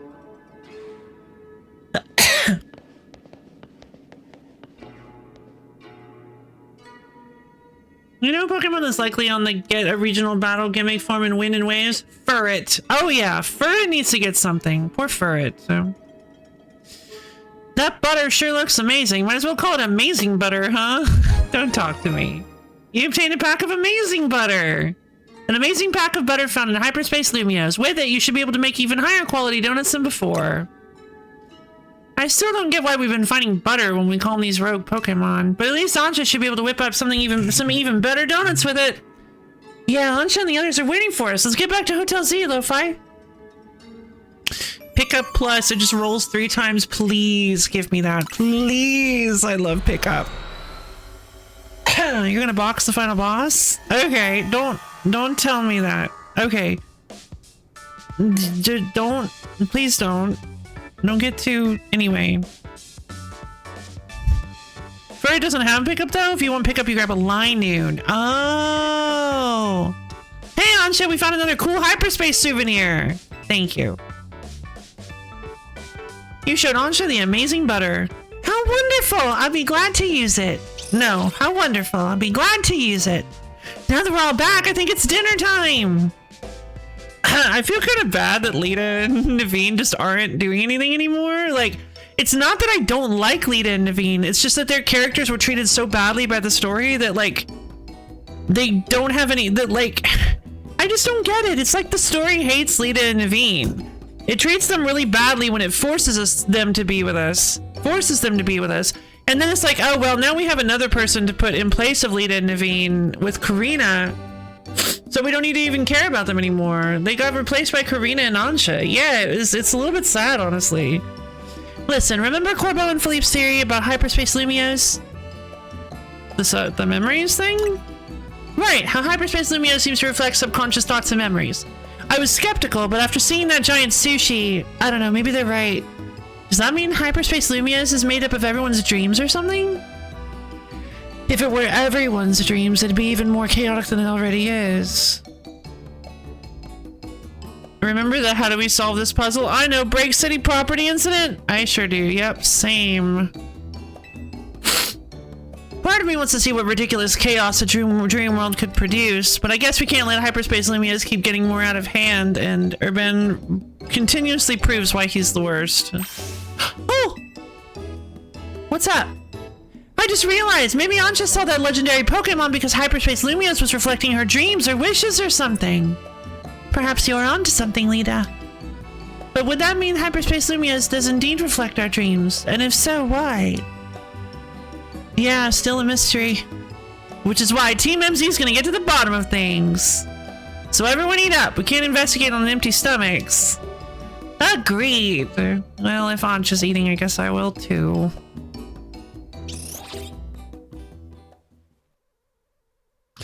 The downside of being Lita and Naveen is secondary sidekicks are relegated to the far sidelines, yeah.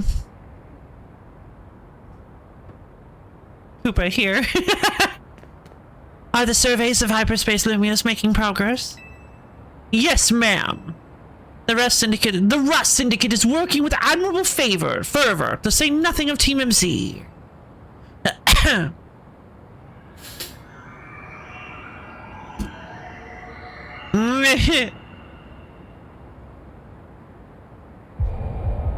Oh. Uh-oh. Yet it seems the situation may be evolving even more rapidly than we anticipated. You might even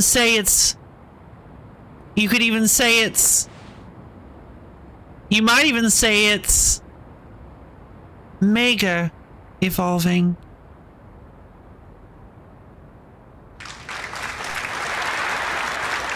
Waka waka. But those children are the ones with whom AZ entrusted our future. We can trust them too.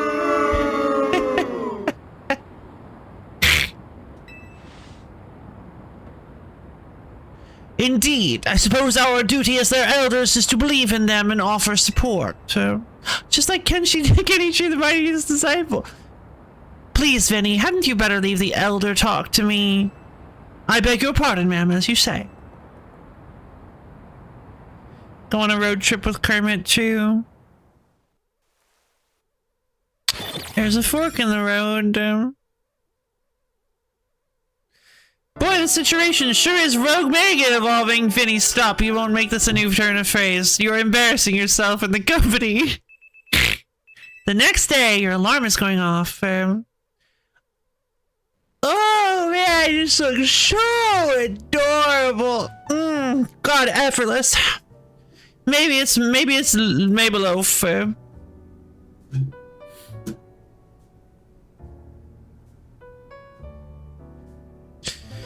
Hey, I've been wondering, who's the stronger trainer between the two of you?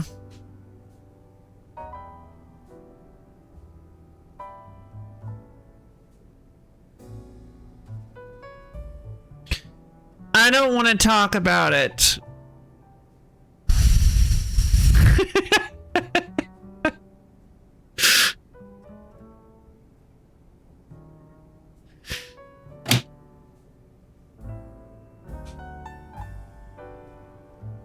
One second.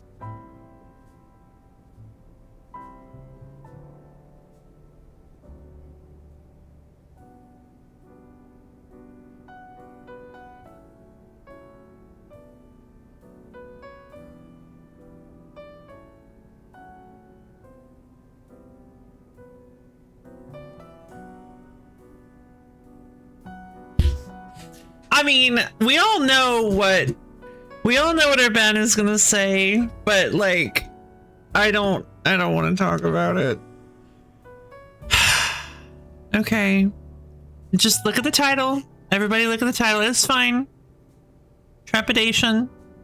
We're a little bit worried. There's a little bit of tension in the air. Okay, I want to believe that this DLC is better than the main game. It's been really good so far. I want to believe that the DLC will not let me down. Like, it's been kind of worrying how much it's been leaning into Urban, but I want to believe.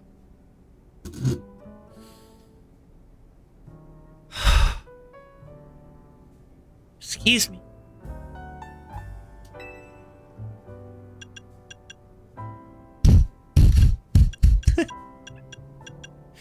Well, at least it gives... I actually really like this. Like, I don't know what they I guess they intended it for to be like, yeah, I don't know. I think Urban is like, okay. I can't believe the three choices are Urban for sure. So we've got the middle of the road. We're about even. We've got Urban for sure. And then we have me, I guess. I don't know. Like, this, I hate this game sometimes. But I actually kind of find this one very funny. I feel like this almost feels like, I'm not gonna lie, the way this feels is middle of the road, like consolation to Urban, being way too nice to Urban, and nobody's gonna pick this one, or like just dismissive, not caring. It's like me, I guess. It's not like, I mean, maybe I'm stronger. I think it's more like, I don't care. I suppose it's me. Like, I wasn't paying attention when I completely stomped him into the ground. Me, I guess. I kind of decisively won, but Ben would cry if I didn't see he was competent. Go with my heart. Well, obviously it's me, I guess. Me, I guess. Urban's like, hey, and I'm like, what? What, you want me, what? Don't look at me like that. I might say something hurtful. You want to go? You want to go right now? Like, you really want to do this? You really want to? Yeah, let you. Oh, I didn't even think about that. I didn't even think about the fact that it would actually probably not let me fake it. I forget how many but thou musts are in this game. Oh, I can buy that. Oof. You sure battle well in hyperspace Lumios. Dang! He didn't even get to respond!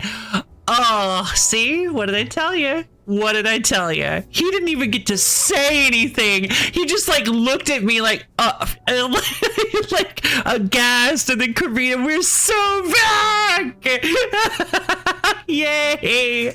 Oh, I'm feeling better. See? It can be a little scary sometimes, but in the end, I know that this game will deliver. God. It didn't even let him respond. God, that's so brutal. He just like looks at me like, oh, are you sure about that? And the Karina's like moving on. Oh, I love this DLC. God, it's so funny because like it would barely like, it's just such a fantastic case study in how context just really changes the way things hit. Because honestly, I don't think it would be that like, it definitely wouldn't be that incredible feeling if they hadn't set up Urban as such an obnoxious, effectively villain for the whole game, but having all these moments where everybody just where you could just clown on him as much as you want. Oh, it's just so cathartic. Oh God, I despise Urban. Urban is my least favorite character I think Urban might be my least favorite character in video games. Definitely my least favorite deuteragonist in video games. Like, I can't think of, obviously if I sat down and like really went through every game, I'd probably think of one I like less, but man, he's just so unlikable.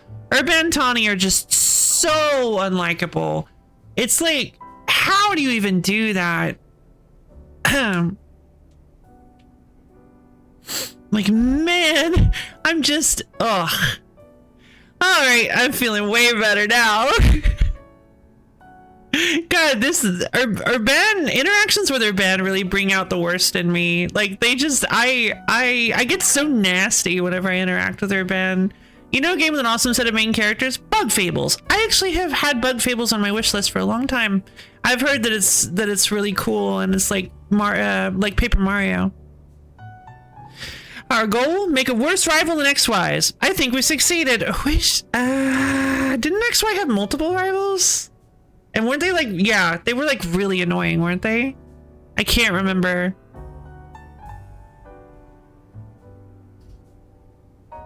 Yeah, I think they succeeded too. I guess they were trying to keep the spirit alive.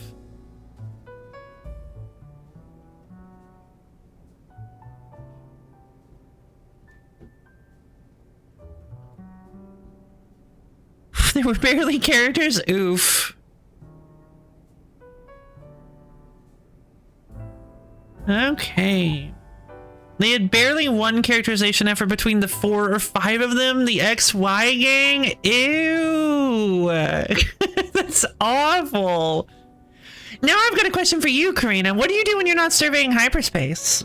I stay on my grind. Gotta keep training so we can help this poor rogue Mega Evolved Pokemon. These days I'm focusing on finding Mega Evolution users to battle. Must be nice living in Libya's all year round. There's so much mega evolution happening. Do you think you could help with my training, Karina? Wait, are you serious? No. My partner can mega evolve. Come to think of it, so can Naveen's. Wait, where is Naveen? Oh, yeah, it was just a throwaway then. Probably sleeping off an all-nighter doing fashion sketches or something. Oh no, that won't do. We need Naveen well rested and healthy. So says Ansha. I mean, all right, time to go. All right, well, the queen has decreed. Yeah, he kind of is. Like, wow.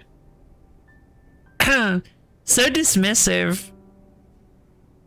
It's like watching a friend group slowly realize that the like major best friend in the group is actually a really terrible person, and then they slowly like subconsciously start like disincluding him from everything. Like they just start like excluding. There's a word for that. Excluding him from everything, and they just like they're like, yeah, I don't think we really want to hang around our band anymore. It's like we're just distancing ourselves. Exactly. Oh, like being in a friend group and just really not jiving with one member of the group that everybody else seems to love, and then over time, and you're like, I really like these other guys for some reason, even though in this case I don't, but like I really like these other guys, so I'll hang around with the group. But then like slowly but surely you start to see them in real time realize how bad of a friend this guy actually is.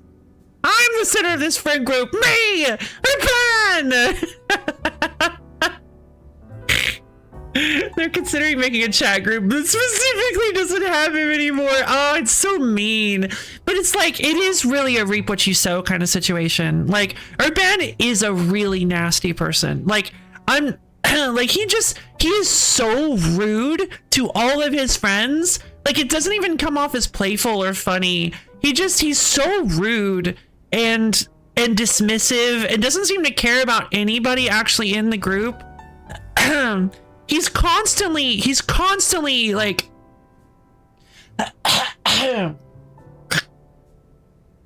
no, he's constantly messing with Naveen and like mispronouncing Kanari's name and purposefully pretending to forget Kanari's name just to push his buttons, but not in like a fun or funny way. It's like he's genuinely sensitive about it. Like maybe you can argue that maybe he shouldn't be, but he is. And you know what? That's kind of rude of you to just continuously like press on that button. Like he clearly isn't having fun with it. He clearly doesn't like it when you do that. So why do you keep doing that? It's not it's not good-natured teasing. At this point, it's just bullying. And so, so yeah, it just, and I don't think he like ever really interacts with Lita at all. He doesn't really seem to, I don't think he's ever really mentioned or talked about Lita. Also, I think they made Lita like really stupid for the DLC. I don't know what they did. They turned her into the Disney Channel dumb friend. I don't know why they did that. Welcome to Better. So Team MC and Better Team MC. I had this happen too with Around Me, actually. I got accused of stealing a friend group from someone. I'm like, I didn't do anything actively malicious and you've been busy yourself. Oof. Yeah, dang. Welcome to Better Team MC. Lita, you can stop being antagonistic to Naveen to impress or bad. Naveen, you can trust us to not mock you or insult you for your interests. We're going to be an actual friend group and not our band's ATM in here. Oh, dang, that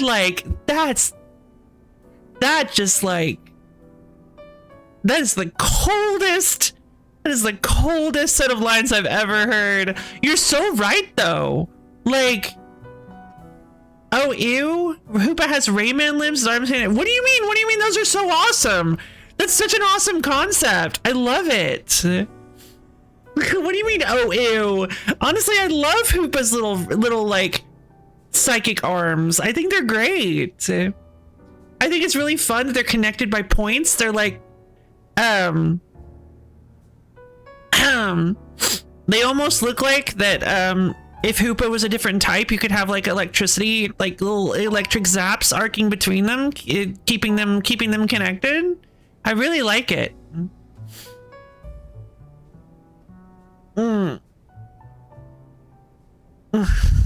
But yeah, ugh. It's just so nice to see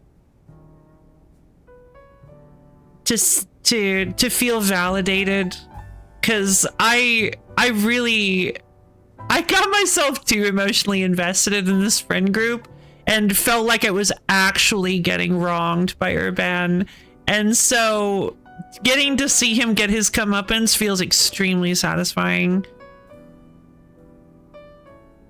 Oh no, that won't do. We need Naveen well rested and healthy. So says Queen Ansha. Alright, Naveen. Time to change your sleep schedule. Ansha has decreed it, and we all know when Ansha says something, word is law. And if Upa were a bug type, he'd be phalanx. Yeah, fair enough. I'm sure he'll be rolling out of bed and coming down to see us soon. In fact, that must be him now. Uh-oh. Damn, Scrafty! Huh? Did Naveen turn into a Scrafty? Lita, please. Huh? That's Naveen's Scrafty, right? Yeah, I'm Scrafty! Hey, Naveen's missing or something. I don't really know because I don't actually have the script in front of me, but I'm Scrafty. Did it come down here because something's up with Naveen? Yeah, I guess so or something. I don't actually know, but I'm here to tell you that you should go upstairs so you can check on Naveen because I'm Scrafty. I'm Scrafty here. I hope he's okay. We'd better go check on him up in room 203. Natural dialogue. I heard you talking trash about my trail. What is going on with my voice? Ugh.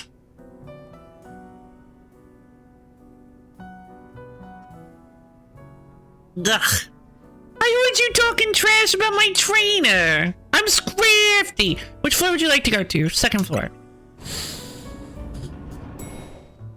Why is second floor placed above the roof on the list? Naveen, knock knock. We're gonna come in if you don't answer us. Are we sure about this? Naveen definitely won't be happy about us barging in, he says with a big old smile on his face. How else are we supposed to check up on him? We're coming in, Naveen. Where could it have gone? He's fine. Where could it have gone? Naveen? Lita? And you two, what are you doing in here? Well, when your Scrafty came downstairs without you, we obviously got a little worried. I don't know if it's obvious for you, buddy. It sounds like you're looking for something? Ugh, I really hoped I wouldn't have to involve you in this. Yeah, I was about to say it's something related to Canary. My most precious Canary plush has gone missing. I've been combing my room for it. Can we help look? I appreciate your sympathy and would appreciate even more if you left it at that. Wouldn't it be faster if we help? Excuse me, I am Scrafty! Naveen, you really need to learn how to appreciate and accept help from your friends. Clearly they care about you and you just need... and you need to realize that they're not looking down on you or pitying you. They actually care about you and your feelings and they want you to be happy.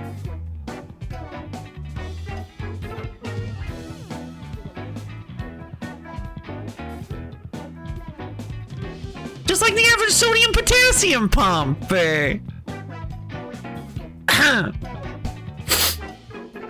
They don't think lesser of you for needing help. They actually want you to reach out to them because then that makes them feel needed and appreciated as well. That makes them feel like you trust them. I'm Scrafty. They're like, what? You might think so.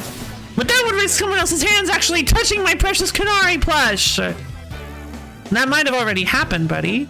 I can't blame Scrafty for being concerned and coming to get you, but I'll be fine.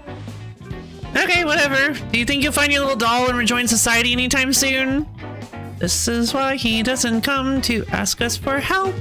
This is why he shuts himself off. It's because you guys are dismissive. Excuse you? My Canary plush, you mean? Yes, we do, Lita. Do we want to be friends with Naveen? Do we want to be friends? Like, sometimes it feels like we don't want to be friends. If your Canary doll is that important to you, why didn't you put it away where it'd be kept safe?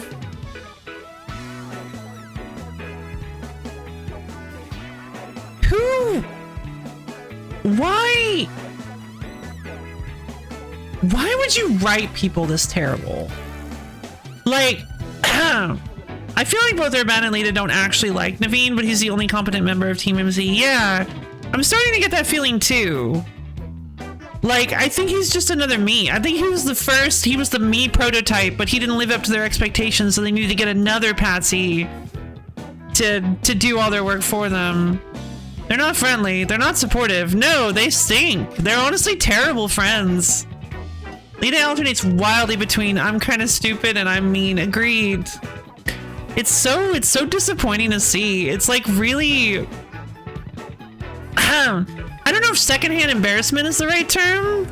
I think it kind of is, because it's just like, it's really heartbreaking to watch these two people, to watch me, I guess, to watch Naveen and me have to be in this friend group that clearly does not care about them.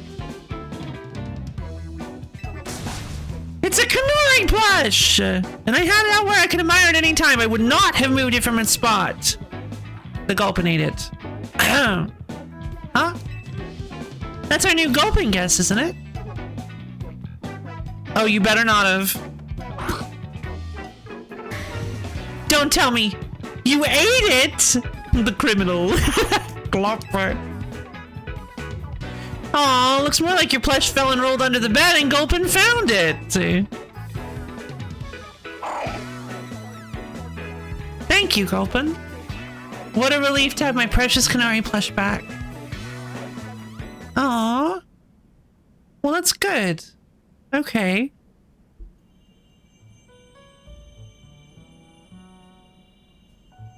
Look at my beautiful low poly Canary plush.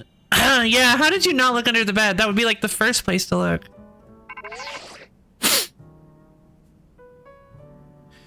So, what was the point of that? Yeah, that was filler. That was filler. That accomplished nothing. There was no narrative importance to that scene. There was no emotion. The only emotion we got out of that scene, like, you don't have to have scenes directly drive the narrative, but you should have scenes accomplish something. Scenes should have a purpose.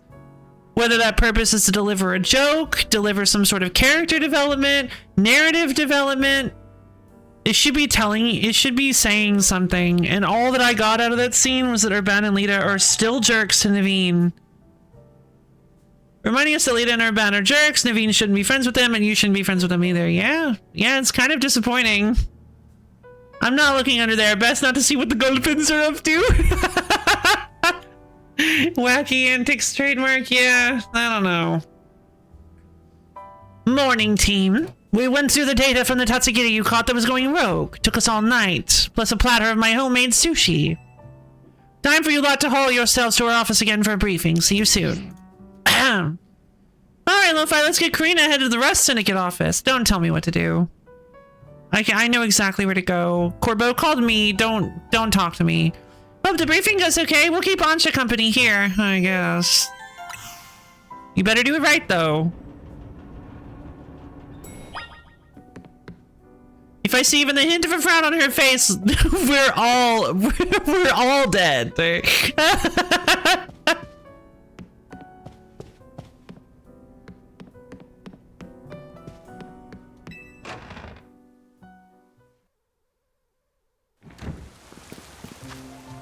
Okay, so it's daytime. We still got the Beldum. I forgot to go check on the Beldum. What on earth is that? A water type. There's a Wimpod. Okay, so we got a 3-star. 3-star normal?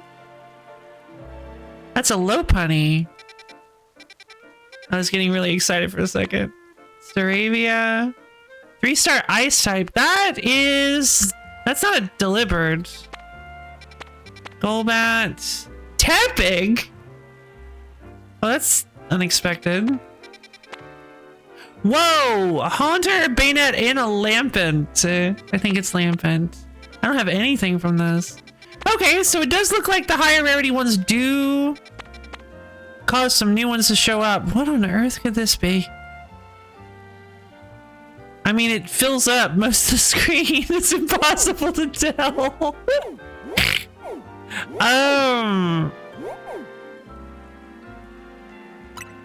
I kind of want to check. I'll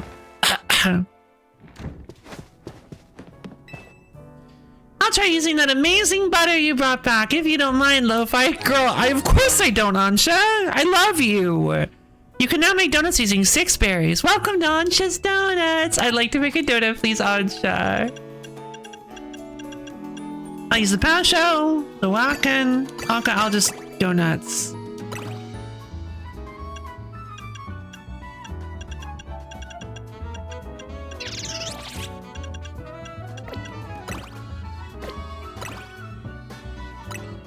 Order received. Let me get started at once. Yay! Looking online, it seems that for the people who dislike Naveen, Lita is their favorite character because she's a jerk to him and they associate with her bullying him. Ugh. Great. Thank you, Ansha. Teensy Alka Meringue Donut. Oh. A donut featuring a nice helping of super sweet meringue and grated alka berry on top. It boosts the odds of finding small Oh. Okay, it's because I went past 100 on sweet and sour. Okay, so it looks like maybe every 100 gives you a new power? And it's based on... It's probably possible to get 100 and more than 2 though. More than 3 though. I wonder how that works then. That donut turned out beautifully. Would you like to make another? Maybe. Yeah, let's make a different one. Let's see if I can make something that has 100. There's 120 sweet. 3 cherries, 120 spicy. I do wonder what effects this combination could produce. We'll find out once it's done, won't we? Order received. Yay, baby.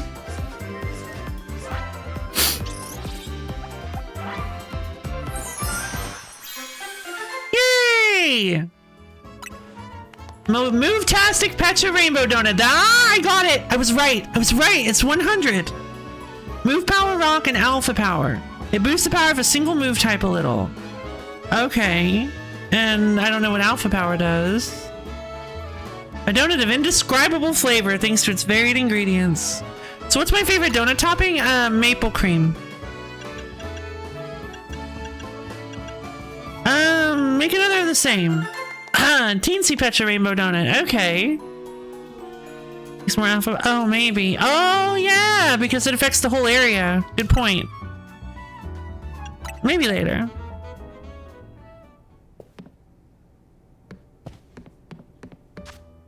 Alright, thank you, Ansha. We love you, baby. I want to figure out what's in this. What's up with this water Pokemon? It's probably an evolution of some kind.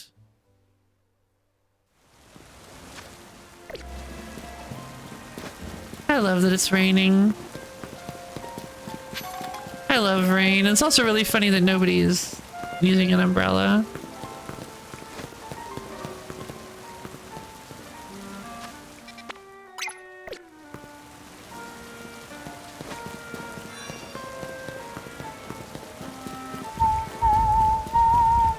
Little Pokemon.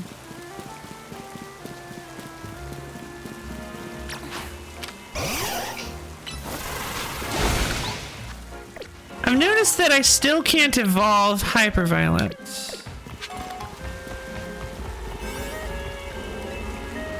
You should hurry on to your destination. What? Fine. Oh, that's right. Actually, that is a good reason. That is a good point, because I need to get the next set of... I need to get my hyperspace progress booted up.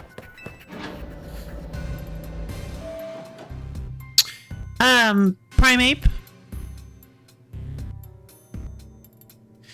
Why do you keep this place so dark and gloomy, Corbeau? It'd look magnificent in proper lighting. I like to keep things calm. The dark suits me, hence my dark suit.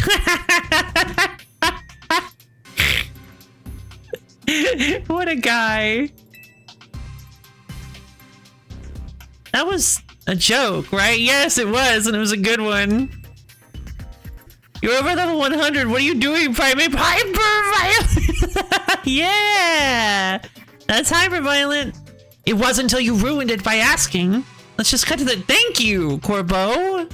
Yeah, really give it to him. Let's just cut to the chase.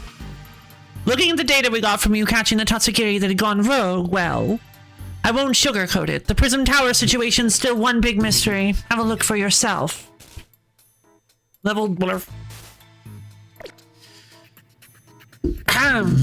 Hyperspace Lumios is continuing to bleed into regular Lumios, possibly because of that giant distortion over the tower, but I can't say for sure.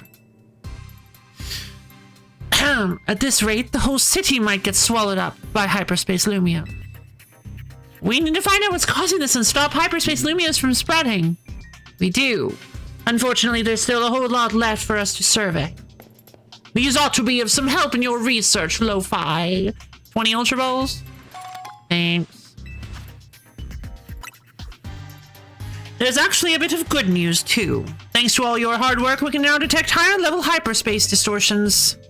Hyperspace Lumios awaits your surveying. Good luck out there. Funnier than anything you've ever said. True. Too true. Alright. I need to head back here. Because now I can finally go in. I guess I haven't used Rage Fist 20 times, so at least I don't think I have.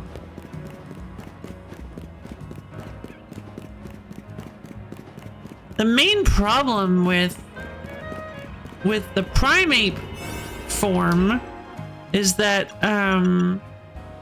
she's really defensively weak. Zoopity-hoopa! Hoopa power! I do like that Corbeau's leading the survey in this DLC. We do like Corbeau. We do like Corbeau, yes. Yes. Corbeau is absolutely great. Oh my god, why is it going down so fast? Does it normally do that?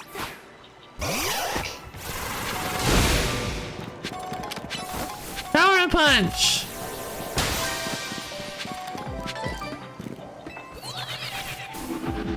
Whoa! Secret door. Slowpoke. I already have Slowpoke.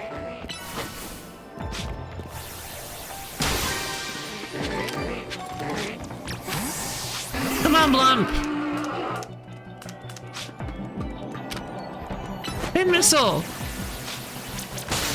Actually, Rage Fist. Slowpoke is part psychic. That's nothing. Oh wow. Power punch. Rage Fist. Hold on, why did that do less?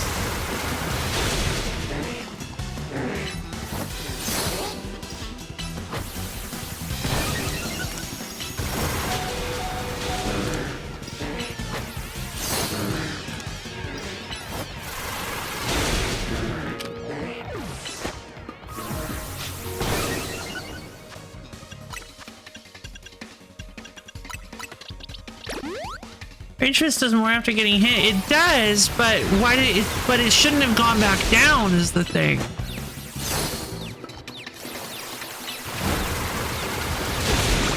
Okay, my guess is that it. Okay, my guess is that it doesn't. It doesn't strengthen.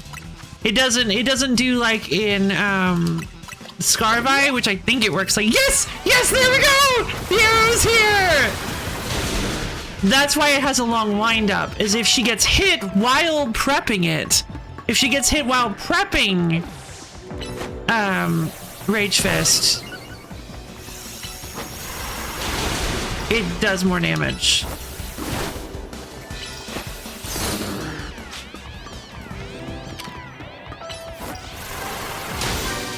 It's time! Oh, it looks like Hyperviolent is about to evolve. It's time. Yay!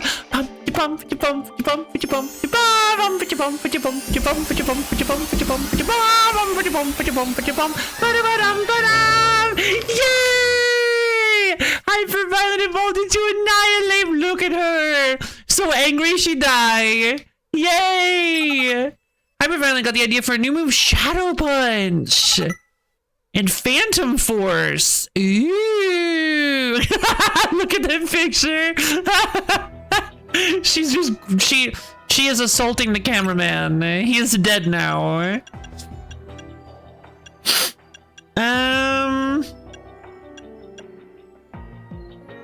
The more times the user has been hit by attacks, the greater this move's power. Okay, so I guess not. I don't know. That's weird.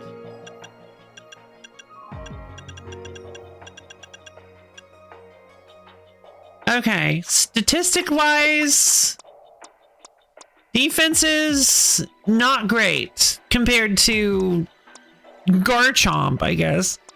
But, yeah. I guess comparing to Garchomp isn't always a good idea. Or ever a good idea. Not great defenses compared to Golisopod. Much stronger than Blump in general, but also 3 levels higher than Blump. Uh-oh. Oh no, Blump is way faster than Hyperviolent. Interesting. Would not have expected that. Special attack, 223 special attack, 192 special defense, 211 speed. Yeah. Okay. Bell's pretty strong. Green Mane is pretty average across the board.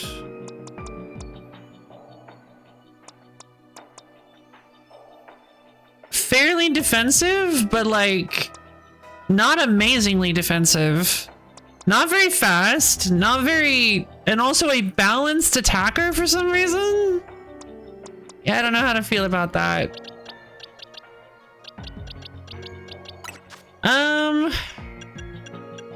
I like Power Up Punch, but it takes too long to come back, and it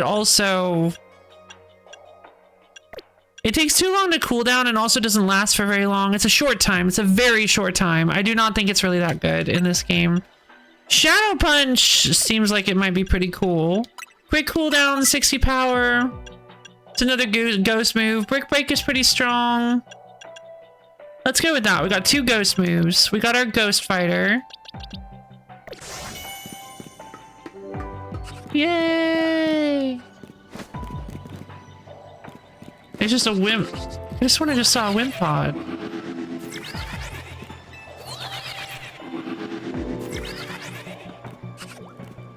Yeah, there's a little wimp pod hanging out behind the sign, trying to stay hidden. You goofy little guy. What are you doing?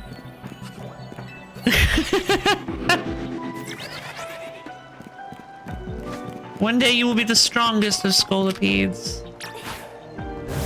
Hey baby, it's Hyperviolent! I love her. Shadow Punch is way faster than Rage Fist.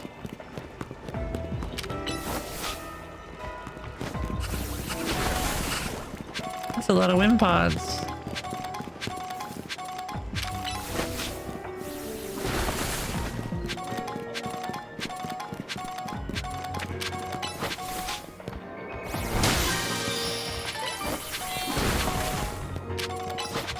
Rage Fist!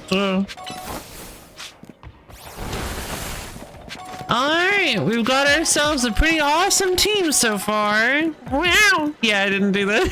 I love Splashtail. I have to catch 3 species of Pokemon and use the catch window. Which I have not been doing. I fainted all the Slowpokes. Launcher. I don't think I can actually do this.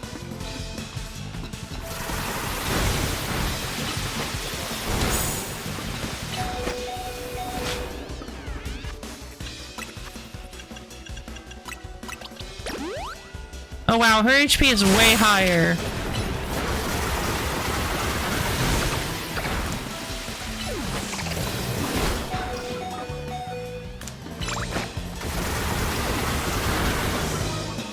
I missed!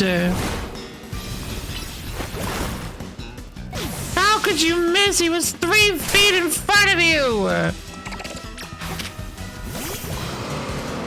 First impression!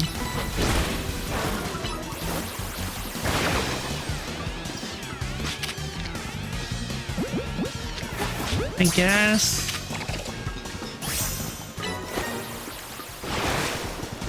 Okay, I think they just, like, between updates changed how first impression works, because I could have sworn first impression worked the first time on each Pokemon, not the first Pokemon you were using.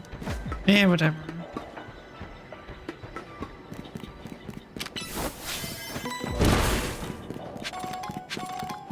Or not the first move you used after coming out, but rather...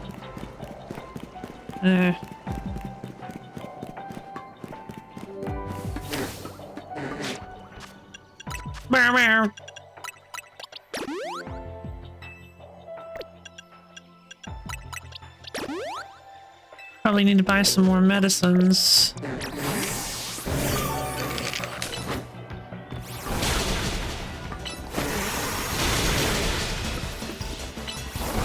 Oh! Hold on! Did you guys notice that?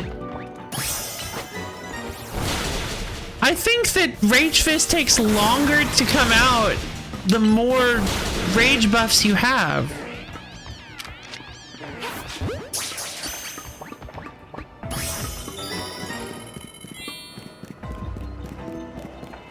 That's a real weird way to do that, and I kind of like it. A little bit.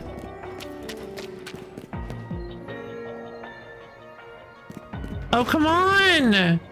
Where are the wind pods? They're all gone! They should be here! Whoa! Found a Golisopod. Is that the one? Is that the big... No? Wasn't Clauncher? Hold on. Was it Slowpoke? Wait, I don't want to catch another Golisopod.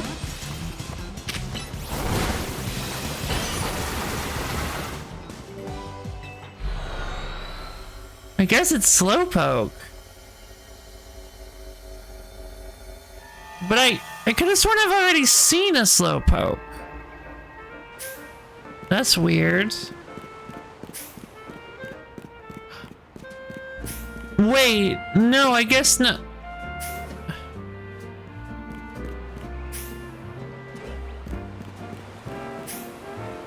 Huh.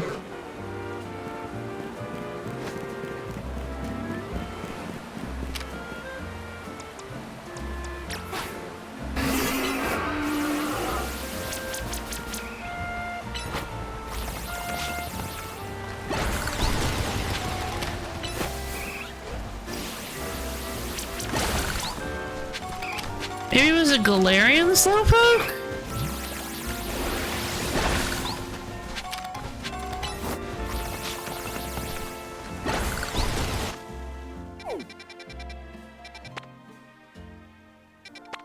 Strange. There's a Quillfish. I think this actually looks like it might be the toxic Quillfish.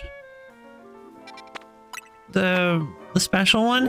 I should probably try to go catch a Beldum, yeah? I mean, Beldum is awesome.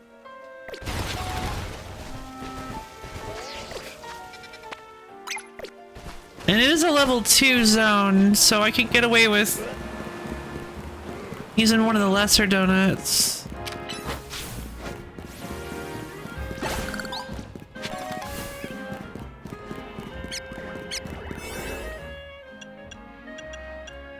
Move power rock, I suppose. Alpha power? It would be pretty cool if an Alpha Beldum showed up, right? Zupa da Hoopa! Yay!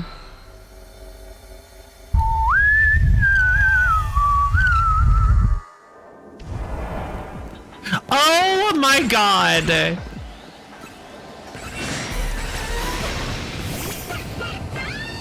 I mean, yeah! Oh no!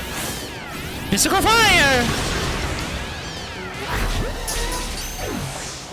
What? Oh no. Okay. Oh, jeez!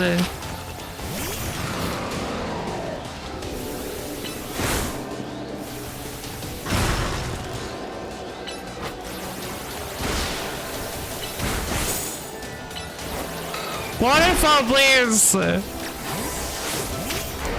Can you get out of here?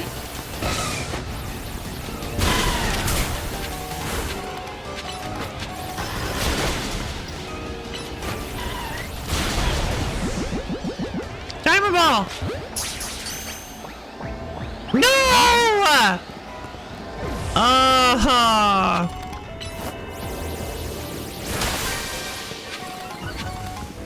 Dang, that stinks.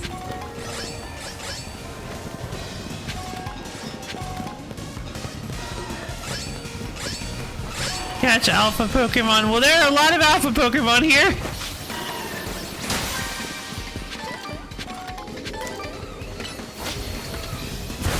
Okay, so I guess alpha power, I think, was what, a spicy thing? Or sweet, I can't remember. I guess alpha power is important to remember because...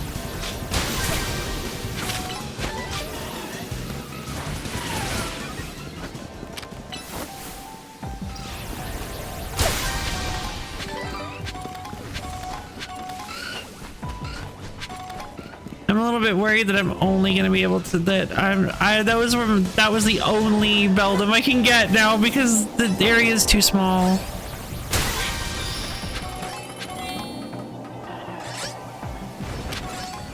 Scale shot.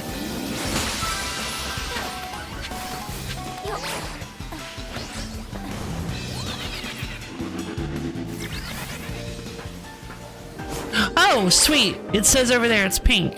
So, Alpha Power is a sweet ability.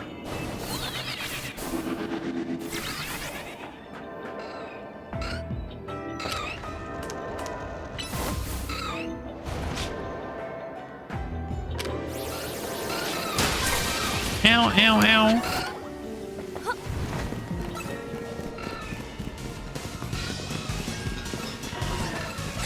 I mean, yeah, I probably want to take out the hone edges.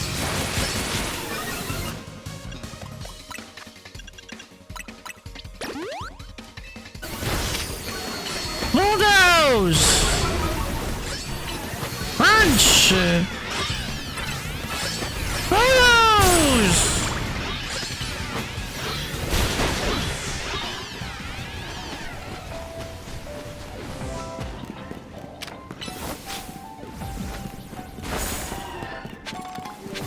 If I take out all the Arons...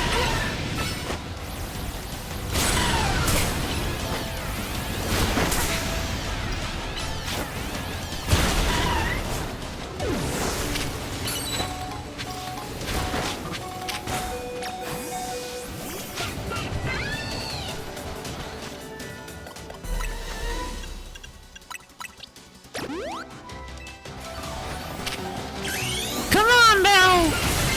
Mega Evolve! All mine!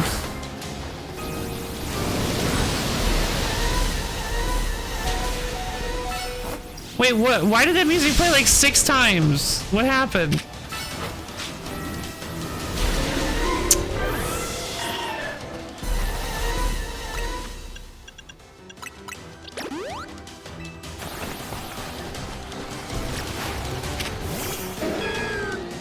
Rock smash, baby!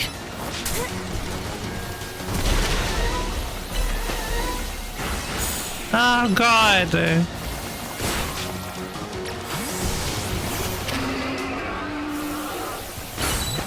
Can't affect it with toxic! Gotta get out of here! I'm not doing very good at this!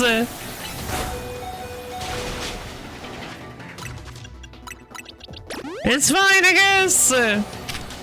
Liquidation!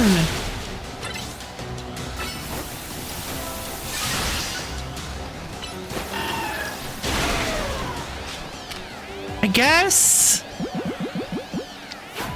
I'd rather catch the Beldum, the Alpha Beldum. Alright, I have another shot at the Hyper Beldum, I have another shot at the Alpha Beldum.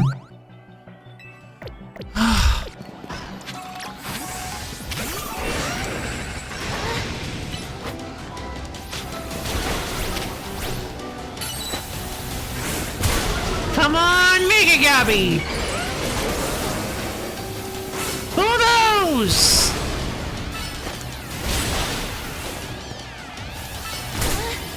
Steel shot! Come on! Bulldoze!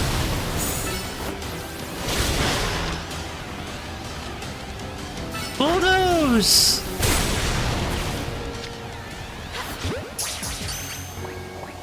No! Ah!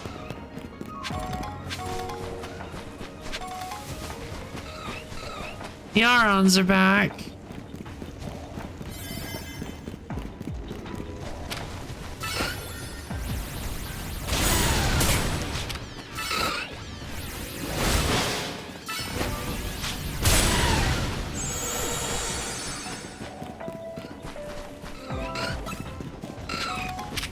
No, I should have just tried to go for one of the... I should have just tried to go for one of the normal Beldums.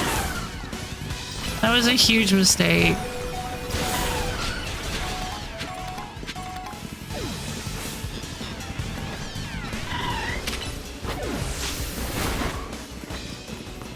Come on.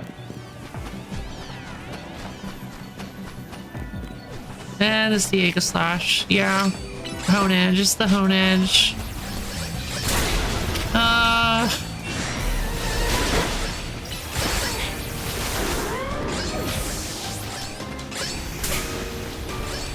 Alright.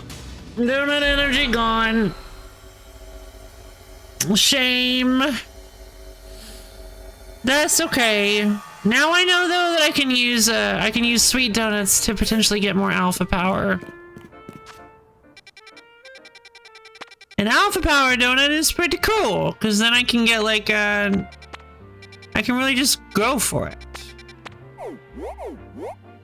A 3-star normal battle zone. I don't have a 3-star donut anymore.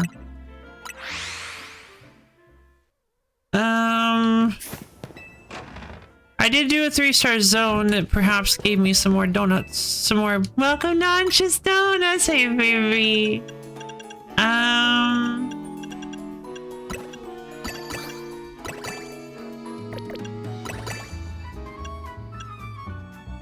There we go.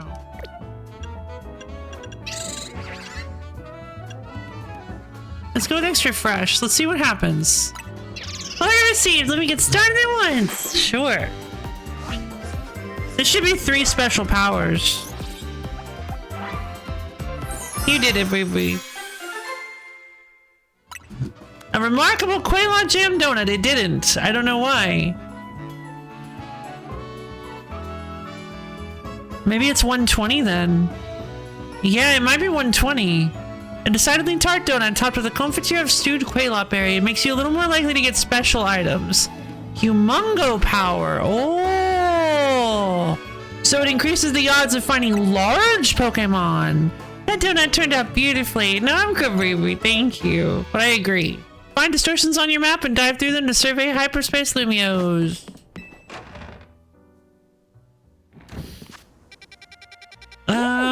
But I don't want to use that one on a battle zone. I feel like, is that a Mr. Rhyme? Or something? I think that might be a Mr. Rhyme. Alright, I'm gonna go to the little streamer's room real quick, you guys, and then I'll be back in just a minute.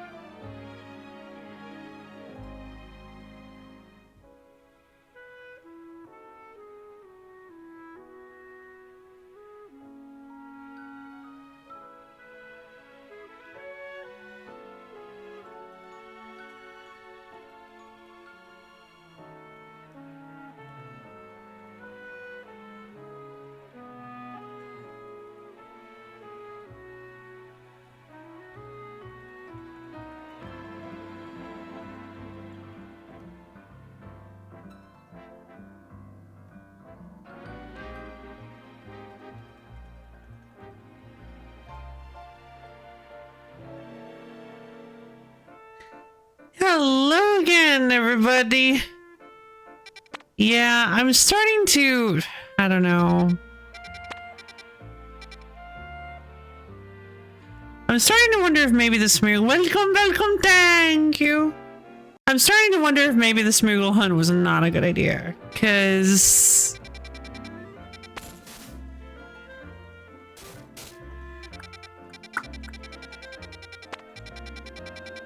I don't know, because the problem is that the...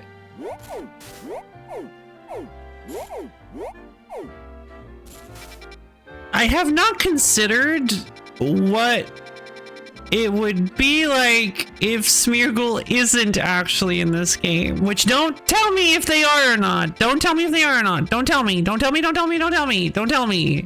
Don't tell me. But I hadn't considered what would be the case if they weren't in the game, because that's going to be really disappointing. It's not going to be very narratively satisfying with how much I've hyped it up. Oh, I don't know. Maybe they are. We'll see, I guess. Maybe someday. I do really want to check out this. I do really want to check out this normal battle zone. Because maybe we'll see some cool normal Pokemon in it. I don't know.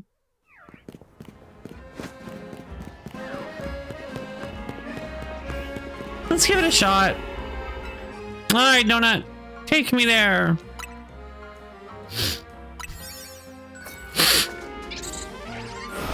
Alright, Hoopa. Zoopa de Hoopa. Let's do this. I need to know. I need to see. It might also be... They also might be in a side quest. Can't forget that part. Can't forget that possibility. Diggersby.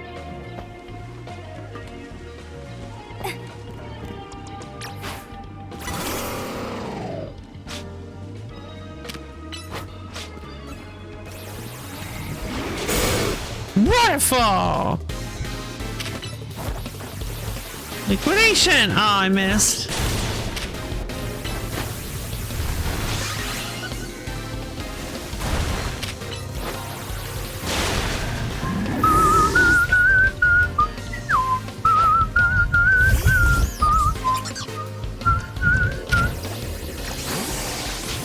Parting shot.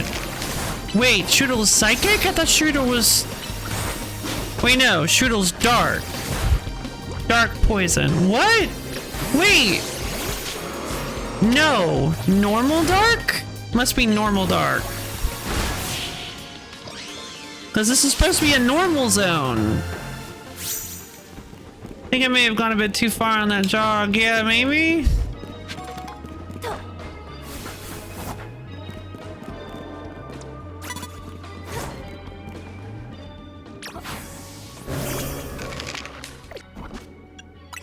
I forget about the, like, breaking bones sound of Hyperviolence Cry. I love Hyperviolence Cry. Annihilates, I should say. Ice Punch!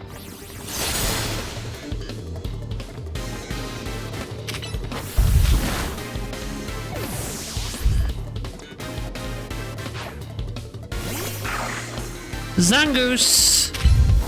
Quick Break! Nice punch! Wow, wow, wow. As long as I've got my Pokemon, it doesn't really matter where I am. Also, I just realized that I can switch out moves freely, so I'm going to include Bulk Up instead of Shadow Punch. And...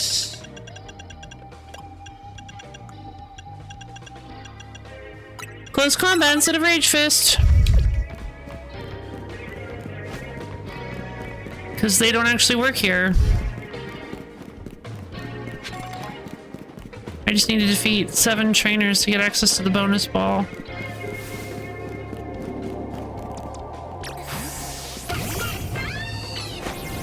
Fire Blast!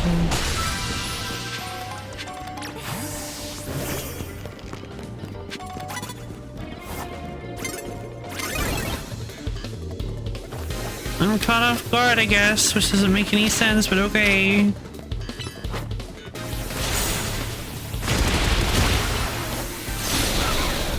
Jeez, that close combat animation. Invisible Jigglypuff.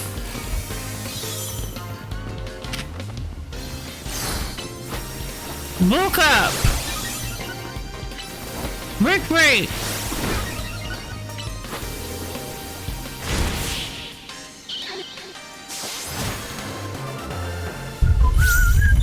Got some hyperspace berries here with your name on them, thank you! Hyperpassion berries, I appreciate that. That's a Persian. Close combat it, baby.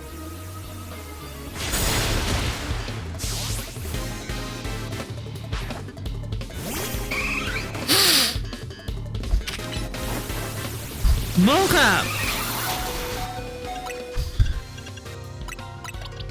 Need to stock up on some full restores.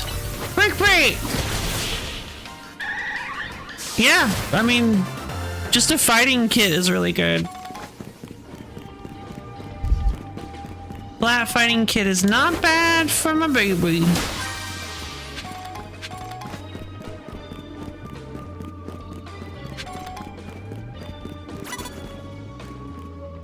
Where?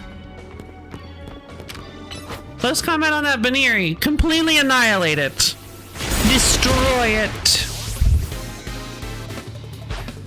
Pidgeotto. Pidgeotto's a special attacker, I think. Ooh.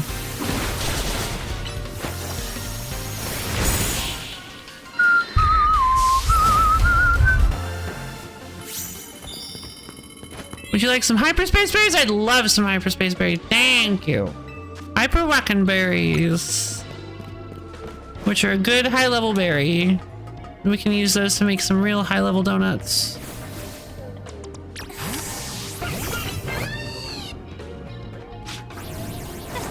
Okay.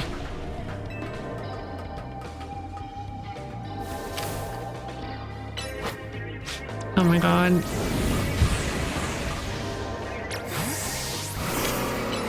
First impression, baby. Need to feed 2 more trainers.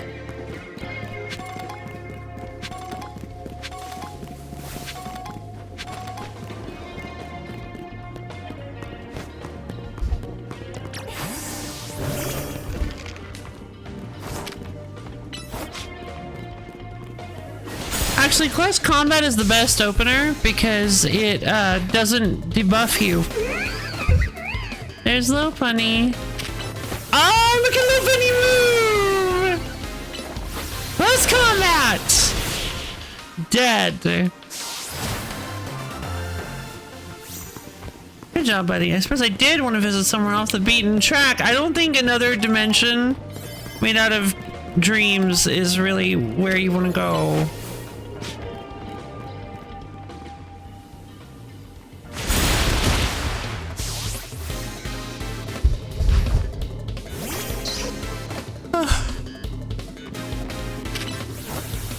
Woke up. Close combat.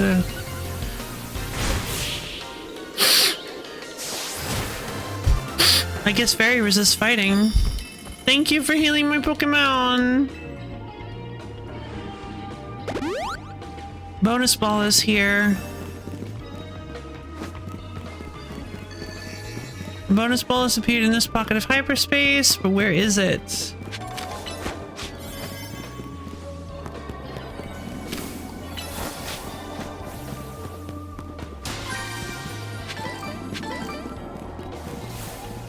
Not there. I hear it. I think it was above me. But how do I get up there?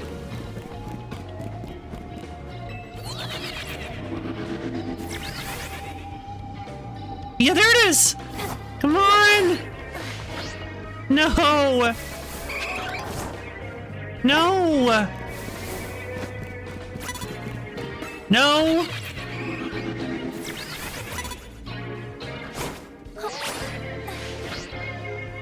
What? Alright, whatever. Never mind then.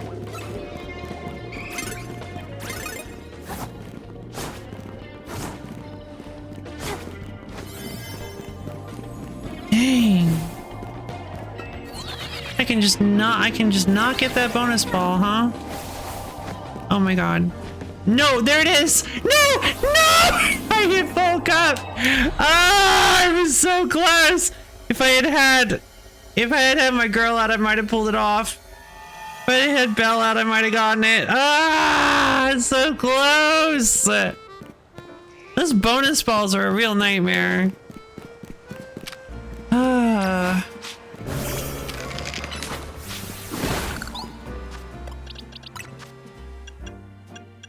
Shadow Punch, Rage Fist.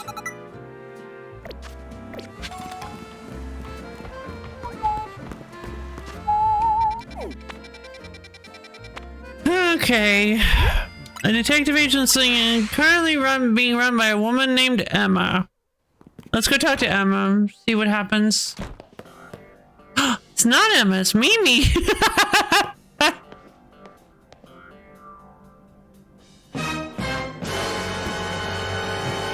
Plot twist! Mimi has a request. Hello, Mimi. How can I help you? Mimi seems interested in your DN site. What? I love that it sounds like Esper just constantly has the hiccups. Mimi must be sensing some kind of psychic energy. It can telepathically pick up thoughts and feelings and transmit them to another person. Using telepathy takes a lot out of Mimi, so I've asked it to hold back.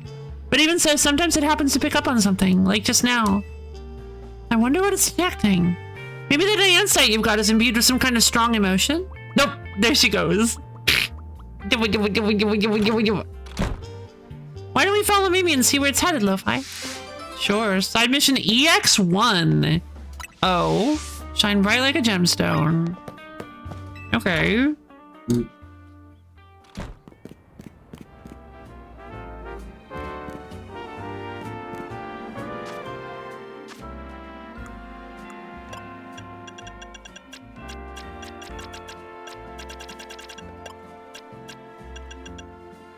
Mimi has picked up some sort of psychic energy. Follow and see where Mimi goes. So.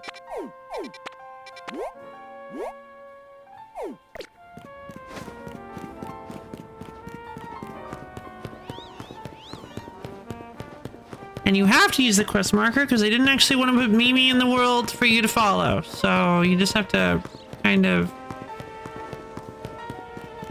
go where Mimi is. Go where Mimi go. I think Mimi's picking up on something. Hold on a sec. Hi, Sedna? Mimi and I are in a case right now and we might need your help. Yeah, if you could let Eris and Nyx know too, that would be great. Who are these people? Sedna, Eris, and Nyx. Sorry about that. I was checking in with some friends from back in the day. Back in the day? Yeah, you see, I run the bureau now, but it was started by a detective named Looker. Is that why it's called the Looker Bureau? Exactly. He was such a kind person and helped teach me so much. But it turns out he wasn't any ordinary private detective. He was an international police officer. Interesting. So eventually he had to go off and solve more cases somewhere else, far away probably. I took over from his head of the bureau and I'm doing my best to run things with the help of Mimi and those friends I just spoke to. Mimi has been particularly helpful. His telepathy has helped solve so many cases. You said that you asked her not to use it. But like I said, it gets worn out if it uses those powers too much. Little vampire fangs. Come on, Luffy, let's follow Mimi. Mimi! Mimi, where are you going?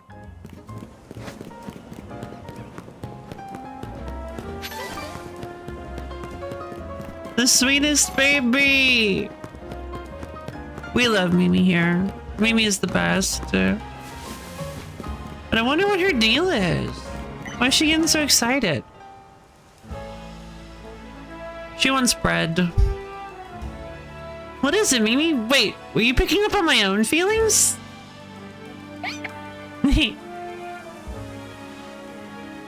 Is this Mimi's mystical power? Somehow you can hear Emma's thoughts in your head. What's going on with Mimi? Is it hungry? I'm getting pretty hungry myself. Are you hungry? Oh yes, I was just thinking I could go for a little bite to eat. Meow. Mimi's mystical power. Detect bread. Powerful power. Thanks for looking out for me, Mimi. What do you say we make a little pit stop to refuel? Oh, so it had nothing to do with the Anne site and that was just a contrivance? That was delicious, wasn't it? Now then, Mimi, how about you show us where you wanted to go? Hey, yo, I played some BB Tag. I'm doing okay. That's good to hear. BB Tag doesn't get enough love, but yeah, good to hear. We're currently doing some side missions. I'm thinking about maybe calling it quits soon. Cause I don't know. Come on, let's follow.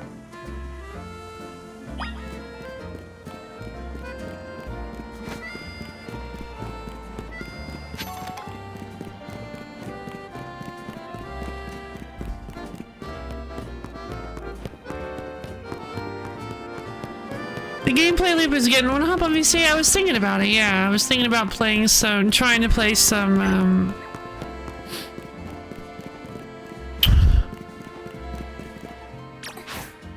Marvel Tolkien with you. At least until I get too competitive and start to get salty. We don't have to do 5-10s obligatorily. Oh, okay. Well, sure then. Guess we could just hop on and talk a little, I suppose.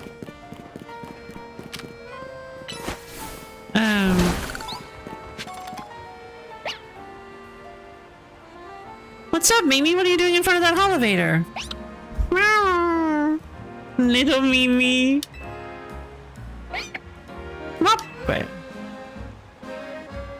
You want to go up, don't you? I think we're close to finally unraveling the truth. We'll go first. See you up there, Lo-Fi. Sure.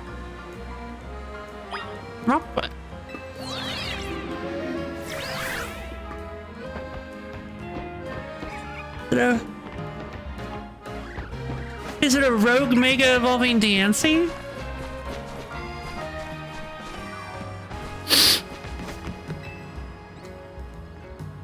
Nice view up here, isn't it? I've traveled to many regions and I can tell you, Lumiosa's skyline is special. Volley. Really brings home how tall some of buildings are, you know? Hey, what do you say to having an interesting Pokemon battle with me? One where we both use only flying type Pokemon. You can have as many Pokemon on your team as you like, as long as they all share the flying type. How about it? A sky battle for old time's sake. Let me know once you're ready to have a battle. Oh, I get it. Let me know once you're ready to have a battle using flying types only. That's great.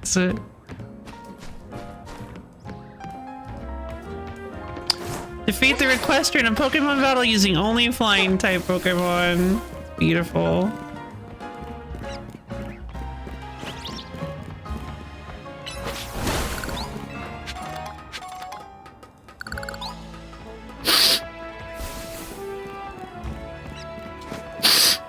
Yeah, it's like, why would you ever make a specific type of battle that requires you to have only a specific type of Pokemon? Like, there are dual types, sure. Yep, this is a lot of Mega Shards. Mega Crystals. Mega Shards. Whatever you were sensing is around here, right, Mimi? It's gotta be a rogue Mega evolving Pokemon, because... Because there are too many Mega Crystals here. There's so many Mega Crystals here. Too many. It's not normal. Now who has psychic powers? The guy who still remembers and wants the thing nobody brings up anymore for some reason. Please add an option to re-enable spacebar heating. There they are, Carbinks. Not actually related to Diancie in any way, only like lore related. Carbink. There she is.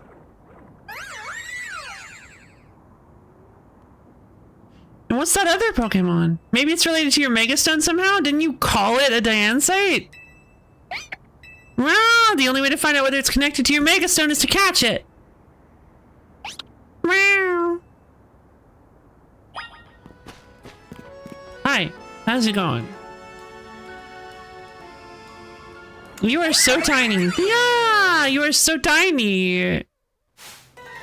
You got into a battle with the wild Pokemon. Go, Hyperviolent!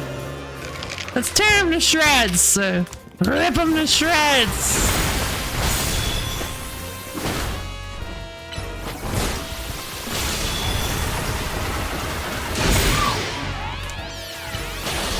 Oh no, baby. Moonblast.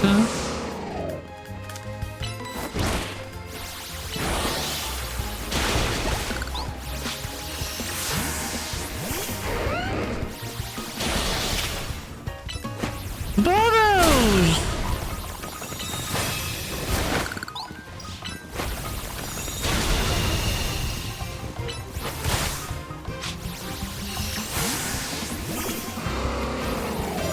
Diamond Storm. Oh, I don't have a plus waterfall.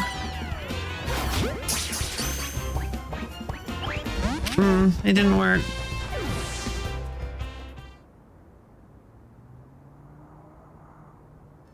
Don't defeat it, you need to catch it! I'm working on it. So am I just supposed to, when I really want to catch a Pokemon, do I just keep throwing balls at it over and over again? I didn't realize that was the strategy.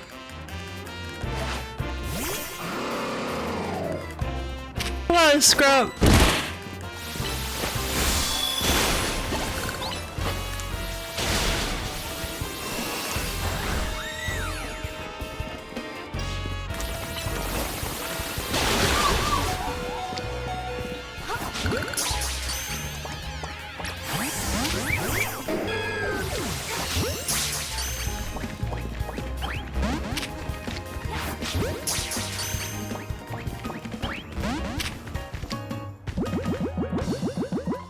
Oh, I think I literally don't have a chance of catching it.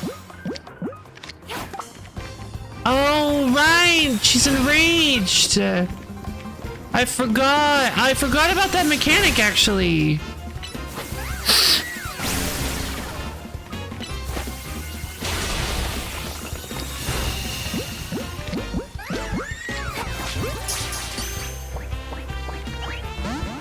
Oh my god.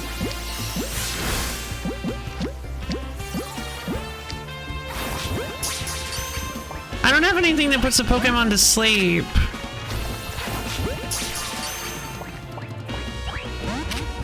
This is nuts.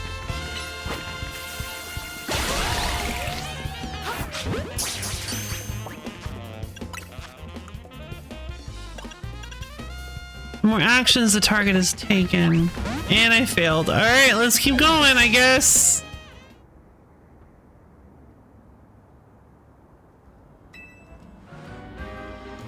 I suppose a Master Ball would be really helpful here, but...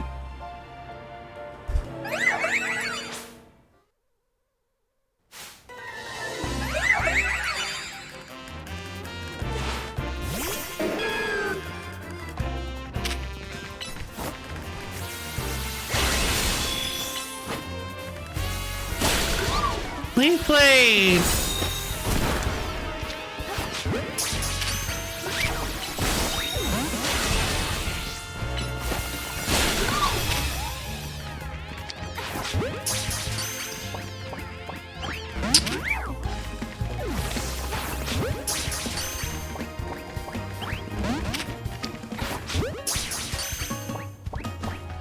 I'm using so many Ultra Balls.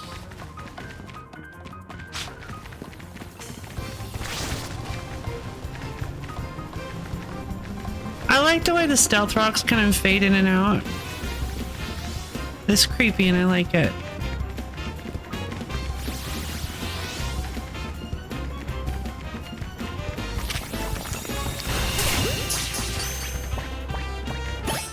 I got her! Finally! Good Good job! I knew you could handle it, Lo-Fi, after like 7 tries. Hey, can I see that Pokemon you just caught? Yes. Had to readjust myself. Hello! It's me! It's so pretty. Its glimmering reminds me of the Anistar sundial. The sundial? What's a sundial? Anistar? All I know is my cell phone. Yeah, there's a strange sundial in Anistar City said to have something to do with Megastones. This brings so many things to mind.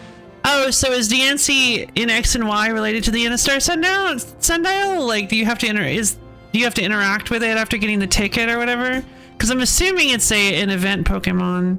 In particular, I'm thinking about 2 people I've met since I parted ways with Looker, namely AZ and Professor Sycamore. The professor who spoke with AZ as part of his research into Mega Evolution. Professor Sycamore's theory was that Megastones formed 3,000 years ago.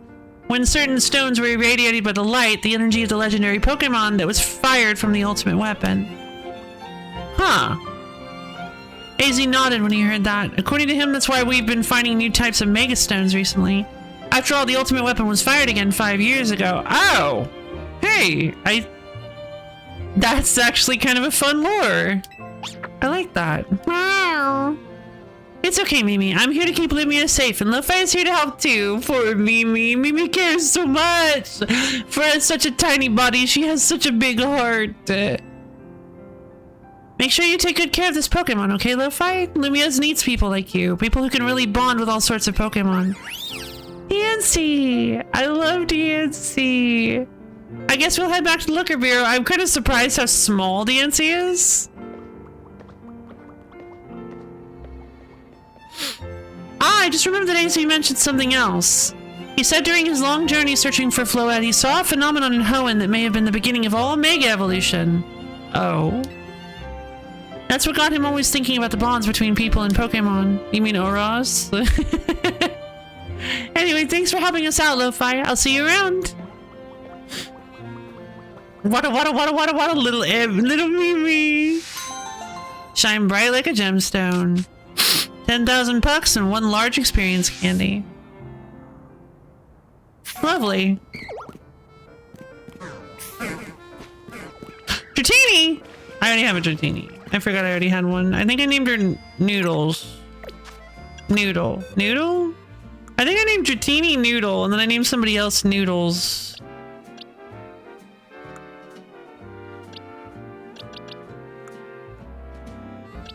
Noodle. And I could have sworn I named somebody else Noodles.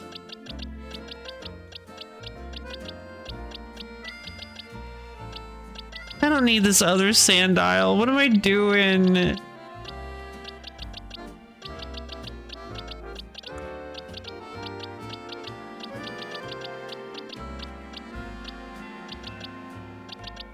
DNC, Rock Fairy, level 70, Diamond Storm, Stealth Rock, Moonblast, and Draining Kiss.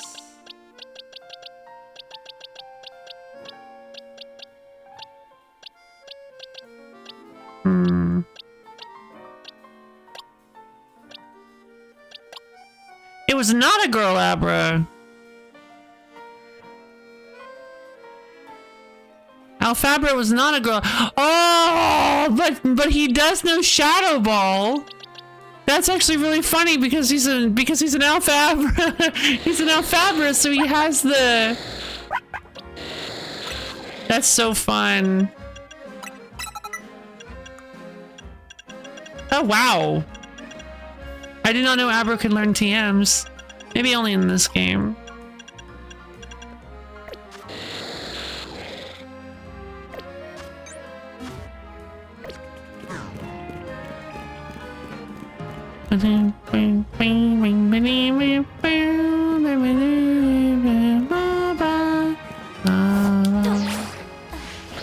Alright, well we caught a DNC, which is fun.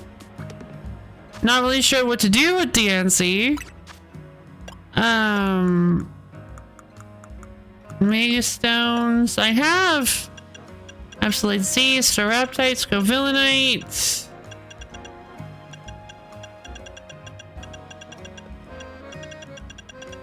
I got a DN site. That's why I was even able to do this.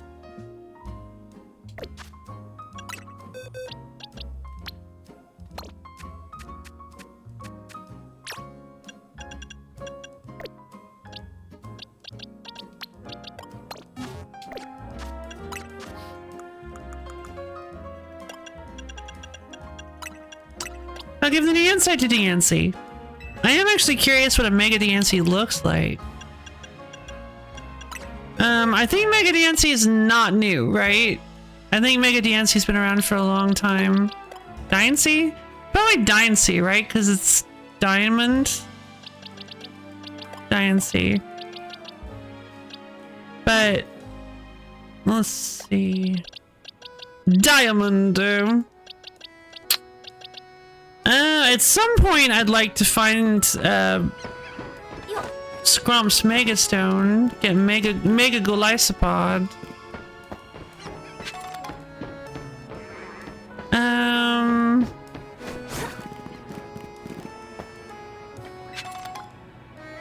Honestly, for now though, I think I'm feeling pretty fine on Pokemons. Let's do two more on everybody. Jump, level 81. Green Bean grew level 81. Jump.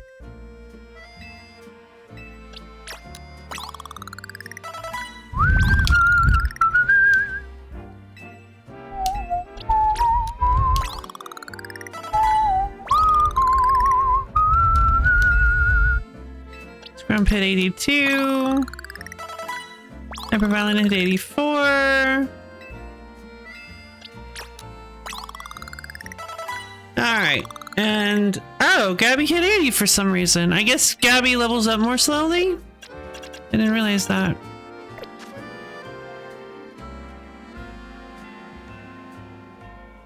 Alright.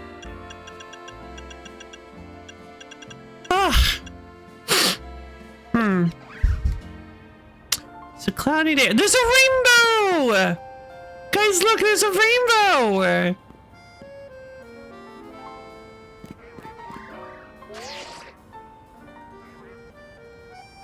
If I like back up too much. Well, I guess that answers my question. Because I am actually holding the camera. Whenever you lost your favorite Pokemon, come find me. Sure.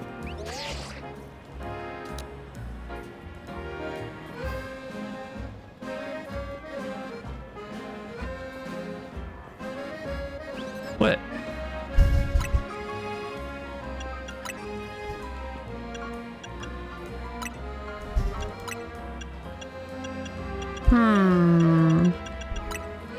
The Dying Formo, the SBC, the Rest Syndicate. Oh my god, yes. The rainbow's gone.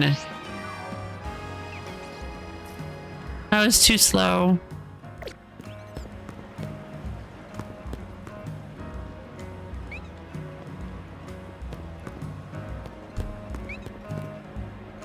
Alright, everybody.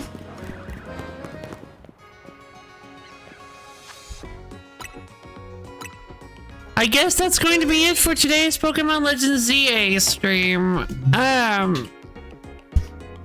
This wasn't super eventful, but I had a good time. I enjoyed it. We managed to evolve Hyperviolent. I'm not sure Hyperviolent is actually going to be very useful, but it was a nice rainbow. It was. I agree. I'm going to have to do some thinking, some soul searching on this Smeargle hunt.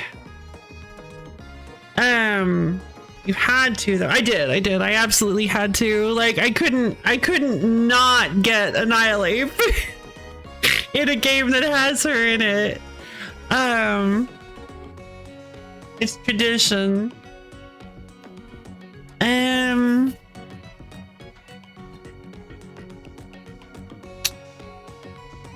But yeah, I'm gonna have to do some soul searching on this Smeargle hunt, I think, because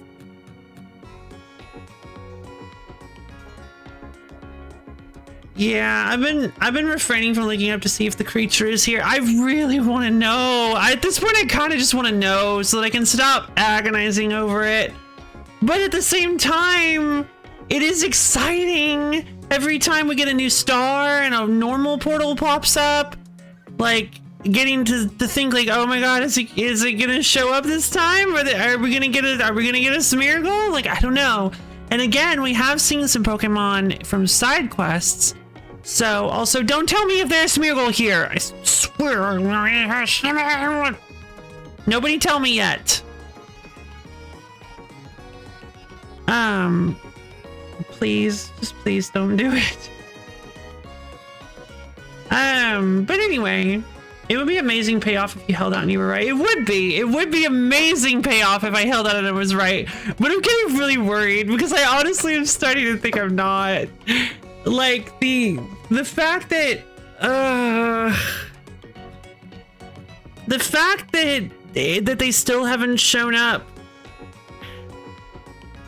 I know Smeargle is a very like odd Pokemon, not very powerful stat wise, but the fact that they can learn every move in the game makes them uniquely powerful and weird.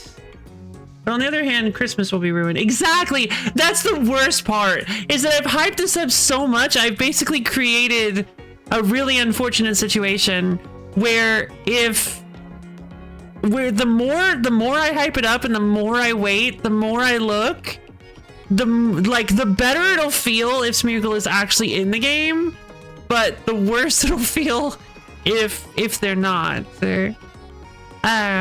So it's like, I really want to know, but I also worry that if I just look it up, it'll be super anticlimactic. I guess we could just look it up and that could be thankfully only one of the 2 Christmases you get. Yeah, I guess that's true, but if I got both Christmases, at least it would be guaranteed. We could be searching the city for the rest of our lives. We could. That's the worst. Yeah, that's the point. We could. Like the only way we can ever guarantee that they are not in the game is to fill out the Pokédex. Is to fill out the hyperspace Pokédex. Like that is literally the only way we can be sure.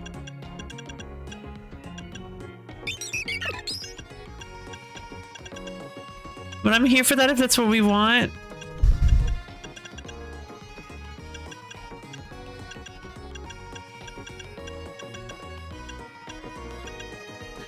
Makey's the first in the hyperspace Pokédex. I love it. Why? Oh. Well, how? What? Why is Persian? But Meowth is... That doesn't make any sense.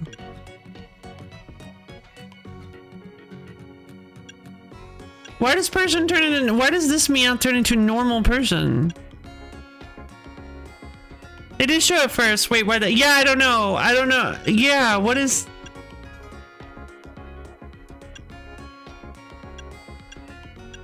This isn't Galarian Meowth. What is this, a Alolan Meowth?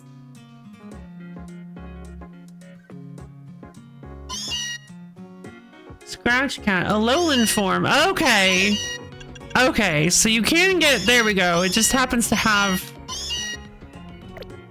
Gotcha. I just haven't seen a Alolan Persian yet. There's Surfetched. I actually completely forgot I saw a Surfetched. So yeah. So I can get a Galarian Farfetch'd.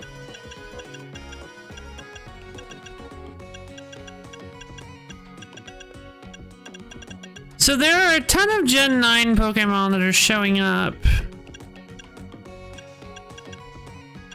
I can't believe Staraptor made it in. I've never been a fan of Staraptor. Like completely forgot there was a surfish. Yeah, that's fair. I don't look at him. The bread dog. Igglybuff, Jigglypuff, Zubat. Cannot wait to see what Etrian Zubat ends up evolving into. But that's unrelated to this stream. Charcadet's kind of cool. The idea that Charcadet, that Armarouge and whatever the evolved Charcadet one is in here is exciting. I like that. And it over. No! Do not cook the bread dog! Look at how sad he is.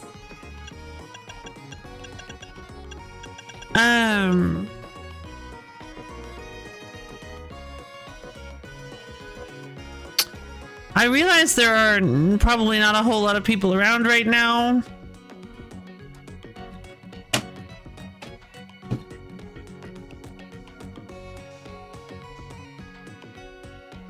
I'm trying to think about how I would feel and how I would handle it if I were to find out either way that the status of Smeargle, the status of the baby, the boy, the creature.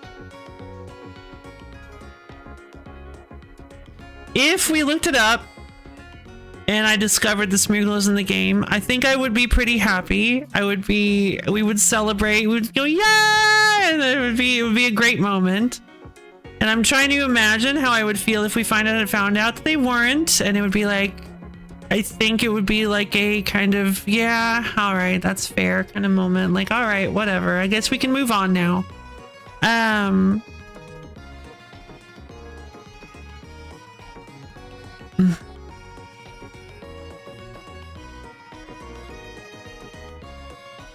And I don't know, I have been hyping this up a whole lot, but again, like you said, we could very well be checking forever because, like,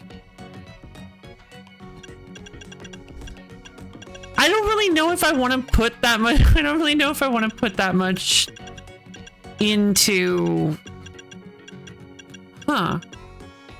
what's this?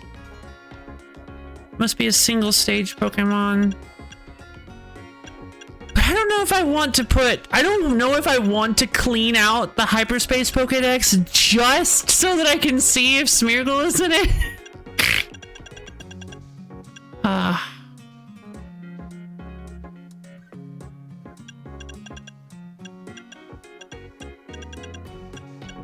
I'm kind of just tired of the tension, you know? Like, I'm kind of... I think honestly, the main reason I'm thinking about just giving up and looking is because the tension is a little bit exhausting. Like, it's fun to like hunt, but also the fact that, like, it's a little bit different than like shiny hunting or something like that, because you don't even really know if what you're looking for exists. And the fact that you can't prove a negative, I mean, you can actually in this case, because there is actually a limited number of variables to check. But having to stumble on it, I think I'm just not really... I think I want to spoil myself. We should just get a teenager in here with no spoiler courtesy to kill us. I think I might want to spoil myself. What do you guys think? Would that be an extremely dissatisfying end to this Smeargle hunt? I don't think so.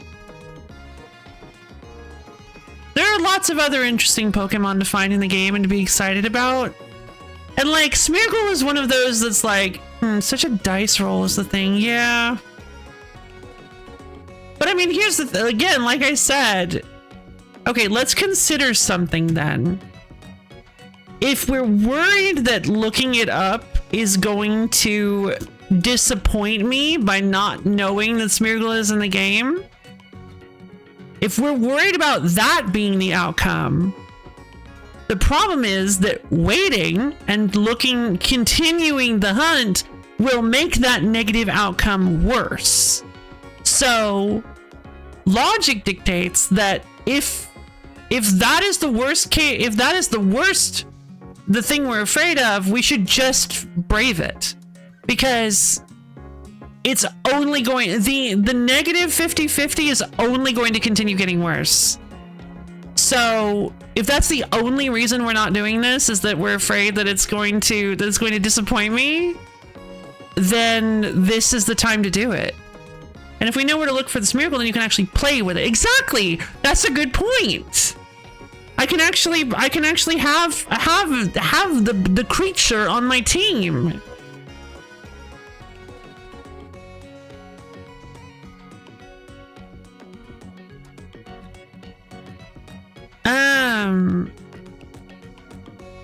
Yeah.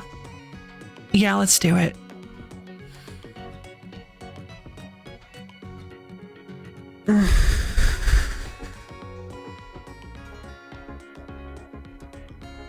Hold on, I want to check something first. I think this is such a crux issue spoiling. I think so too.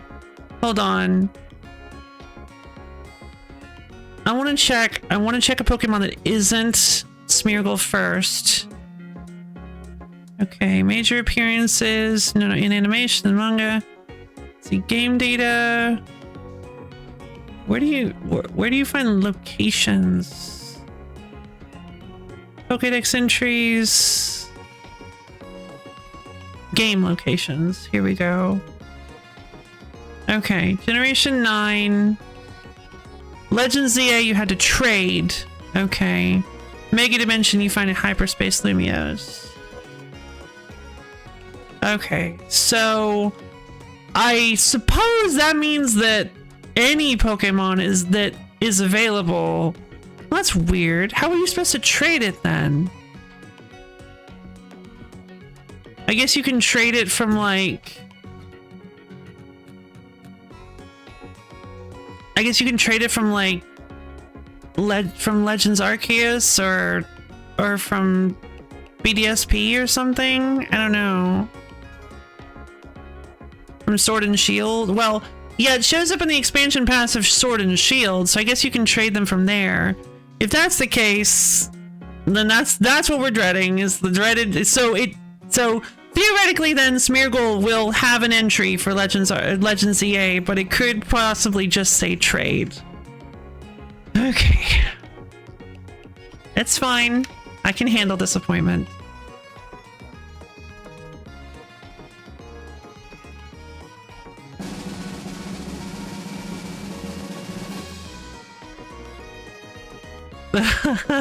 No. He's not in the game. Oh wait, hold on. Wait.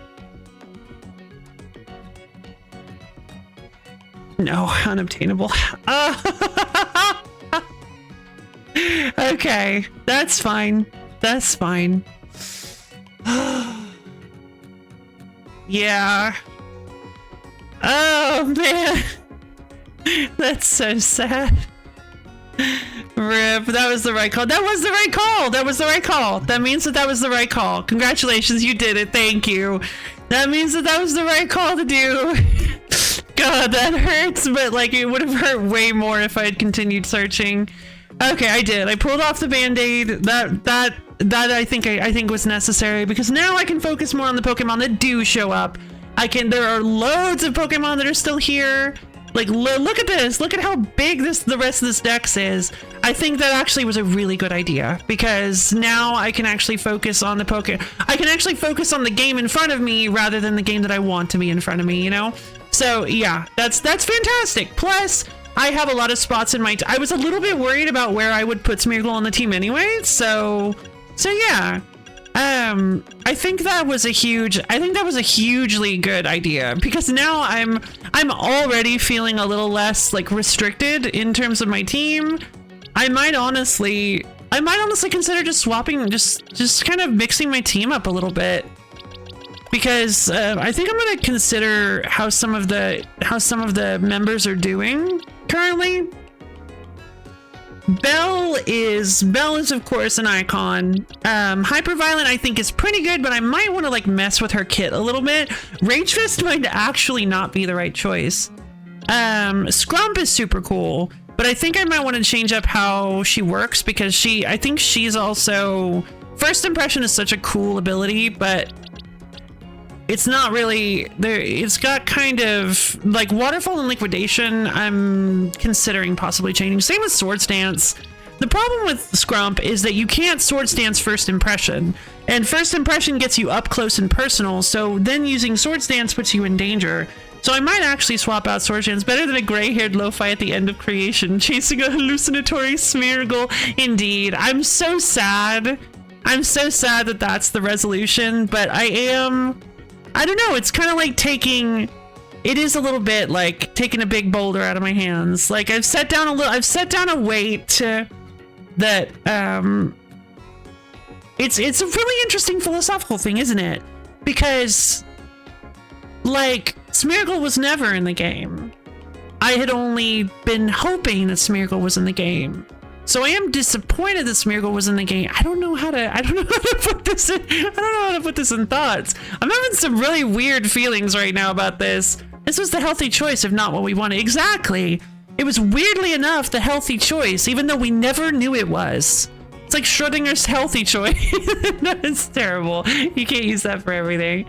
But it's like, it's so odd because I kind of had to take a gamble there. Like, I could have either spent all this time chasing the potential high of that incredible moment where we find out that Smeargle is in the game, and like I said, basically the longer I chase it, the better the payoff will be, but the worse the consequences would be if they weren't in the game. And that's what ended up happening, is they're not in the game. So it's kind of like gambling, actually.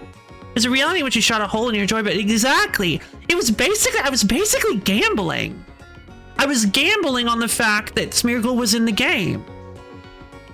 And I was just like, I was basically going longer and longer. The longer I went, the more the longer I let that roulette wheel spin, the higher the payout became, but the more money I lost if I lost. You know, it's really interesting. I just kept putting more and more money on that number, on that Smeargle number as the roulette wheel spun. And sometimes it's best to just hit that button, cash it out. Interesting. Sunk cost fallacy. It was a sunk cost thing. I mean, I don't think there was any fallacy in play, but it was basically a sunk cost situation where, like, I've put a lot of time and hype into this hunt. So the fallacy would be, I have to keep doing it. Otherwise, what was the point? What was the point of all this hunting and hype and getting excited? Because now if I just spoil it for myself, then all that time will have been wasted. But it's a little different, of course, because there still would be some excitement. I've learned that over time, actually. I've learned that over time streaming. I really appreciate you guys teaching me that. Is that there are multiple ways to be surprised about something. You can still get spoiled to something and still be excited about learning the information, even if it wasn't the way that the game that was originally intended to have the information delivered to you. At that point, you can't really change it. So yeah, it's like, it's just how you react to receiving the spoiler. I don't know. I'm getting kind of emotional over this. Ugh. Like, it's just such an interesting feeling, because I was not expecting this to be the end of the Smeargle hunt, but I'm kind of, I don't know, I'm feeling such complicated emotions that I just want to talk about them, you know? You want to just talk it out. You gotta blibber blabber. I gotta blibber blabber. That's what I do. I'm a streamer. I'm here to blibber blabber. But yeah, oof. I am curious to see. Yeah, unobtainable. Not even through trade. Weird. So how? Oh, maybe you can get a Zubat by trading in the base game? I'm not exactly like trading it with an NPC. That's so weird.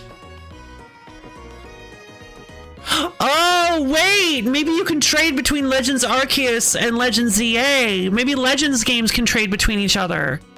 That would make sense. It can be good to let go. It can. Letting go can be helpful.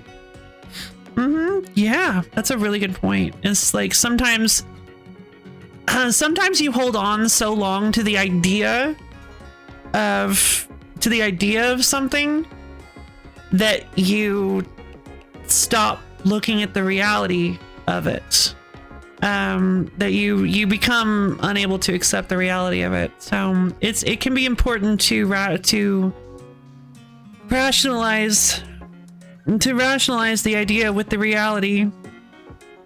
And I know this is a very it's a very serious statement for Smeargle being in not being in Legends ZA, but that's the beauty of media and video games, right? It's the lessons that we take from them.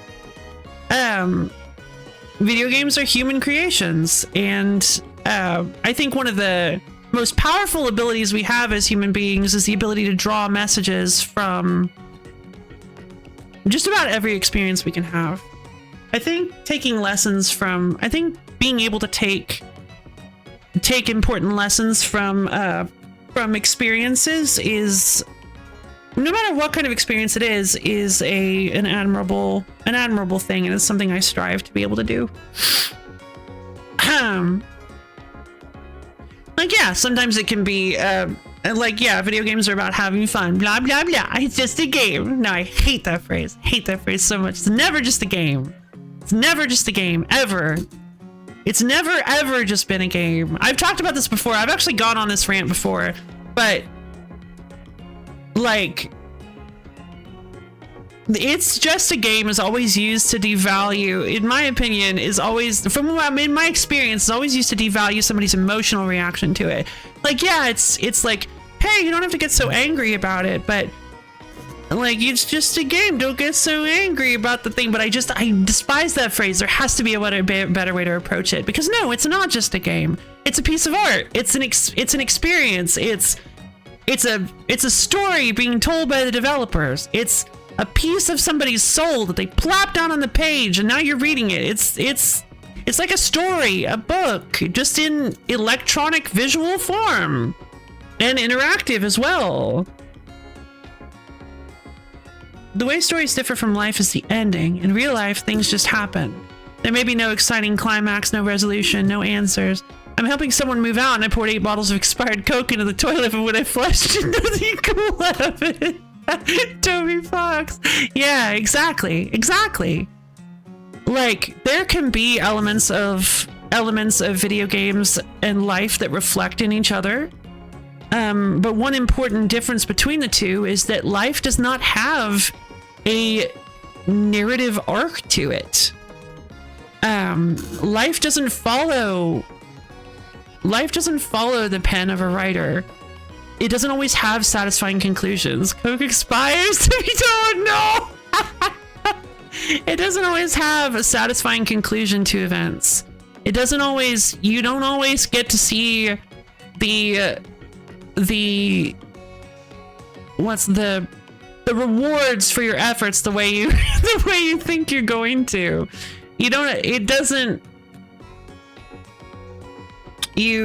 You like spend a whole bunch of time on this project, and you're not guaranteed. It's not like filling a crafting progress bar. You're not guaranteed exactly what you're looking for at the end.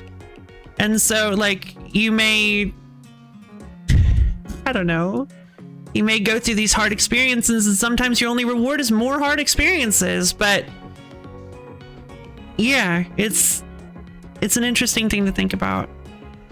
But that's the beauty of video games. That's the beauty of books, movies, stories. That's the beauty of a good story.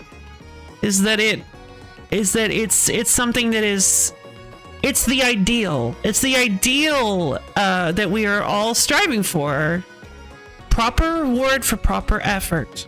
It's the thing we like to see. That's why they feel satisfying. I love waxing poetic with you guys. I love it when you guys throw me stuff that... And the games too. I love when I get thrown stuff I can just really get heady about. And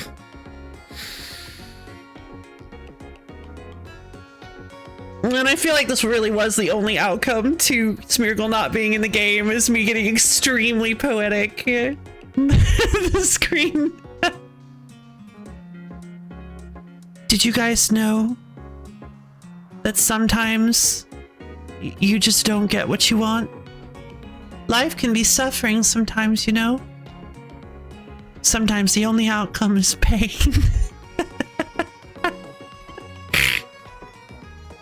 It's great, but thank you, Bellamy. It's really sweet of you to say. I don't... Thank you. Oh yeah, I have some similar sentiments on this since I've been backstage in a significant way. Oh yeah? What you gotta say? What you gotta say? Big heart. Thank you. It's fun to be, like... It's fun to be the goofy, silly... The goofy, silly, wacky, like, individual. It's good fun to be goofy, silly, and wacky. But I also enjoy thinking about things and being taken seriously when I do so. Like, I don't want to just be the goofy, wacky, silly friend that just says things that don't make any sense and everybody just rolls their eyes and goes, yeah, that's lo-fi. I also like to be always just alluding, gotcha, no worries, you don't have to share then. But yeah. But also, yeah, it's difficult to have two very conflicting relationships with people at the same time. And I get that. But I like to be able to be free and fun and silly, but I also gonna drop that weight to the floorboards of the industry. Oh no.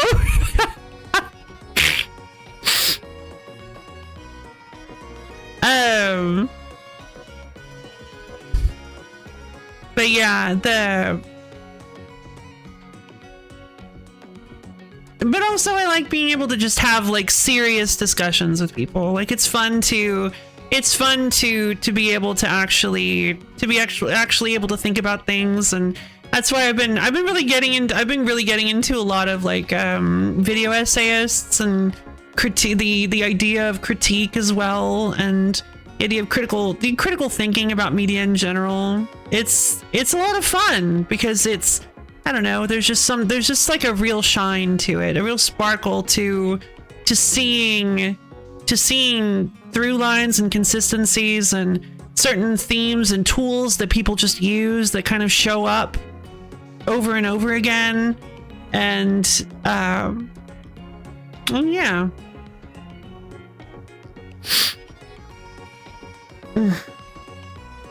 You mean the end of this stream or the last stream of ZA? But you know, the whole paradigm shift, the forced change of perspective, and the world that went with it. Yeah, that's what I was thinking. Okay. Gotcha.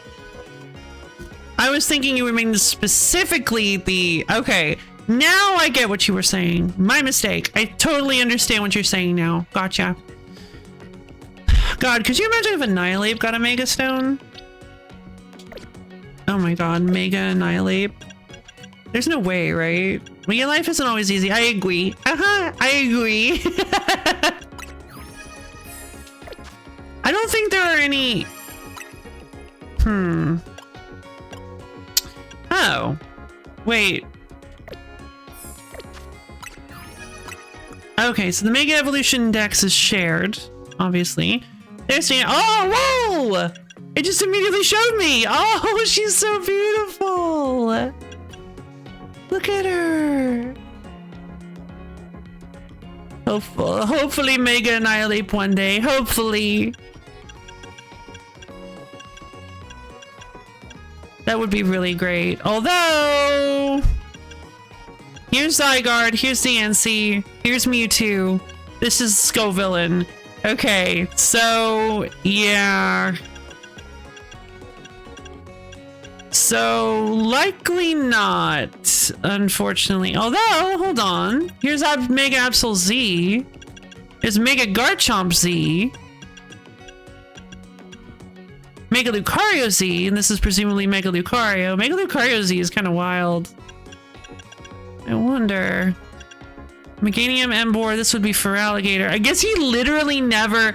Oh my god, he never Mega Evolved for Alligator during our fight.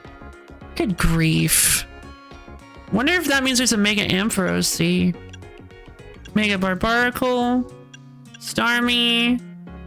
What a terrible Pokemon design. Mega Barbaracle is so... Yeah, Mega Barbaracle is really cool. I love this, like, power stance. Oh, God. Okay, I forgot about Mega Clefable. Mega Alakazam is fine. Like, an old one that's, like, okay or whatever. Mega Gengar is so high tier. Like, Mega Gengar is so great. Mega Scolipede, I'm actually, like... I think Mega Scolipede is a little weird looking. I'm not a huge fan of Mega Scolipede, but I think he's fine. The armor is just such a weird choice. Also, like, nothing new, basically nothing new happened to the back half of the Bug Horse, only the top half. Somebody wash all the condiments off of that poor dog. This is terrible. Which dog?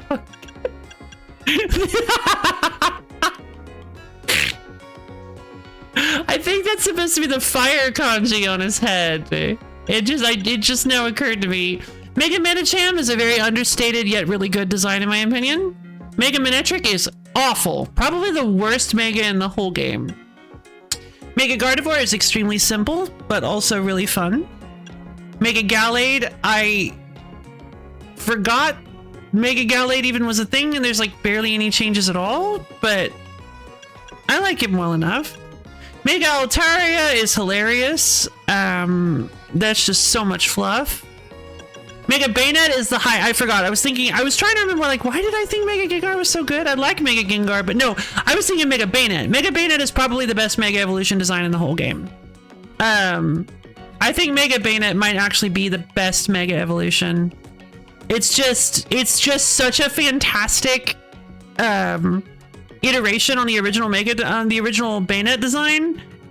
Having more zippers, having like a big zipper across the whole face and the top of the head, and having the claws come out of hand zippers, it's just so good. It's just so good. It's like they got into the hot dog stand, it was a catastrophe, ketchup and mustard. Yeah, I realized what you meant. Me disappearing into Mega Altaria like the Homer bat. Yeah, you could. Like, look at how much fluff is there. Mega Camerupt is fun. I think this is a pretty good one. I like that he becomes more volcano-ish. I like that the legs become a lot harder to see, so you kind of see, it just looks like a head strapped to a volcano. Very cute. Mega Excadrill is weird. I think the drill may be a little too long. I like that it can like piece together and become one big drill that spins. Mega Garchomp, I think, is like visually, aesthetically, is really good. I like the teeth going down the chest to sort of like evoke a big maw that's opening up. Very sweetie. I love it. Mega Mawile is so cool. So cool. Just absolutely iconic. Love Mega Mawile. Camel with a dolly fringe. Yeah, exactly. Mega Absol is so good.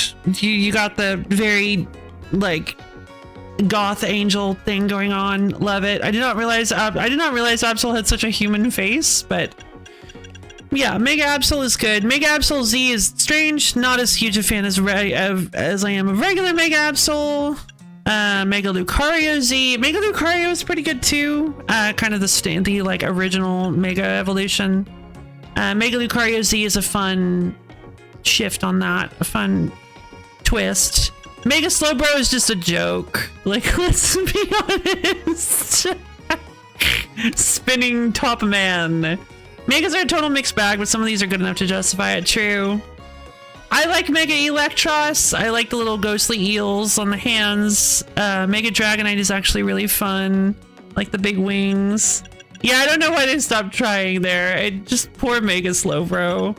Mega Venusaur feels like one of the most... I honestly couldn't tell the difference at first.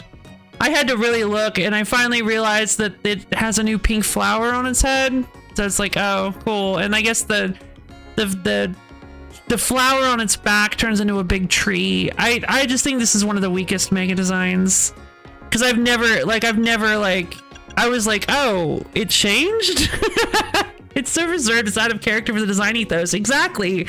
The old yeah. Some of the old Megas are really reserved. Like I said, like Medicham is fairly reserved. I'd say Mega Beedrill is fairly reserved, even though it's an amazing design. I think compared to some of the other ones, it's fairly reserved. Mega Pidgeot, I mean, what do you do? What do you do with this? That's just it. Pidgeot is the reserve, might as well be called the reserved Pokemon. Like, that's just how it works. Mega Charizard X, Mega Charizard Y. I think Mega Charizard is pretty cool. Mega Charizard X is better than Y because Y just has the Venusaur problem, where he looks like way too similar to regular Charizard. X is really good.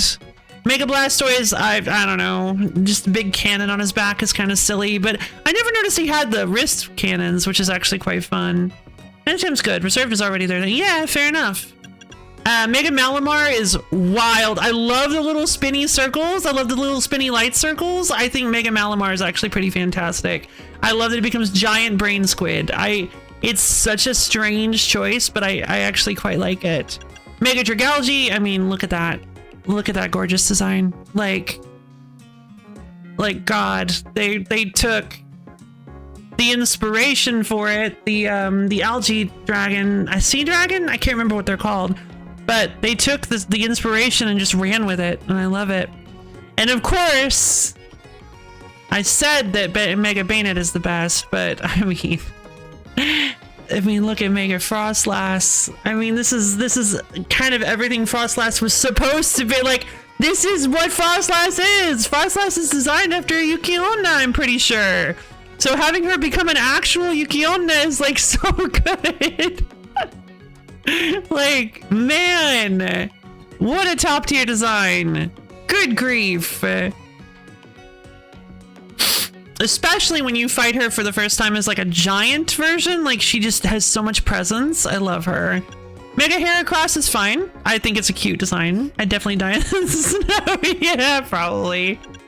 Mega Heracross is cute. I like Mega Heracross. I think he's got this big... I like the switch to the big beefy man. I think he captures the Hercules beetle, I think is what it is. That, oh, I guess Heracles. I hadn't thought of that. But yeah, it captures the Hercules beetle pretty well, I feel. Mega Hawlucha is just a palette swap. Like, it's basically just a palette swap. I think it's supposed to be referencing the most famous luchador of all time. I think he wore a black and gold mask. Might have been he might have wore a silver mask. I can never remember. But he was extremely famous. I think he was never demasked. I think he was literally never demasked. I think he retired and has literally, I think he never showed his face. He was extremely into luchador. Lucha Libre? No. Yeah, Lucha Libre. Mega Blaster is just somebody's dad who got a military grade weapon from a really sketchy guy at a gun show and just hides it in the closet to look at sometimes. Yeah, Mega Blastoise is I mean, it's definitely supposed to be, it's definitely, Hawlucha is already literally from the name indicative of, oh, it's the chin. Yeah, no, I get that. Hawlucha's already supposed to evoke Lucha Libre, but, I mean, come on. The hood up thing is such a good joke. Like, Mega Scrafty is so cool. Like, he looks like the kind of guy that your parents would worry about you hanging out with, but he's actually like really sweet and like the best friend you've ever had in your whole life. Like he's got lots of good life lessons to give you. Ugh, I love Mega Scrafty. Mega Chandelure is a fantastic iteration on the design. Just more flames. More flames, more chandelier. It's more chandelier. Even more fancierest chandelier than it already was. And I love it. I love it. More fancy. Exactly. It's just a more fancy chandelier. That's like the best place you could take it. Mega Aerodactyl has never been one of my favorites. We already talked about why. Like you mentioned the same thing. He looks like an old man. He looks kind of weird. I don't know. It looks like the spike on his chin makes him look like he has a weird like goatee or something. Another dad design. Exactly. Very dad coded. Mega Steelix, I don't even remember seeing, but I guess we fought it in the final showdown. Mega Steelix has the crystals on the side. It probably a reference to Crystal Onyx. That's fun. I like the rotating particles, actually. I just didn't even think about those. That's kind of fun. I guess maybe it's supposed to be like a big magnet? I don't know. It's kind of neat. It's super understated. Again, not a whole lot of like... Why does it seem like more reflective on stream? That's so weird. Mega Aggron is the wall. I mean, the wall. I mean, you can't not love him. Just one too many elements, I feel. Yeah, maybe. Yeah, I think I get that. Mega Aggron is just big, beefy boy. You took Aggron, you made him beefier. Mega Tyranitar is a Super Sentai henchman of the week. He's... You can have the chin or the crystals on the seat. Oh, yeah. That's fair. Yeah, I get that. I think you're right. He does feel a little bit over-designed, doesn't he? Yeah. Fair enough. I think Mega Tyranitar is just not doing it for me. They're two different ideas. Yeah, fair enough. Not sure where I got this stone or what stone this even is. It might be from the online or something. But yeah, Mega Tyranitar is very silly. Like from the face on the torso to the like swooped back like wings. It's like this guy is like a like a kaiju. Oh, you know what? Thinking of it that way, he feels like a classic kaiju. And I think Tyranitar was always supposed to be a kaiju. Yeah. He feels like a really silly, over-the-top, like, old-school kaiju. Yeah, alright. Alright. I like it now. I like the design then. Wow. Yeah. And of course, I mean, come on. This is what it was always meant to be. Like, this was always what Mega Phalanx was going to be. Like, I never knew it, but once I saw it, I realized this was always what Mega Phalanx was meant to be. Like, look at the little guy in the middle holding up the big one, like, yeah! Oh my god, this is what Mega Phalanx was always meant to be, and it is just such an amazing design. Like, this feels like a fan made this. Like, this does not feel like a design that Game Freak would come up with. This feels like something somebody would post as a joke online, because they literally did with Mega Pyukumuku, and then they actually made this real. Steelix either needs crystals on the face or more hard steel outcroppings on the body. They try for the best of both worlds and mix design and usually jelly on a ham sandwich. I don't know. Have you ever had jelly on a ham sandwich? I haven't, but it sounds kind of good, actually. Good. Thank the sacred bowl of oatmeal is appeased. Thank you. But yeah, I do agree with you. I think the chin doesn't really vibe with the crystals and vice versa. I hadn't thought of it that way, but yeah, I think it is a little weird. They do feel like disparate elements. But yeah, the fact that, see, the thing is maybe nobody else had this like reaction to Mega Phalanx, but one of my favorite Pokemon jokes I ever found was a fan-made Mega Pyukumuku, where I think I actually have it on here, but somebody did the exact same thing but with Pyukumuku, where they're connected, they're like stuck to each other, with the little like little guts, and they use the guts as like limbs. It's really funny, and I love it so much. It's gonna be so far down. There's no way I'm gonna find it. Miracle. Don't make me follow through my ad hoc improv allegories.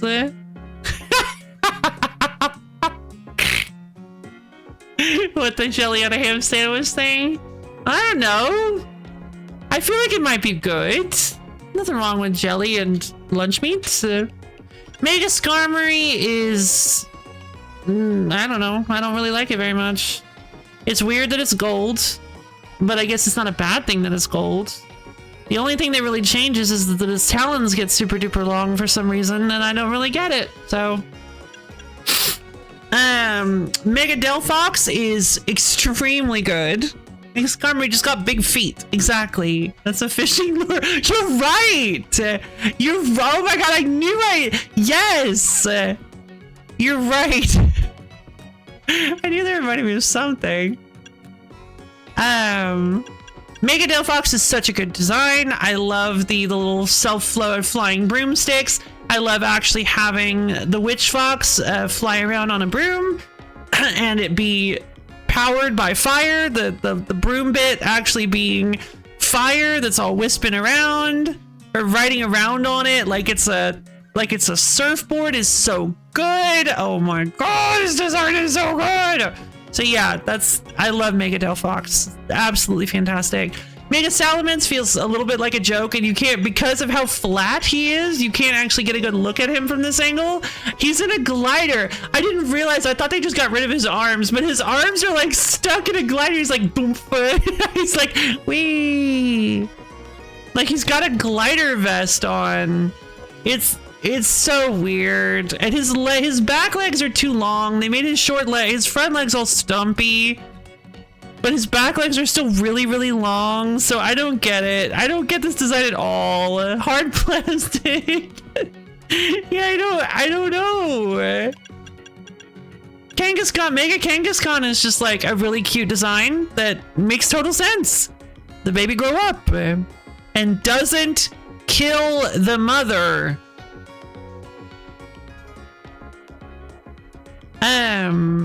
Do not throw him. Yeah, he will hurt you.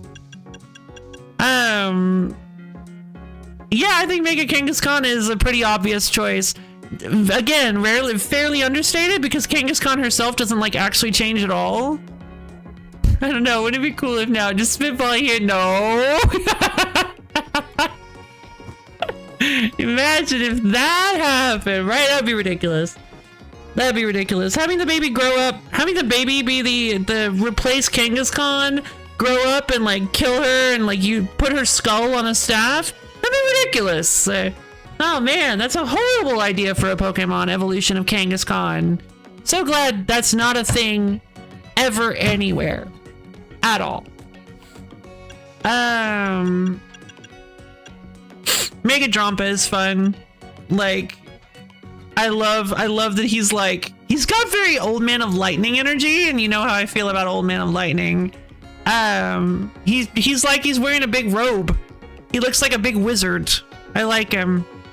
I like him a lot. He went from being kind grandpa to being like dark wizard. Especially if you were to see it on Mother's Day. Yeah, that'd be terrible if it were to be discovered on Mother's Day. Mega Drampa is a new design, and I can kind of feel it. That should be stupid. I sure want someone to feel bad about that. Like, out of the chat box.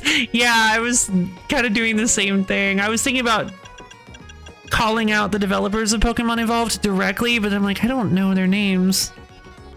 Mega Metagross is cute. I've always kind of liked Mega Metagross. I like that he float. I like that he has 8 legs now. I actually somehow, I don't think I ever noticed that he has the little back ones that look like boosters.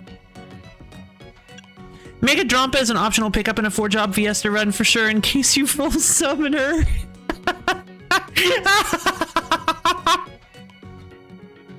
I like that. Oh yeah, he looks like, yeah. Looks like Ramu. Mega Diancie, of course, I have, this is clearly Mega Zygarde. Mega Zygarde is really good. Like big, I always thought it was like some giant golem robot thing with weird little like flappies, but when I actually saw him in motion, I realized he's supposed to be a giant superhero. Like he's supposed to be, it's supposed to be like cape stuff. It's supposed to be like ribbons that flow as he flies and moves around. I'm like, oh, that's so good. Or so sorry, that's not Mega Zygarde, that's 100%. Mega Zygarde is the one with the big missile, or not missile, cannon, with the big cannon. Mega Zygarde is pretty good. I like that it gives him a big cannon and he goes BAM! Yes, it's good. Mega Diancie, I mean, look at that. Like, that's just gorgeous. I love that it lets the crystals shine through. I think Mega Diancie is so good because of how understated regular Diancie is. So you have like the idea that the crystals are bursting out of the like residual rock that is encasing Diancie. I think this is a really interesting case in where this is a good design regardless, but it's enhanced by specifically by the way they chose to design the normal version of the Pokemon.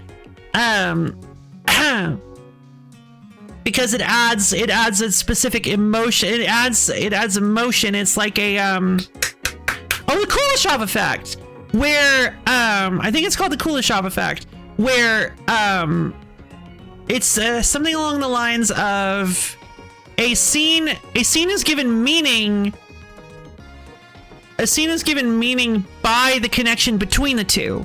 Like you have a shot of a plate of food. You cut to a neutral look on a man's face, and then you cut back to the food, and you're like, oh, they're hungry. They're getting ready to eat, or they're hungry. And it creates a meaning there by cutting between the shots. If you just have a plate of food, or you just have a neutral shot of the man's face, there's no inherent meaning there. But by cutting between the two, you create this story of, oh, this man is connected to the food, and there's some sort of feeling there, like he's hungry or he's about to eat. So yeah, I believe that's the Kuleshov effect. And it kind of feels like a Kuleshov effect type thing with Diancie and Mega Diancie just being together. I really like that. Diancie, the brownie Disney princess. Yes, indeed. She does. I don't know. I think she looks elegant. I think she looks more elegant than anything. But hello, Strikester87. Hope you enjoy watching me review all of the Mega Evolutions I have collected for some reason. I'm not really sure why I'm doing this, but I'm enjoying it. So, how are you doing today?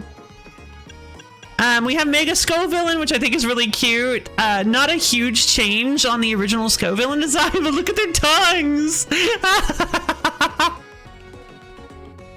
This man is concerned about the rising price of petrol. Yeah, exactly. And a big old spiky pepper. Yes, that is a good point. A big old spiky pepper in the front. Not really sure what's going on with that, but yeah, they've got a big spiky pepper necktie, so... I don't understand the pepper bling. Yeah, not really me either. I don't really, yeah, that's a good point. Spiky pepper necktie is strange, or novelty tie. Yeah, it's a novelty tie for sure. People say that tie is tacky. I just think it's clever. People say that tie is tacky. I just think it's clever. I feel like you're making a pun.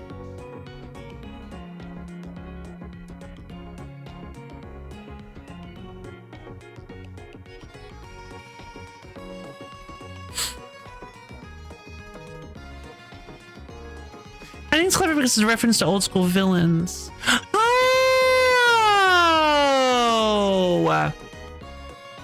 Yeah, okay.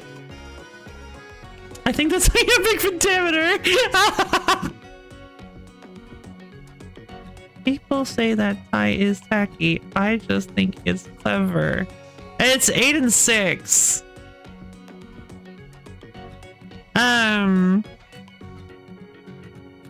But yeah, okay. And and the little bent black portions look like hands in his pockets. Oh, It kind of works. I see the vision, but it just juts out so much. Yeah, it does. It is weird.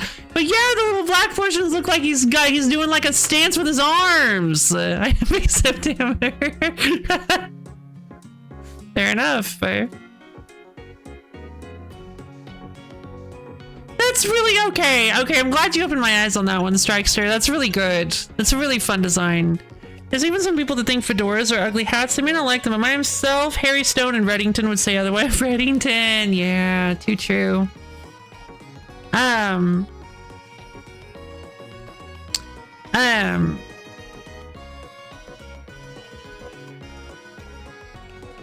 nothing wrong with a fedora. Nothing wrong at all with a fedora. It's just the culture that arose around it. Yeah, it's the fedoras did nothing wrong. They have done absolutely nothing wrong. Fedoras are completely blameless in this. But unfortunately, because there was a culture that kind of arose around the fedora, it kind of, we started blaming the hat itself. The magician judge from Night Court. I've never seen Night Court or heard of Night Court.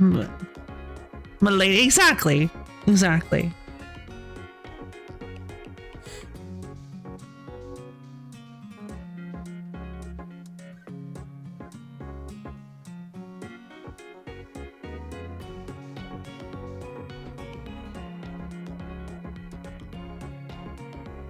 Oh.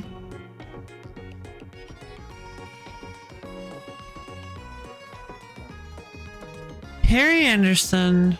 Harry Laverne Anderson. Born October 14, 1952. Died April 16, 2018. Was an American actor, comedian, and magician. He's best known for his role as Judge Harold Harry T. Stone on the NBC sitcom Night Court. He later played Dave Barry on the CBS sitcom Dave's World. Interesting. I just realized Scoville's tongue is supposed to be cartoonish, like somebody who's in pain from it. Yes!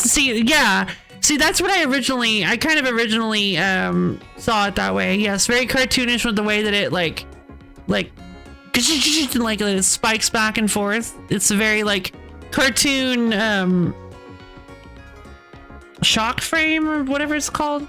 Not a smear frame, but it's the same way with a mustache that came from a certain person, even though the same mustache was really from Charlie Chaplin, which is what Mr. Rhyme is inspired from. Oh yeah, exactly. True.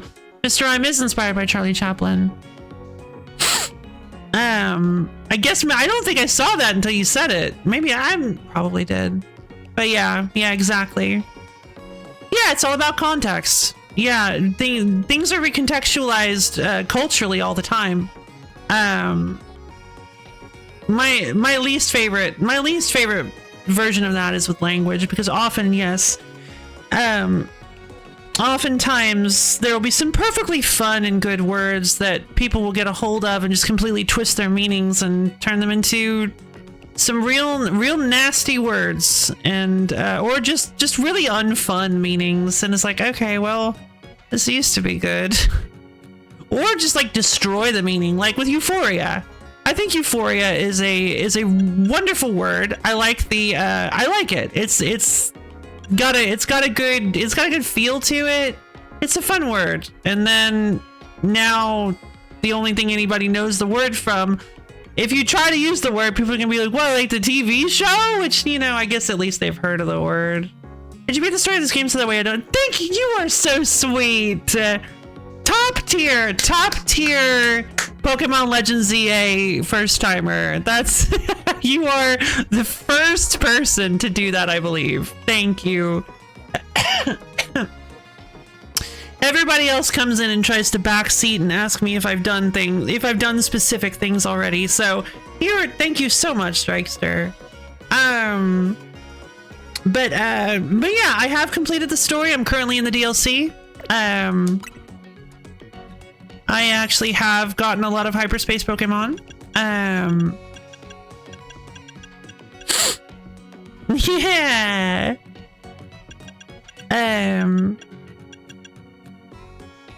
Mega Scovillain. Let's see. So Mega Scovillain, I think, is a pretty good design. Strikester has opened my eyes on that. Okay, so when it comes to the main story, who was your favorite and least favorite character?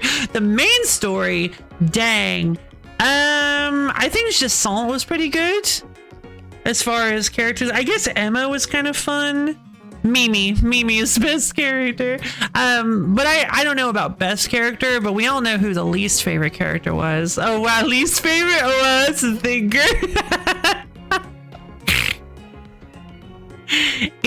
Over the course of the whole game, because I honestly consider the DLC to be just part of the main game, because the game does not feel whole, in my opinion, without the DLC. In my opinion, the DLC has to be included with this game and should have been included with this game. But if you're going to get it, you need to get the DLC, because I would not have been satisfied without it. My least favorite character is Urban, and I have talked at length. If you want to know why Urban is my least favorite character, you can go to my VOD channel and check out all of my old VODs for Pokemon Legends ZA and watch the insanity encroach in real time. As far as best character, my favorite character is clearly Ansha, because of course Ansha is my favorite character. She's perfect. So there's nothing bad about Ansha. She is just the sweetest baby bean. She is my least favorite, which is not because of the way she acts with her personality, but the one good thing about her, she has one banger theme. Fair enough. I think the way she acts is understandable. Like, she's a hyper rich heiress type. Like,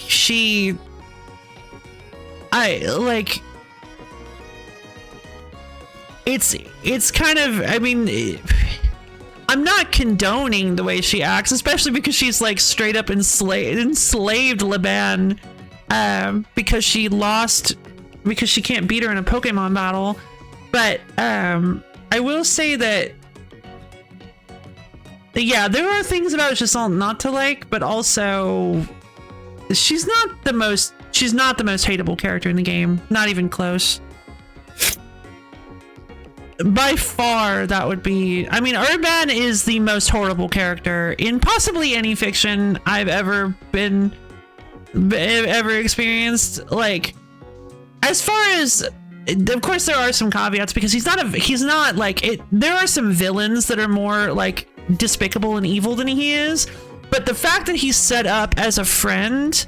The fact that he's set up as a deuteragonist, as a rival, makes him awful. The fact that the story is written in such a way that you are not allowed to do anything. Listen, I already said, no, listen. I'm not going to go over it again. I'm not going to go over it again, because we are past that. We made it. We are free. We are free from Urban's tyranny, because we made it to the DLC. And the best part about the DLC is that everybody just starts clowning on Urban. Like he is left out of everything, and he is just, people start just kind of avoiding him, like I wish we could have done for the rest of the story. I mean, like, I don't like to, I worry that it sounds like I enjoy being mean to people. I don't enjoy being mean to people, but I also don't enjoy being forced to interact with people that I have very negative experiences with. So it's kind of a reap, like I said earlier in the stream, it's a reap what you sow type situation. Urban just did not care, constantly made himself the center of everything, constantly shoved everything off onto us and Lita and Naveen. Did not seem to care at all about us as people, about the trouble that he put us through, and then tries to snatch up the glory at the end like he did anything. The problem is that the story was also a culprit of this. The story did not show us anything that Urban was doing. Like, he's suddenly just A rank without us learning anything about how he acquired A rank.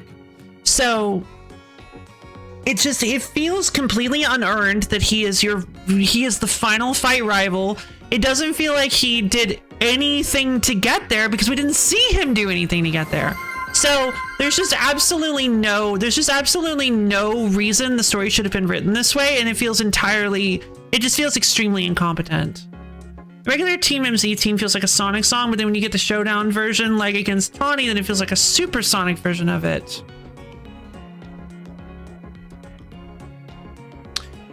I don't know what you mean. Loaf is not a hater. The fact that the situation exists at all speaks for you. True. Thank you. That's a really good point. I'm not a hater. I'm not a hater. I try my best to engage with things positively as much as I can. I really like liking things. I really enjoy liking things. I don't enjoy not liking things. So yes. So when something pushes me this far, I do agree. It's probably earned it. like I try my best. I know Love is talking about the characters more than anything, but I really do not sympathize with people that suffer fools in silence until they blow up over.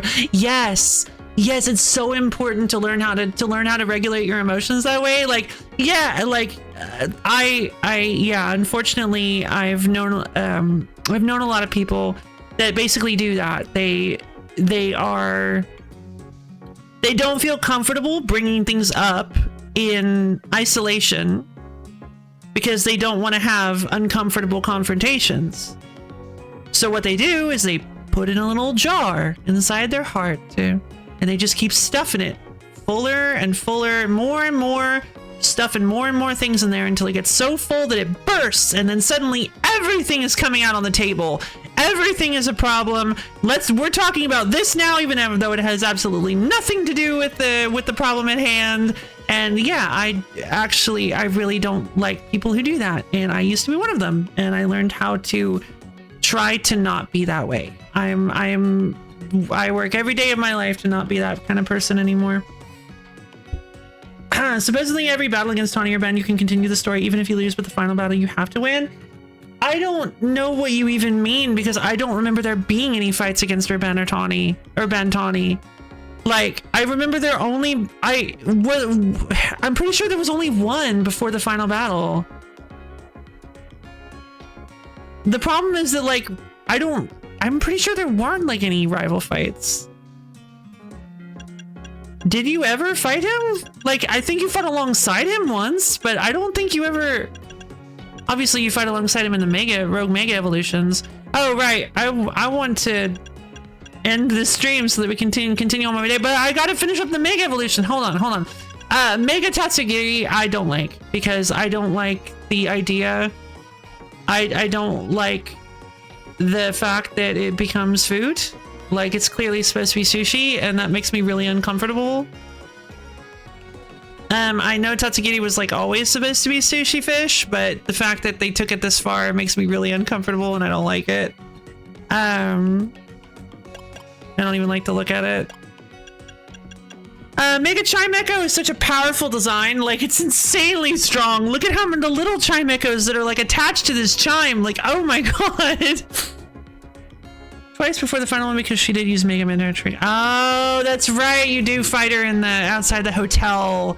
Right, I forgot about that. And I truly deeply am grateful to say, stream hosts who vocalize now, you're neat, cool, you pass the vibe check, stick around, please, which love for someone. Aw, thank you. Yeah, Mega Chime Echo was so good.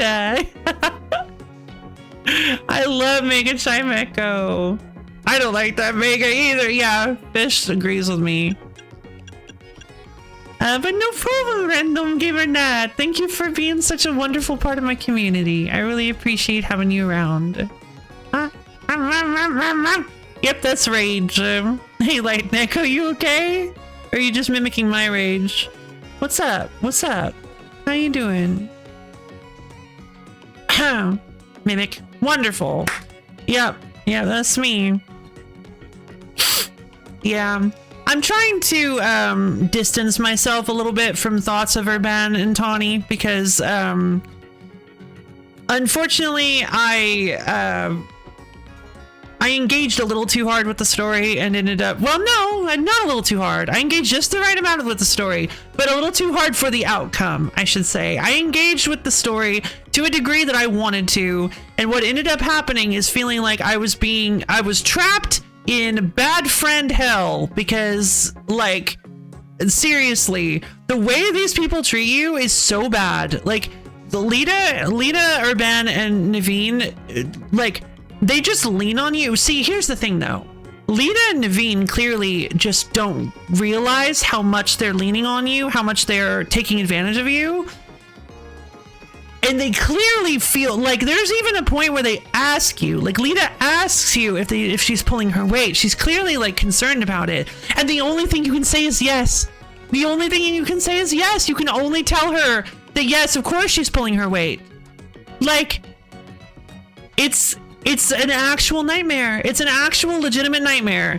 You are actually faced with a chance to legitimately tell your friend, yeah, I actually think that there is a chance for you. There is an opportunity for you to maybe get a little bit better at Pokemon battling, and maybe you could Mega Evolve your Starmie and actually help against the rogue Mega Evolutions, because you not having Mega Evolution, any Mega Evolutions is making this a lot harder.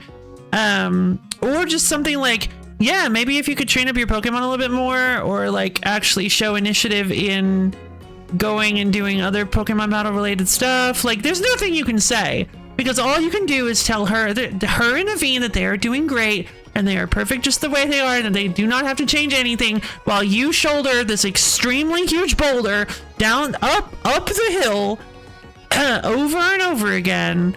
And it's just like, wow, this hits way too close to home. I like Mega Starmie over Mega Victory Bell because Mega Starmie looks like a Power Rangers villain, and in Naveen at least had interesting back. Yeah, I suppose. I don't know how much you finished the DLC, but I'm gonna do one thing that's not story related. I don't know. Not story related.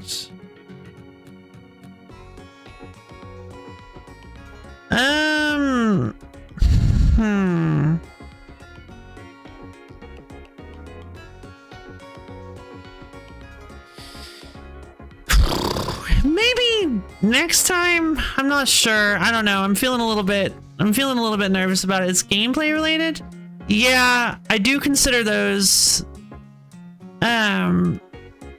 I am at the 3-star portals. I do consider those to be things I don't want to know ahead of time.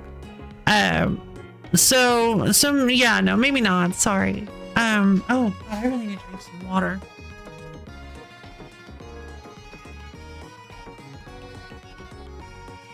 Man, I've been talking for way too long.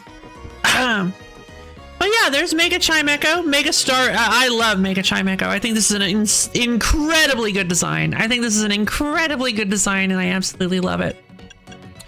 Mega Staraptor is very funny to me. I love the bangs over the eyes, scene haircut type thing. I'll leave it alone. Could I give you a hint about what? That's the thing. It's like, a hint about what? See, that's the problem, is I want to say no, because if I say yes, yeah, no, I'm sorry. Because I'll probably figure it out on my own. If you want to stick around, if you'd like to stick around with my stream for this playthrough of Pokemon Legends EA, and I make it to the end or near the end and I've still missed it, then yeah, I don't mind getting a hint, but not right now, because I do have a lot of stuff to do, a lot of side quests to find and explore, a lot of things still. And now that I know that Smeargle is not in the game, spoilers, sorry, we ended up looking it up. Smeargle is unfortunately not in the game. For anybody who was not here for the reveal, it was pretty crushing, but at the same time, I'm glad I decided to look it up, because if I had let it sit, it would have gotten worse. Like, if I had waited until the very end, I would have been extremely disappointed, and it would have just been probably pushed me away from the game. So we've had a good outlook on it. Yeah, one of my favorites, unfortunately, is not in this. Aw, shame.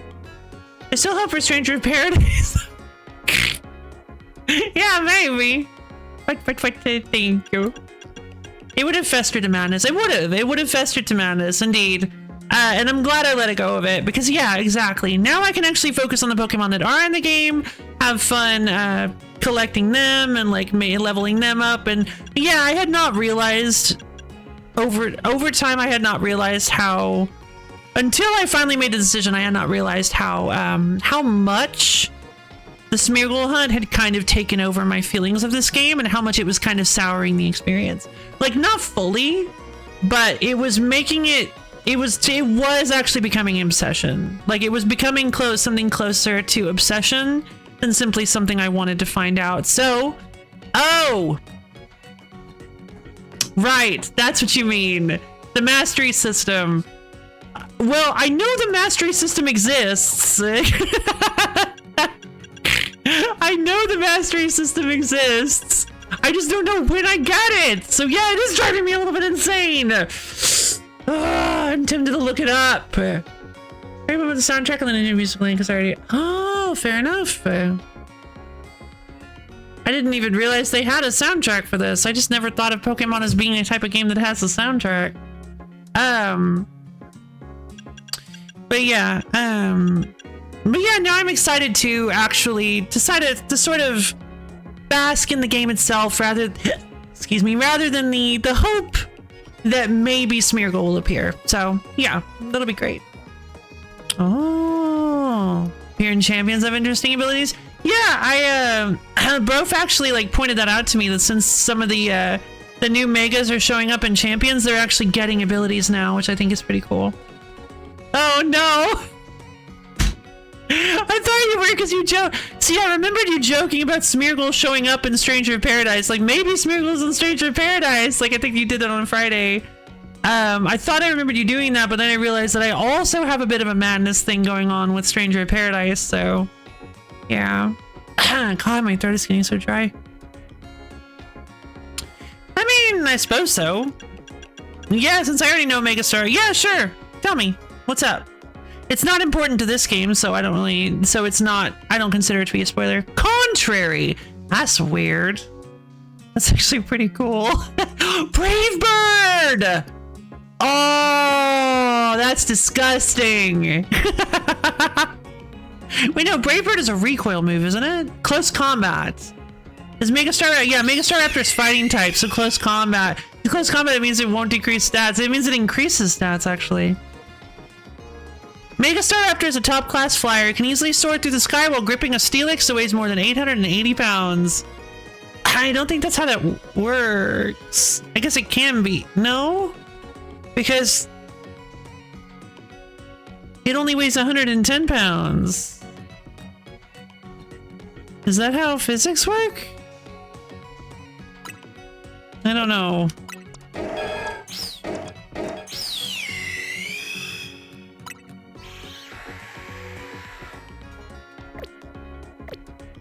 And then finally, we have Mega Crabominable. This guy is so silly. Look at this little man. Look at this silly little man. Ah. He's big. He's brawny. He's standing up on his hind legs. I love him. He's such a goofball. I always thought Crabominable was a really strange Pokemon. Like, I just thought he looks really odd. But, man, Mega Crabominable is such a strange choice to me. But, but yeah, it seems like we do actually, oddly enough, have a fair number of Pokemon, of Mega Pokemon, still available to find, which I think the reason for that is because of the stones that are in the store, and I just haven't seen them evolve. Like Mega Lucario, Garchomp Z, stuff like that. I wonder how many Z evolutions there actually are in this game, because I don't want to know. Don't tell me, please. But I am curious because it's a whole category now, but having only like 2 or 3 seems like a weird choice. The Pokemon artist who loves putting spikes on things finally got a hold of the Yeti Crab. Yeah! Spikes on the fist. They've been trying to keep as many Pokemon as they can out of this person's clutches. Oh, I love Megatron. Megapsol Z, the love child of Shadow the Hedgehog and Sephiroth. That's pretty good. The twisted wingtips are like so creepy to me. They feel too fleshy, right? Like they don't feel like wings anymore. They don't feel like feathers. They feel like fleshy growths. Ugh. I just don't really like Mega Absol Z very much.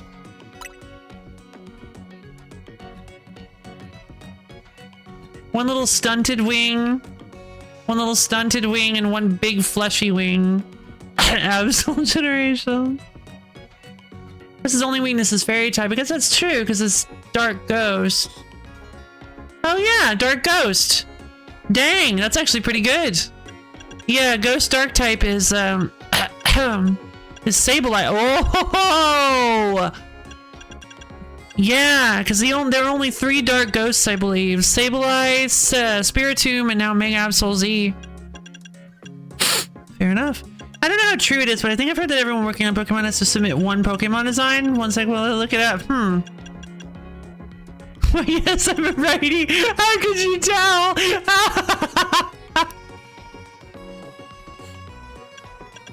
I'm so right-handed that my left... I am the ultimate right-handed person. I'm so right-handed that my left arm has shrunk from disuse. I will never use it for anything. Why would I? I'm right-handed. You fighting ghost types? Oh, fighting ghost types. What are those guys? I don't remember who the fighting ghosts are. No, not sure where I heard it from. Huh? Weird. Chargers got me.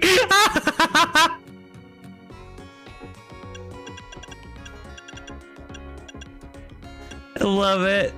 Alright everybody, well that concludes my comprehensive review of every Mega Evolution I've seen so far. Oh my god, did I actually just say I don't know?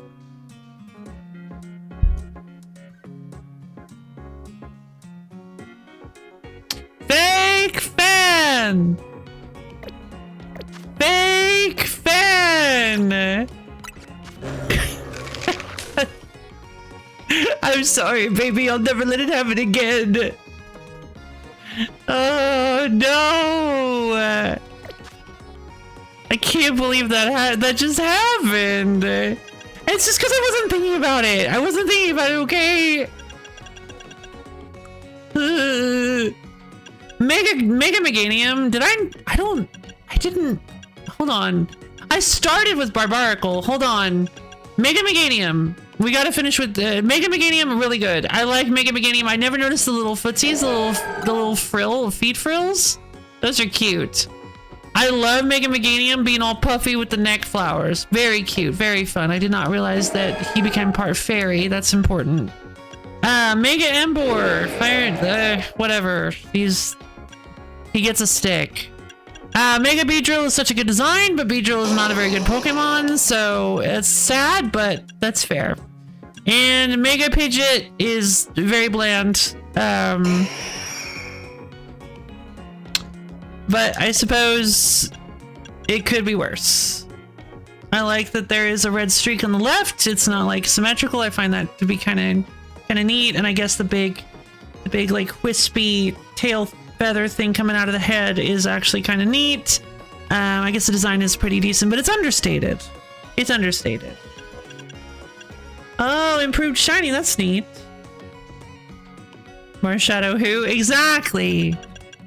Marshadow who? Who needs Marshadow? We got the baby. We got Hyperviolent.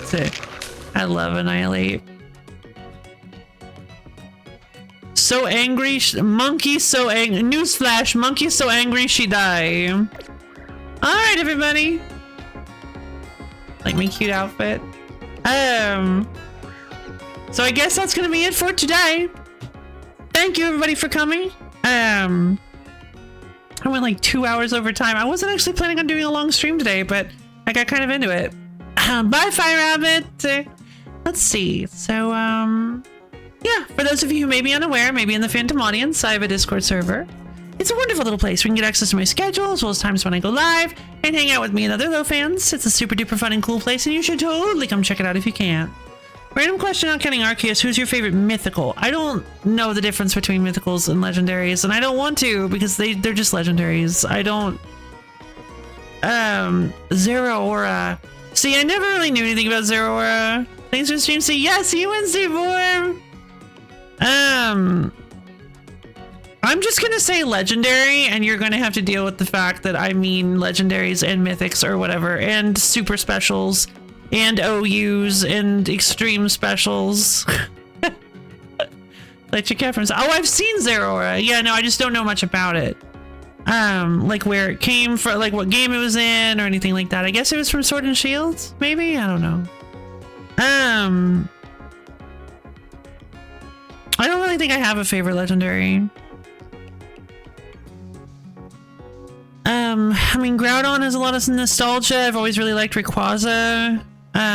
Shaman is super cute. Darkrai is awesome.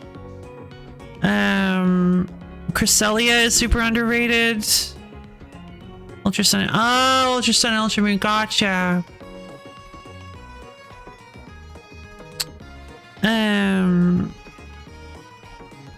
I've always really liked Suicune. Lugia, because I grew up on Pokemon 2000. It was one of my favorite movies growing up. The whole world will turn to ash. I have a shiny Suicune. Ooh, fantastic. But yeah, I don't really have like a huge opinion on like legendary Pokemon. But anyway, mostly because I just don't use them anymore because they just feel too powerful. But yeah. So tomorrow I'm not going to be streaming tomorrow or the next day. We're coming back on Wednesday. I've already got my schedule posted in the Discord because I did a great job this week. Praise me. And so yeah, we're coming back on Wednesday with no, I can do this. With Pokemon Odyssey 2 demo. So we're going back to Pokemon, but this time it's the Pokemon Odyssey 2 demo. Pokemon Odyssey is a wonderful ROM hack that made by the lovely Team Echo. Sorry, Yggdrasil Project. Made by the lovely Yggdrasil Project. That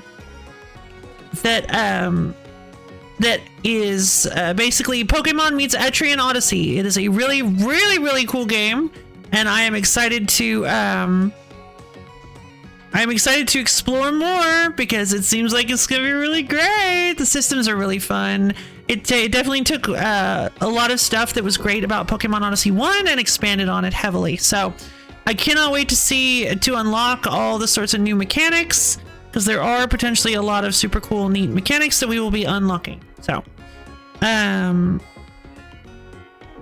I know, not even potentially, I know there are some mechanics we will be unlocking in some way, like the EV-IV swapping and the nature changing, because that's, not EV swapping, like the EV manipulation and nature swapping, because that's was actually listed in the, like, the teaser page for the game, talking about all the cool features it has. So yeah, we'll see. Highly recommend playing Pokemon Odyssey 1 and 2 now, but 2's not fully out, it's still the demo. But yeah, the demo is apparently pretty meaty. And yeah, thank you again, everybody, for coming. I hope you guys had fun today, because I know I did. We went to the ancient Mew. Ah, yeah, I traded my ancient Mew for like a Pikachu or something. Somebody tricked me into trading it because I was a very, very gullible child.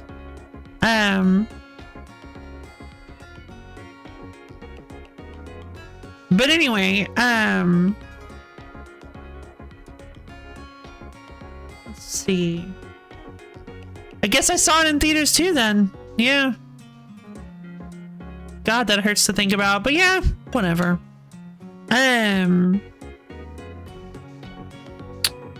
Let's see.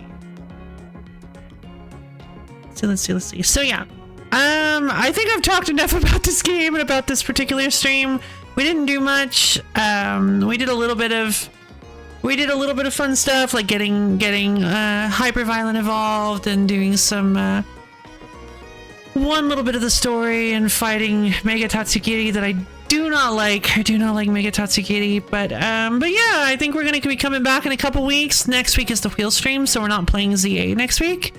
But in a couple weeks we'll come back, and I think we'll just enjoy hanging around in the game.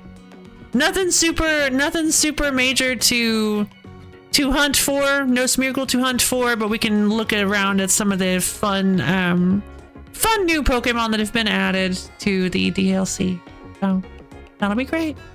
And yeah, I love each and every one of you, and I hope you all have a wonderful, supertastic, amazing rest of next 2 days. And I'll see all of you guys on Wednesday.